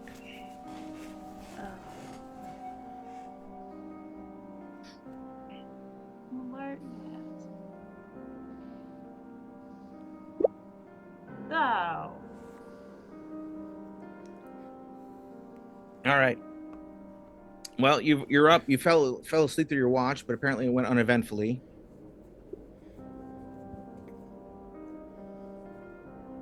It's dawn. It's probably 6:30. There's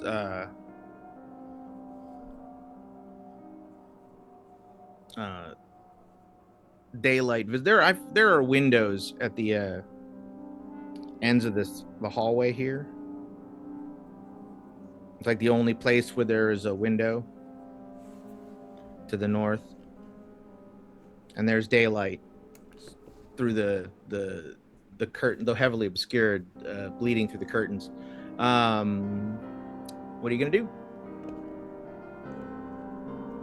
want to get coffee. Do I remember this dream? Yeah. No, you remember everything I just told you. Okay.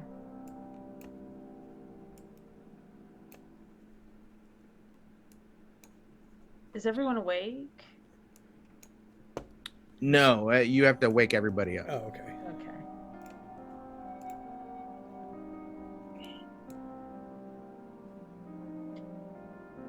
All right, rise and shine. Kind of wake up. Tap. Wake Joe. up and immediately start sniffing around for coffee. Joe, you want coffee? CG, you are well rested. No one else is. The rest of you all slept fitfully and don't feel rested at all. You do not remember the nightmares that you had. You just know that you woke up from terrible nightmares. Ugh. Yeah. I think the original beast visited last night. Yeah, well, that makes sense. And I'll relay my dream because I'm still holding the necklace. And I'll relay the dream and the feeling of me being him, seeing me, and all the whole thing, the inner struggle that was going on that he had, down to the rage once he realized and came to once he saw the locket.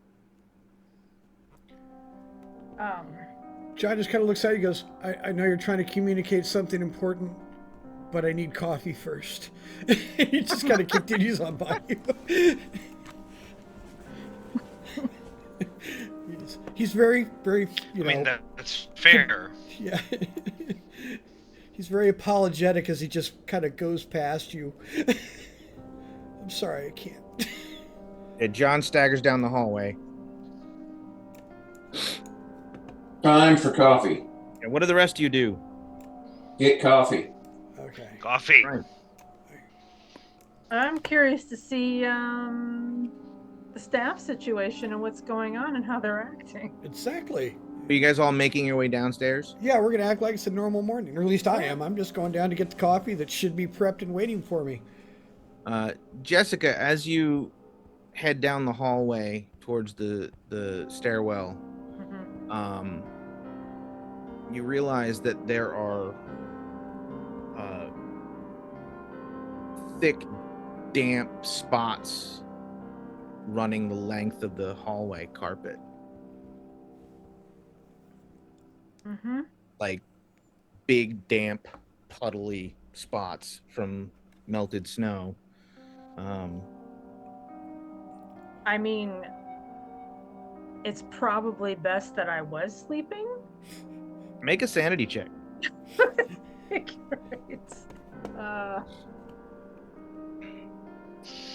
Hold on. Where's that at? Sanity. Woo! Oof. Damn. You do not suffer any sanity loss as you realize that that dream was no dream. You are right. Sure of it now. Yeah. You are certain that somehow you were seeing through the eyes of a monster that was being compelled to murder you. And then also being able to feel what it feels like to have Delaney's control on. I mean, like that was the most unpleasant part of it. That's an interesting thing, though. It felt like there was a slimy black hand in your skull, squeezing your mind.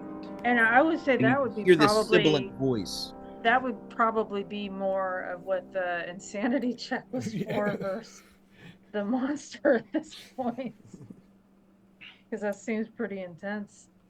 The voice that was urging you forward is difficult to describe because it didn't sound like a person. It was not even easy to understand the words. It was just like a succession of susurrus whispers layered on top of each other. But it was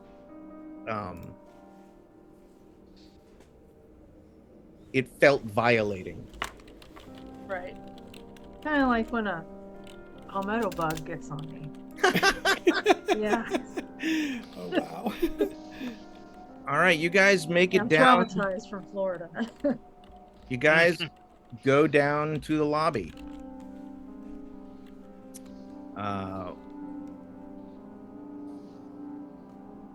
There is still no signs of any employees. The gate to the restaurant is still down. Did we find a way to the back side of that kitchen, right. though? If I remember correctly. And So it's the, well timed that hotel it employees would have be vacated. open. Oh yeah, no, it should be at the very least there should be somebody there like getting ready to like prep for breakfast. Yeah, it's like, but Interesting. yeah, because we can just go through this door and go the back way through that little access. Yeah, there is the back door to the kitchen is right there. Right, and I checked it; it was unlocked last night. Yes, it was unlocked. All right, go to the kitchen. Dude, that's where the coffee is. I want to check the employee room because that should have a bust open door. Let's see. That would be this staff room over here. Yeah. Yep. Just because I have to see it, even though I already know what I'm gonna see. And yes, it looks like the exterior door was kicked in by like a battering ram. The door frame is shattered. The door is like barely on one hinge, and there is snow that has blown in because as soon as you open the door of the staff room, like the biting cold wind hits you in the face, and you can see very large, very familiar foot tracks in the snow. I mean, I feel fortunate it was him with his locket connection versus the other one.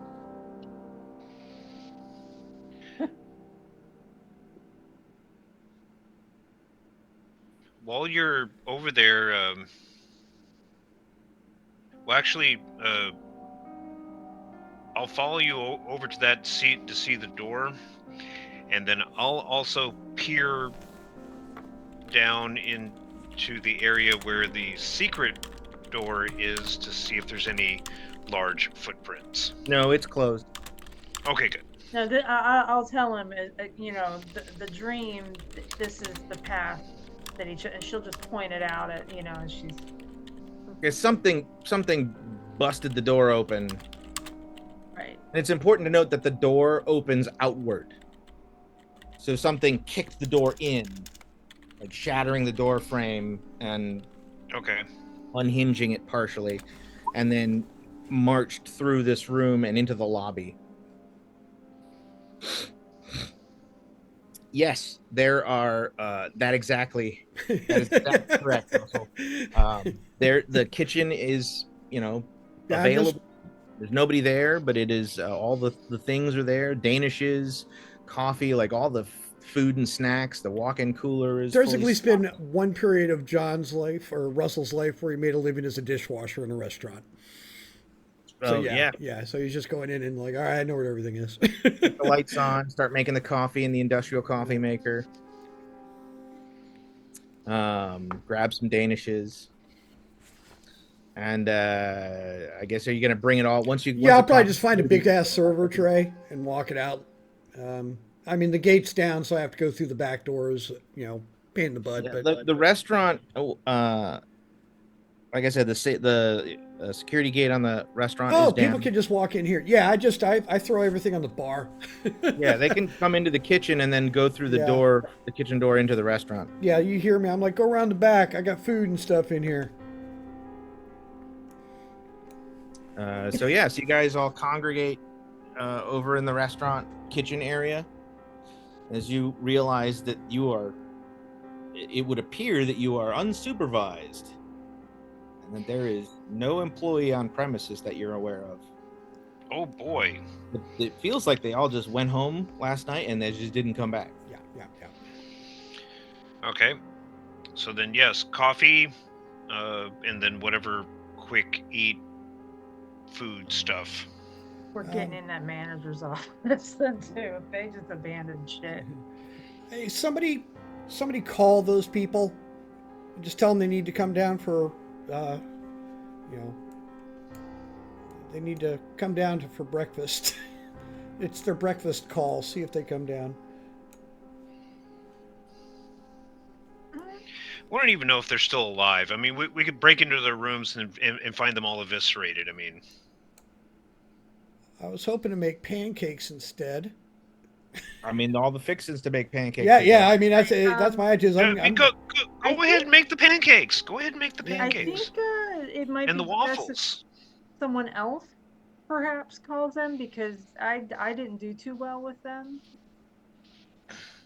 Well, you guys are all in the kitchen in the restaurant. After about 40 minutes, you hear a woman calling out, "Hello? Hello?" From out in the lobby. I go over by the gate and I look in, like, see if I can see her from leading through. I'm like, "Hi, it's about time you guys woke up." The woman and her kid are dressed and have their luggage and are standing by the front desk. The woman looks completely confused. Kid tugs on her sleeve and points, and she turns and looks, and she sees you guys. And what's happening here? Where is everyone? Everybody seems to have left, so we have breakfast in here because we got to eat. Feel free to join us. She says, "Thank you, but we're leaving." And the kid tugs on her arm really hard and goes, "Oh, I'm hungry." And she goes, "Oh, fine. We'll just grab something real quick to eat, and then we're leaving." And she hustles the kid over and walks over to the gate and is like, "Well." I point her. I'm like, "Go down that hall." I give her directions. "Go around. Come to the kitchen. It's what we're down to." I don't know if I feel the kid just takes off. She's like, "Come back." And she goes chasing off after him. He comes running through the kitchen into the restaurant and immediately goes over and grabs like a jelly Danish. My kid, pancakes, waffles. Eating it. My kid, you want pancakes or waffles? And what kind of ice cream do you want on top? Pancakes. Flavor ice cream. Ice cream, chocolate. And I go back to the kitchen. I'm making chocolate covered, chocolate ice cream pancakes. It's going to be a sugar explosion in this kid's life. Mm-hmm. The woman, Marnie, seems very uncomfortable, and she's kind of looking around at the group of you going, she's obviously her brain's working at a high speed. She says, do you know what's going on? Where is everybody? Where's the staff? Where's management? I don't understand. Management could not come back to the hotel. It looks like wherever they're living, that side of the valley got snowed in really bad. Oh God, I hope we can make it out of the valley. The road's all right. Do you have chains for your car? I don't. It snowed again last night. I mean, if we can locate some chains, we'll make sure they get put on. She nods and says, "Thank you. I guess." Are you in the rental car? Pardon? Which car are you in, ma'am? Oh, she mentions there's a silver crossover SUV. I go up and I put my hand on his shoulder. That's not the rental. That's not the rental, is it? No, hers isn't the rental car. Okay. I don't think she can make it through the passes even with chains. And I don't think this place is going to be a good place to stay. No, this place is not a good place to stay at all. Yeah, I mean, I'm just... Okay, hold on. I missed something. Why is this place not a good place to stay? For her and her child.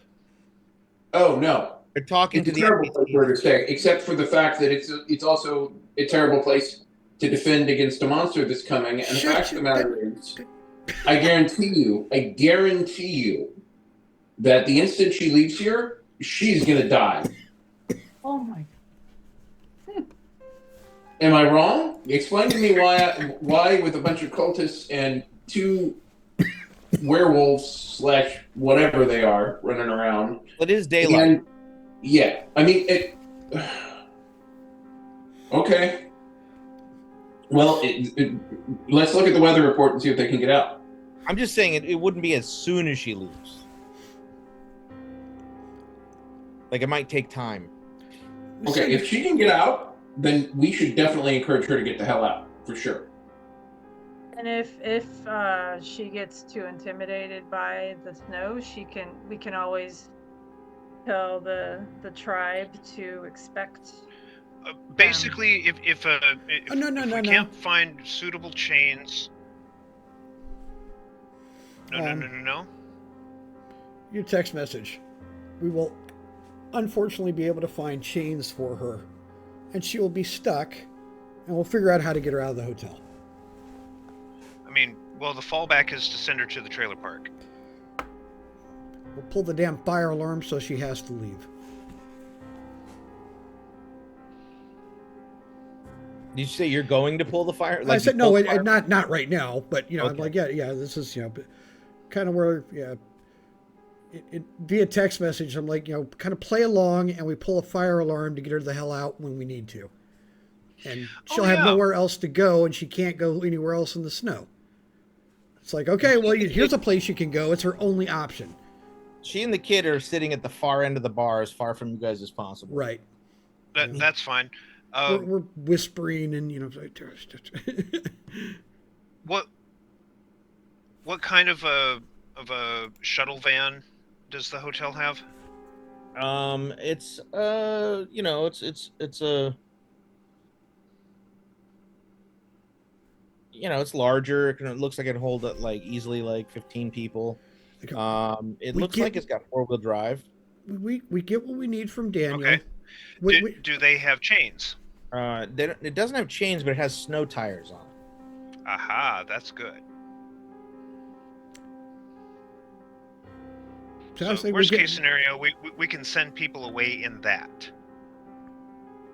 You can find the keys for it or hotwire it. Hot wiring would probably be the optimal way to do that, and plus we can give her directions to the trailer park to stay there in relative safety. Daniel is coming presumably from the trailer park to drop stuff off. We send her home with him.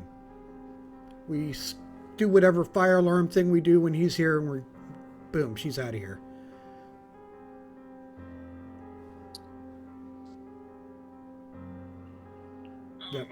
That makes sense? What size tires is some of the other vehicles out there? Let's see. The rental is an SUV, like a larger SUV. But they'd have relatively the same size tires as the crossover? Actually, it's got larger tires in the crossover. And then one of the other cars that's there, which is just a sedan, has small tires. Or regular size, standard size tires. Standard size tires, okay. Well, I mean, people were getting around, but it's been plowed. It's coming down again. Yeah. Yeah, and without plows. It's actually not snowing at the moment, but okay. There was a very heavy snowfall last night. It's clear out relatively. You can't see the sky, but it's bright, it's a little overcast. There's like slight flurries, a light dusting of snow coming down, very little. But there was a pretty heavy snowfall. At least 4 or 5 inches of snow fell last night.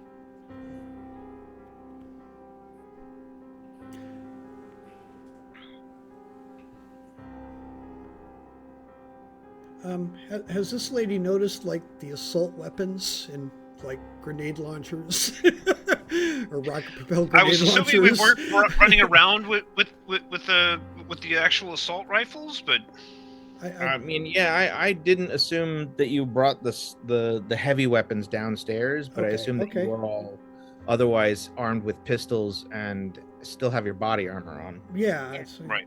My pistol isn't concealed. Okay, yeah, Well, I figured most of you don't have concealed pistols. You either got like Yeah. belt holsters or That's Yeah. part of another reason why we're scary to Yeah, As soon as anyone else of the Utes show up, we should arm them with the heaviest weapons that we can, including one or two. Find out if any of them have previous military experience. We'll ask Daniel. We'll trust his recommendation there. So.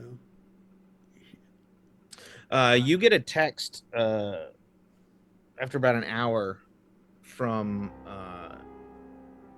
Daniel, letting you know that he's got some supplies for you, in parentheses, and he's sending a runner over to the hotel to drop it off.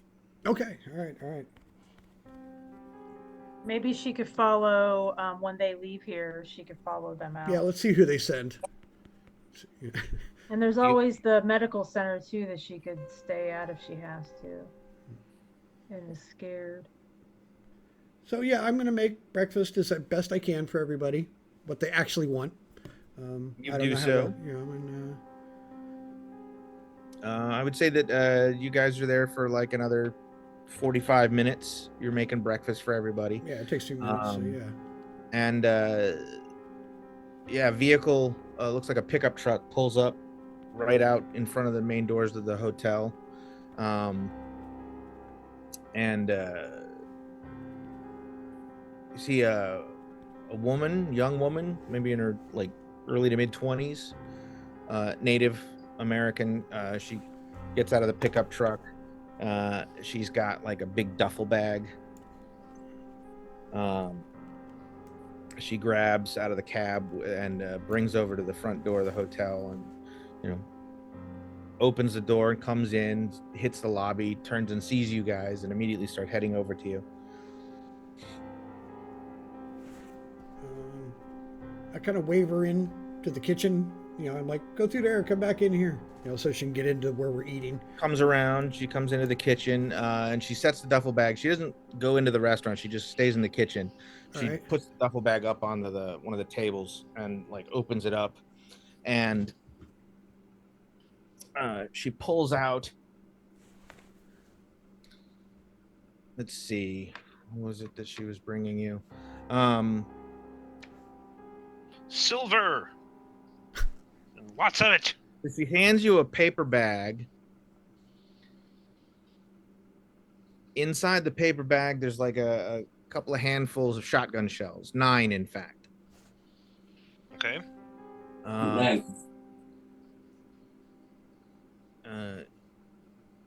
She says, silver shot. It's the most we could find on short notice. And then she pulls out of the duffel bag 6 bottles. They're like 40-ounce beer, malt liquor bottles, filled with kind of a pale yellow liquid.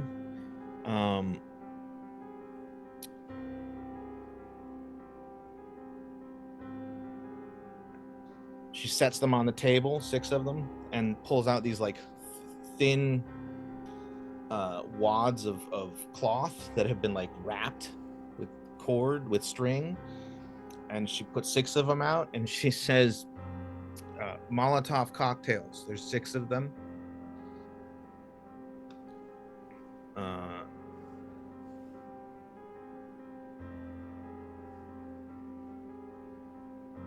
Don't drop them when you light them. Yeah, that's a good cautionary tale there. Thank you. I kind of pushed the door open. I said, I point to the lady and the kid, and just kind of then back into the kitchen, like those 2.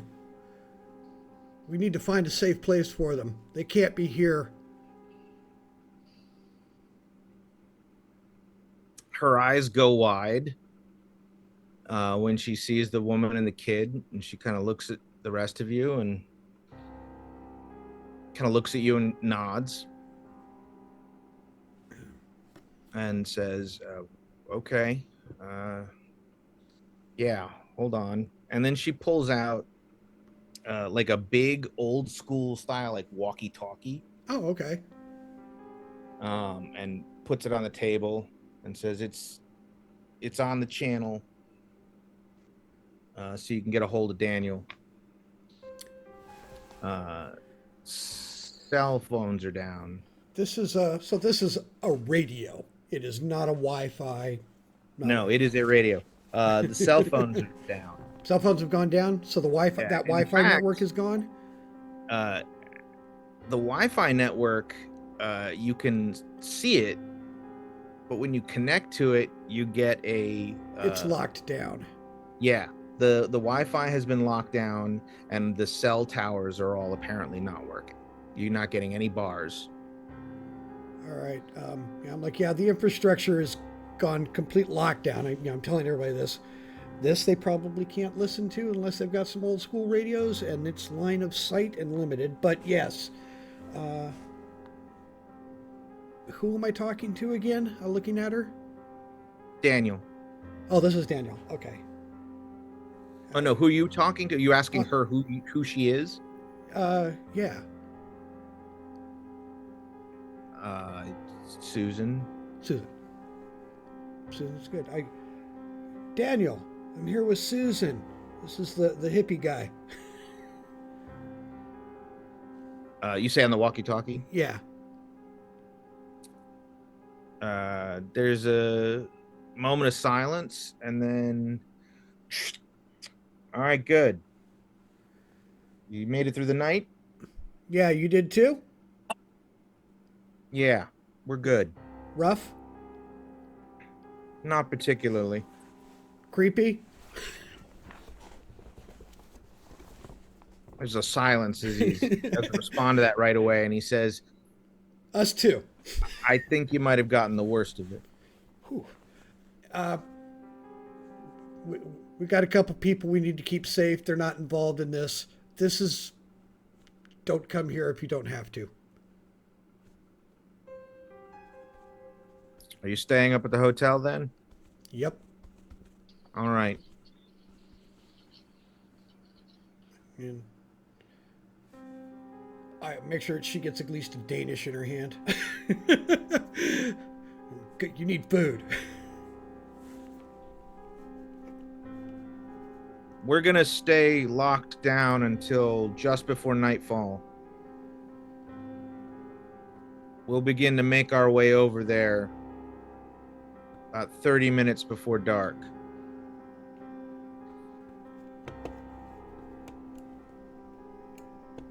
Be careful. You should be fine between now and then.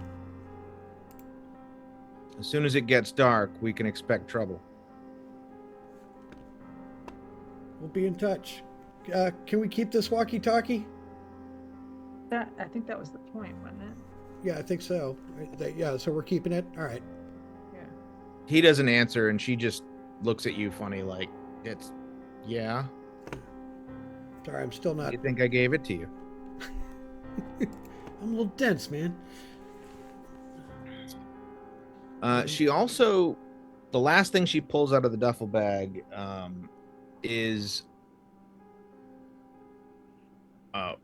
like an old trash bag, like a plastic black trash bag's all wrinkled. Mm-hmm. It's been used many times.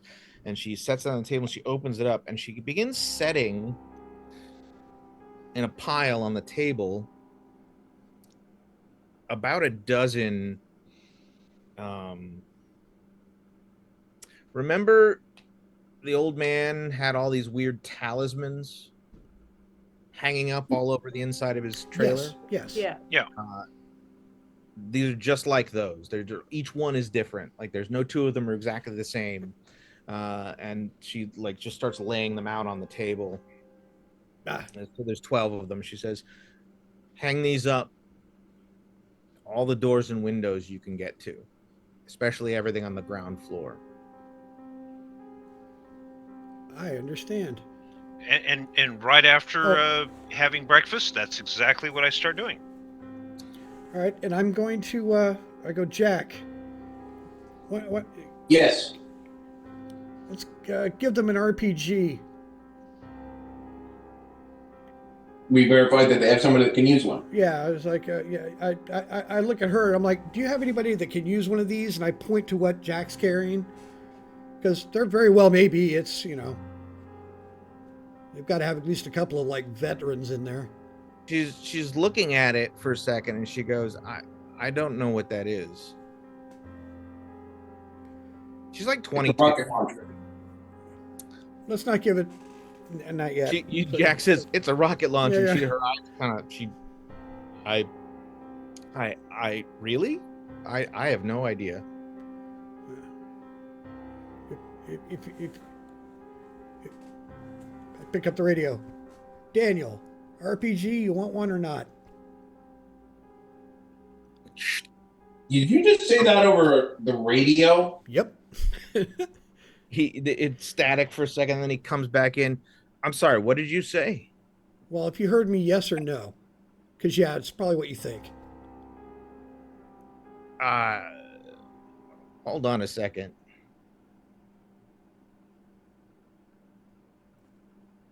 Yeah, okay, sure. Just be careful. And I'm like, just don't touch this thing. Just don't use it. Just hand it to Daniel when you get there. Because so you give her an RPG-7. Do you give her any rockets? Fuck yeah. Any rocket-propelled grenades, I should say. Oh hell yeah. How many? Well, it was like a box of 7 went with 1, right? No, you had 9. Oh, we had 9. Oh, I look at Jack. We got 9 total. So are we giving her like 3 or 2? Or oh, what? I thought each one had 9. Oh, sorry. I'm like, Jack, how many times realistically are we going to be able to use that thing? I don't know. If 7 RPG blasts don't kill it, I think we're dead anyway. How about we give her 2? Sounds fair. They're an action to fire, an action to load. Yeah, that's 9 is excessive. You get 1 action per round, so yeah, basically every other round you can fire them. I just feel bad with these people with no defense. I fear they give them some chance, even if it's ridiculous.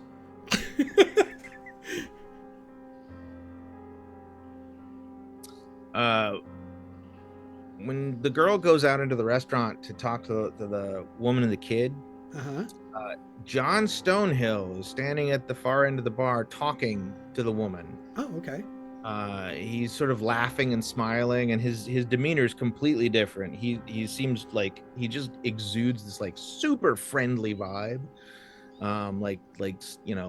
very grandfatherly, and he's like tousling the kid's hair, and the kid's just kind of sitting there eating his pancakes, looking at him, and then the woman's like nodding, like, "Oh, okay," and then as soon as the girl comes out, he turns and and he gestures to her and he says, you don't exactly hear what he says, but he basically makes like this, shakes her hand and nods, and like turns and comes walking over to you guys, and he says to the girl, Sarah, would you take them to the trailer park? She nods. Thank you. And he comes walking over to you guys. The woman and her child are going to the trailer park, where they will hopefully sit out what is to happen. If we fail, it won't matter where she goes. So, if we truly wish her to be safe, we must not fail. I hear that. After a minute or two, the kid, eats as much of his pancakes and ice cream as he can, and then his mother kind of ushers him, like, you gotta go now, gets the luggage, and she follows the girl, and the 3 of them leave and go out the front door, get in the truck, put the luggage in the back, and then they all squeeze into the cab, and the truck drives off. You gave him a rocket launcher, and how many rockets? 2. Two rocket propelled grenades. All right, so that leaves you with 7. Right. 7 grenades. All right. You said, Greg, that you were going to start putting up talismans at all the doors and windows. Correct. 1, 2, 3, 4. 4 doors. 5 if you count the gift shop salon.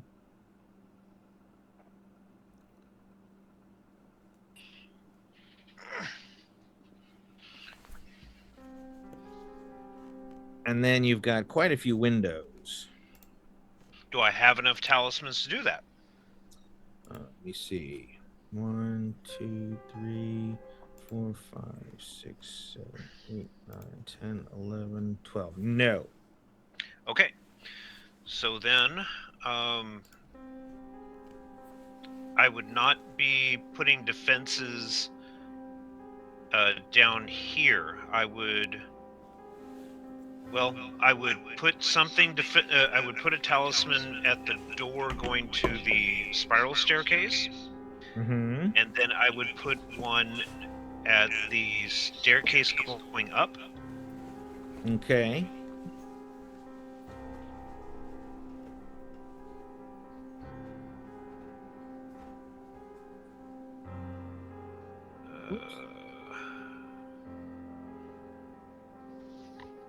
If you're trying to protect the basement, then you should do the staircase going down into the basement that is open as well, since it's separate from the upstairs stairs. If that makes sense.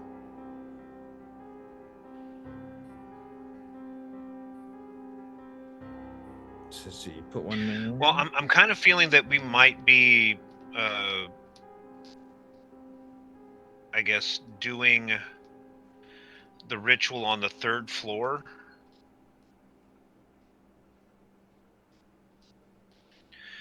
And I was guess thinking basement. It's the most secure, and then we, protect it at all costs. Well, we've got 2 areas that we can't get into in the basement. So we don't know if those have exterior exits at all. Well, we'll find out today, and that's where we go tonight. How about that? Okay. Yeah. All right. So then, I guess we won't. Yeah, I'll still have one right there at the on the inside of the door going to the spiral staircase, not on the outside, but the inside. Mm-hmm. So that way it doesn't have the ability just to get something and knock it down. All right. I think we can assume it's going to be able to break through eventually, but yeah, but it's going to be it's going to be very uncomfortable trying. Yeah. I'm going to also place one in the cold chute. Okay. Something to consider. There are a couple different things that can happen. Yeah. And see, Russell's brain is just going, all right, it could be us against, just whatever. Or we could have both creatures show up. Well, if both creatures show up, hopefully they'll fight each other. Oh, by the way, while everyone's trying to figure out this, I'm gonna put that necklace on instead of just having it in my pocket. Mm-hmm. Because I am going to plan to show it if I see the monster, the original monster, the OG. Okie doke. Perfect. So I don't want it to fall out of my pocket. So I'm gonna wear it. I'm gonna.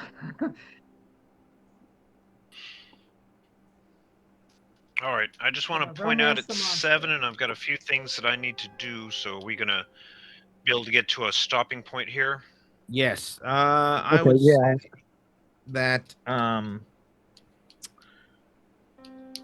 How about this? Since we're at a sort of a key juncture, we can just end it here for the day, and you guys can have a couple weeks to mull over exactly what you want to do for your defenses.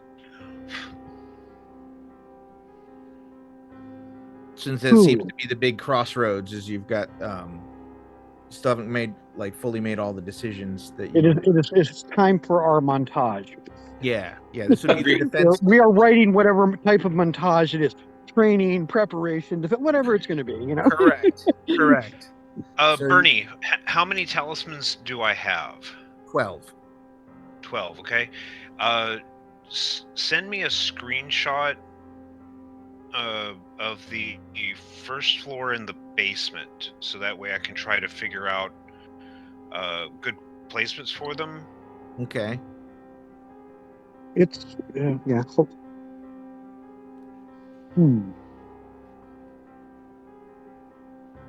does it keep doing that? I can honestly say I didn't see it going this direction. I had no idea where it was all going to kind of fall. I was like, I have no idea what's happening. Well, I wasn't exactly sure what was going to happen, but I was fairly certain you guys were going to end up trying to defend at the hotel, simply because it just strategically is the most defensible location, and it's the farthest away from the lair. Yeah. I was kind of considering it was either going to be here or the trailer park, because the trailer park should be already defensible with all the talismans and everything in the surrounding between the trailers and stuff like that. There were all options until I saw the basement. I'm like, yep, here it is. It's just so. The last thing I want to do before we close out is I want to have John Stonehill. Yes. After the Marnie and her son leave with Susan. Yeah, I'd be like, thanking are all still gathered in the kitchen. Yeah, I'm thanking him for that. John says, "Do not concern yourself with the safety of my people. I should feel that at this time I should tell you the truth. The dark spirit can only focus its attention in one area at a time. It is limited by its human form. I knew once you found the weapon that you would pose the greatest threat.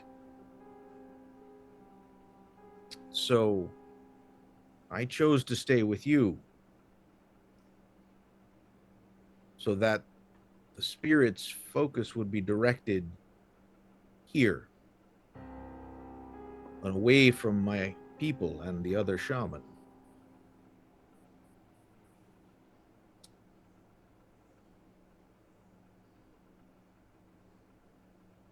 I like you. We cannot necessarily stop the spirit once it knows where we are, but we can stop it from seeing.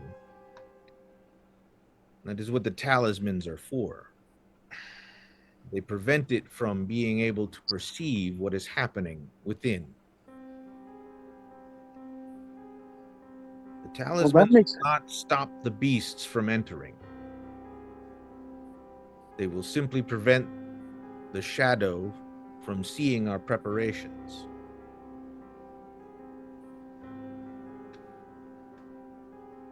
We were. Well, if that's the case, then I'll just do one at north, south, east, west on each floor. He nods. Thank you for that, sir. And I just immediately okay, boink boink boink boink. It should be noted. I hope you recognize that what he just told you was, Yeah. you guys were bait. Yeah. Oh, Oh, yeah. yeah, No, we do that, but then isn't that what we are for Delta Green anyway? yeah. I'm No. sitting there. Yeah. Correct. Not necessarily. Okay. Delta Green wants you to successfully Well, stop yeah. the evil and cover it up. Right. Right. But these people already know. So really, They've then kept this secret longer than we have. let's see. 1, 2, 3, 4. Yeah. Okay. All right. So yeah, you were the distraction. Yeah. We're buying Keep them the time. other shaman safe. Yeah. We're just buying them time. Yeah. That's fine with me if it works. You know what I mean? It's. Mm-hmm. I'm like, how much time do you need? How much do we have to give you? That is uncertain. The ritual is a battle of wills. I cannot tell you how strong the spirit will be, or how long my people will be able to hold up against it.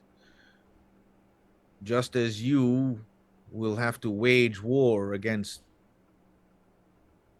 the spirit's material forces, we will be waging war with its spirit.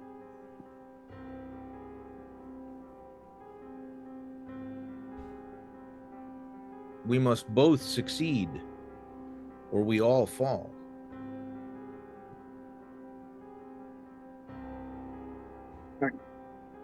I pull that blade out and I'm like, but this will hurt it.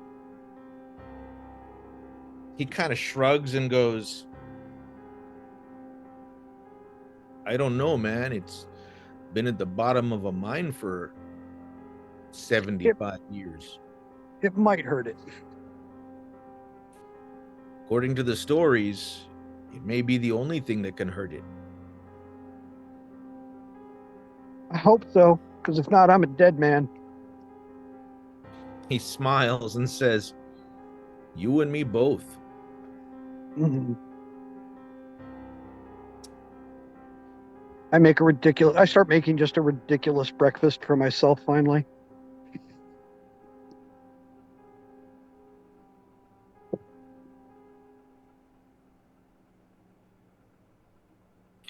So once I've got all the talismans from third floor all the way down to the basement, so that's what 4, 8. There's 4 floors. Yeah. I'll skip the third floor. Yeah, it's. Yeah. All right, so the second floor, the first floor, and the basement. You're going to put the talismans one at each cardinal direction. Yep. Okay. So that way, it has no clue what's going on here. We just got to figure out how to hurt it. It'll be forced to send its minions. All right. Before we quit. Well, anyway, yeah. While you guys are starting your preparations,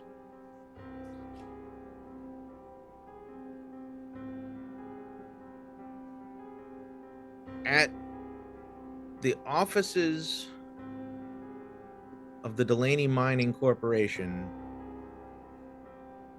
located at the actual mine, right, there is a 3-story building, and it is attached to the industrial structures. On the top floor of that building,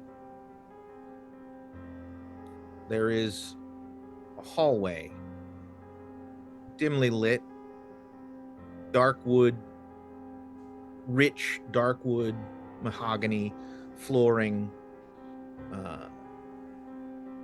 pictures on the walls. It is a very classically rich. At the end of that hallway, there's a door. Large, with intricate scroll work in the wood. On the other side of that door, there is a large office that sits completely shrouded in total darkness.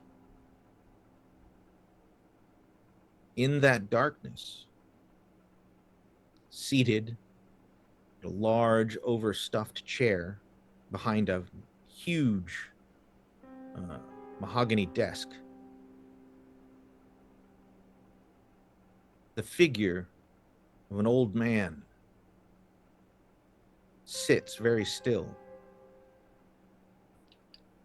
The figure is frail and thin, almost skeletal. The body is motionless, almost as though it is dead. Suddenly, the figure reaches out a hand, grabs an old brass-fitted telephone,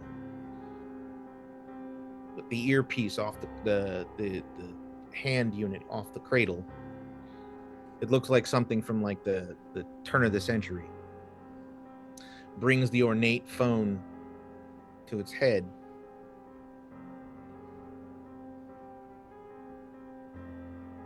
And a voice emanates from the thing.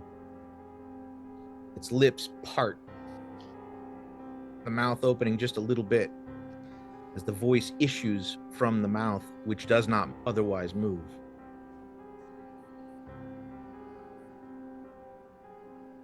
Have a car brought to the office at dusk. I shall be going out tonight. Figure puts the phone back on the cradle, puts its hands back in its lap, and once again becomes as inert as an inanimate object. The eyes open, and only a black, empty void in each of the sockets, as though it is staring silently into the darkness, but without eyes. And that's where we'll end it tonight.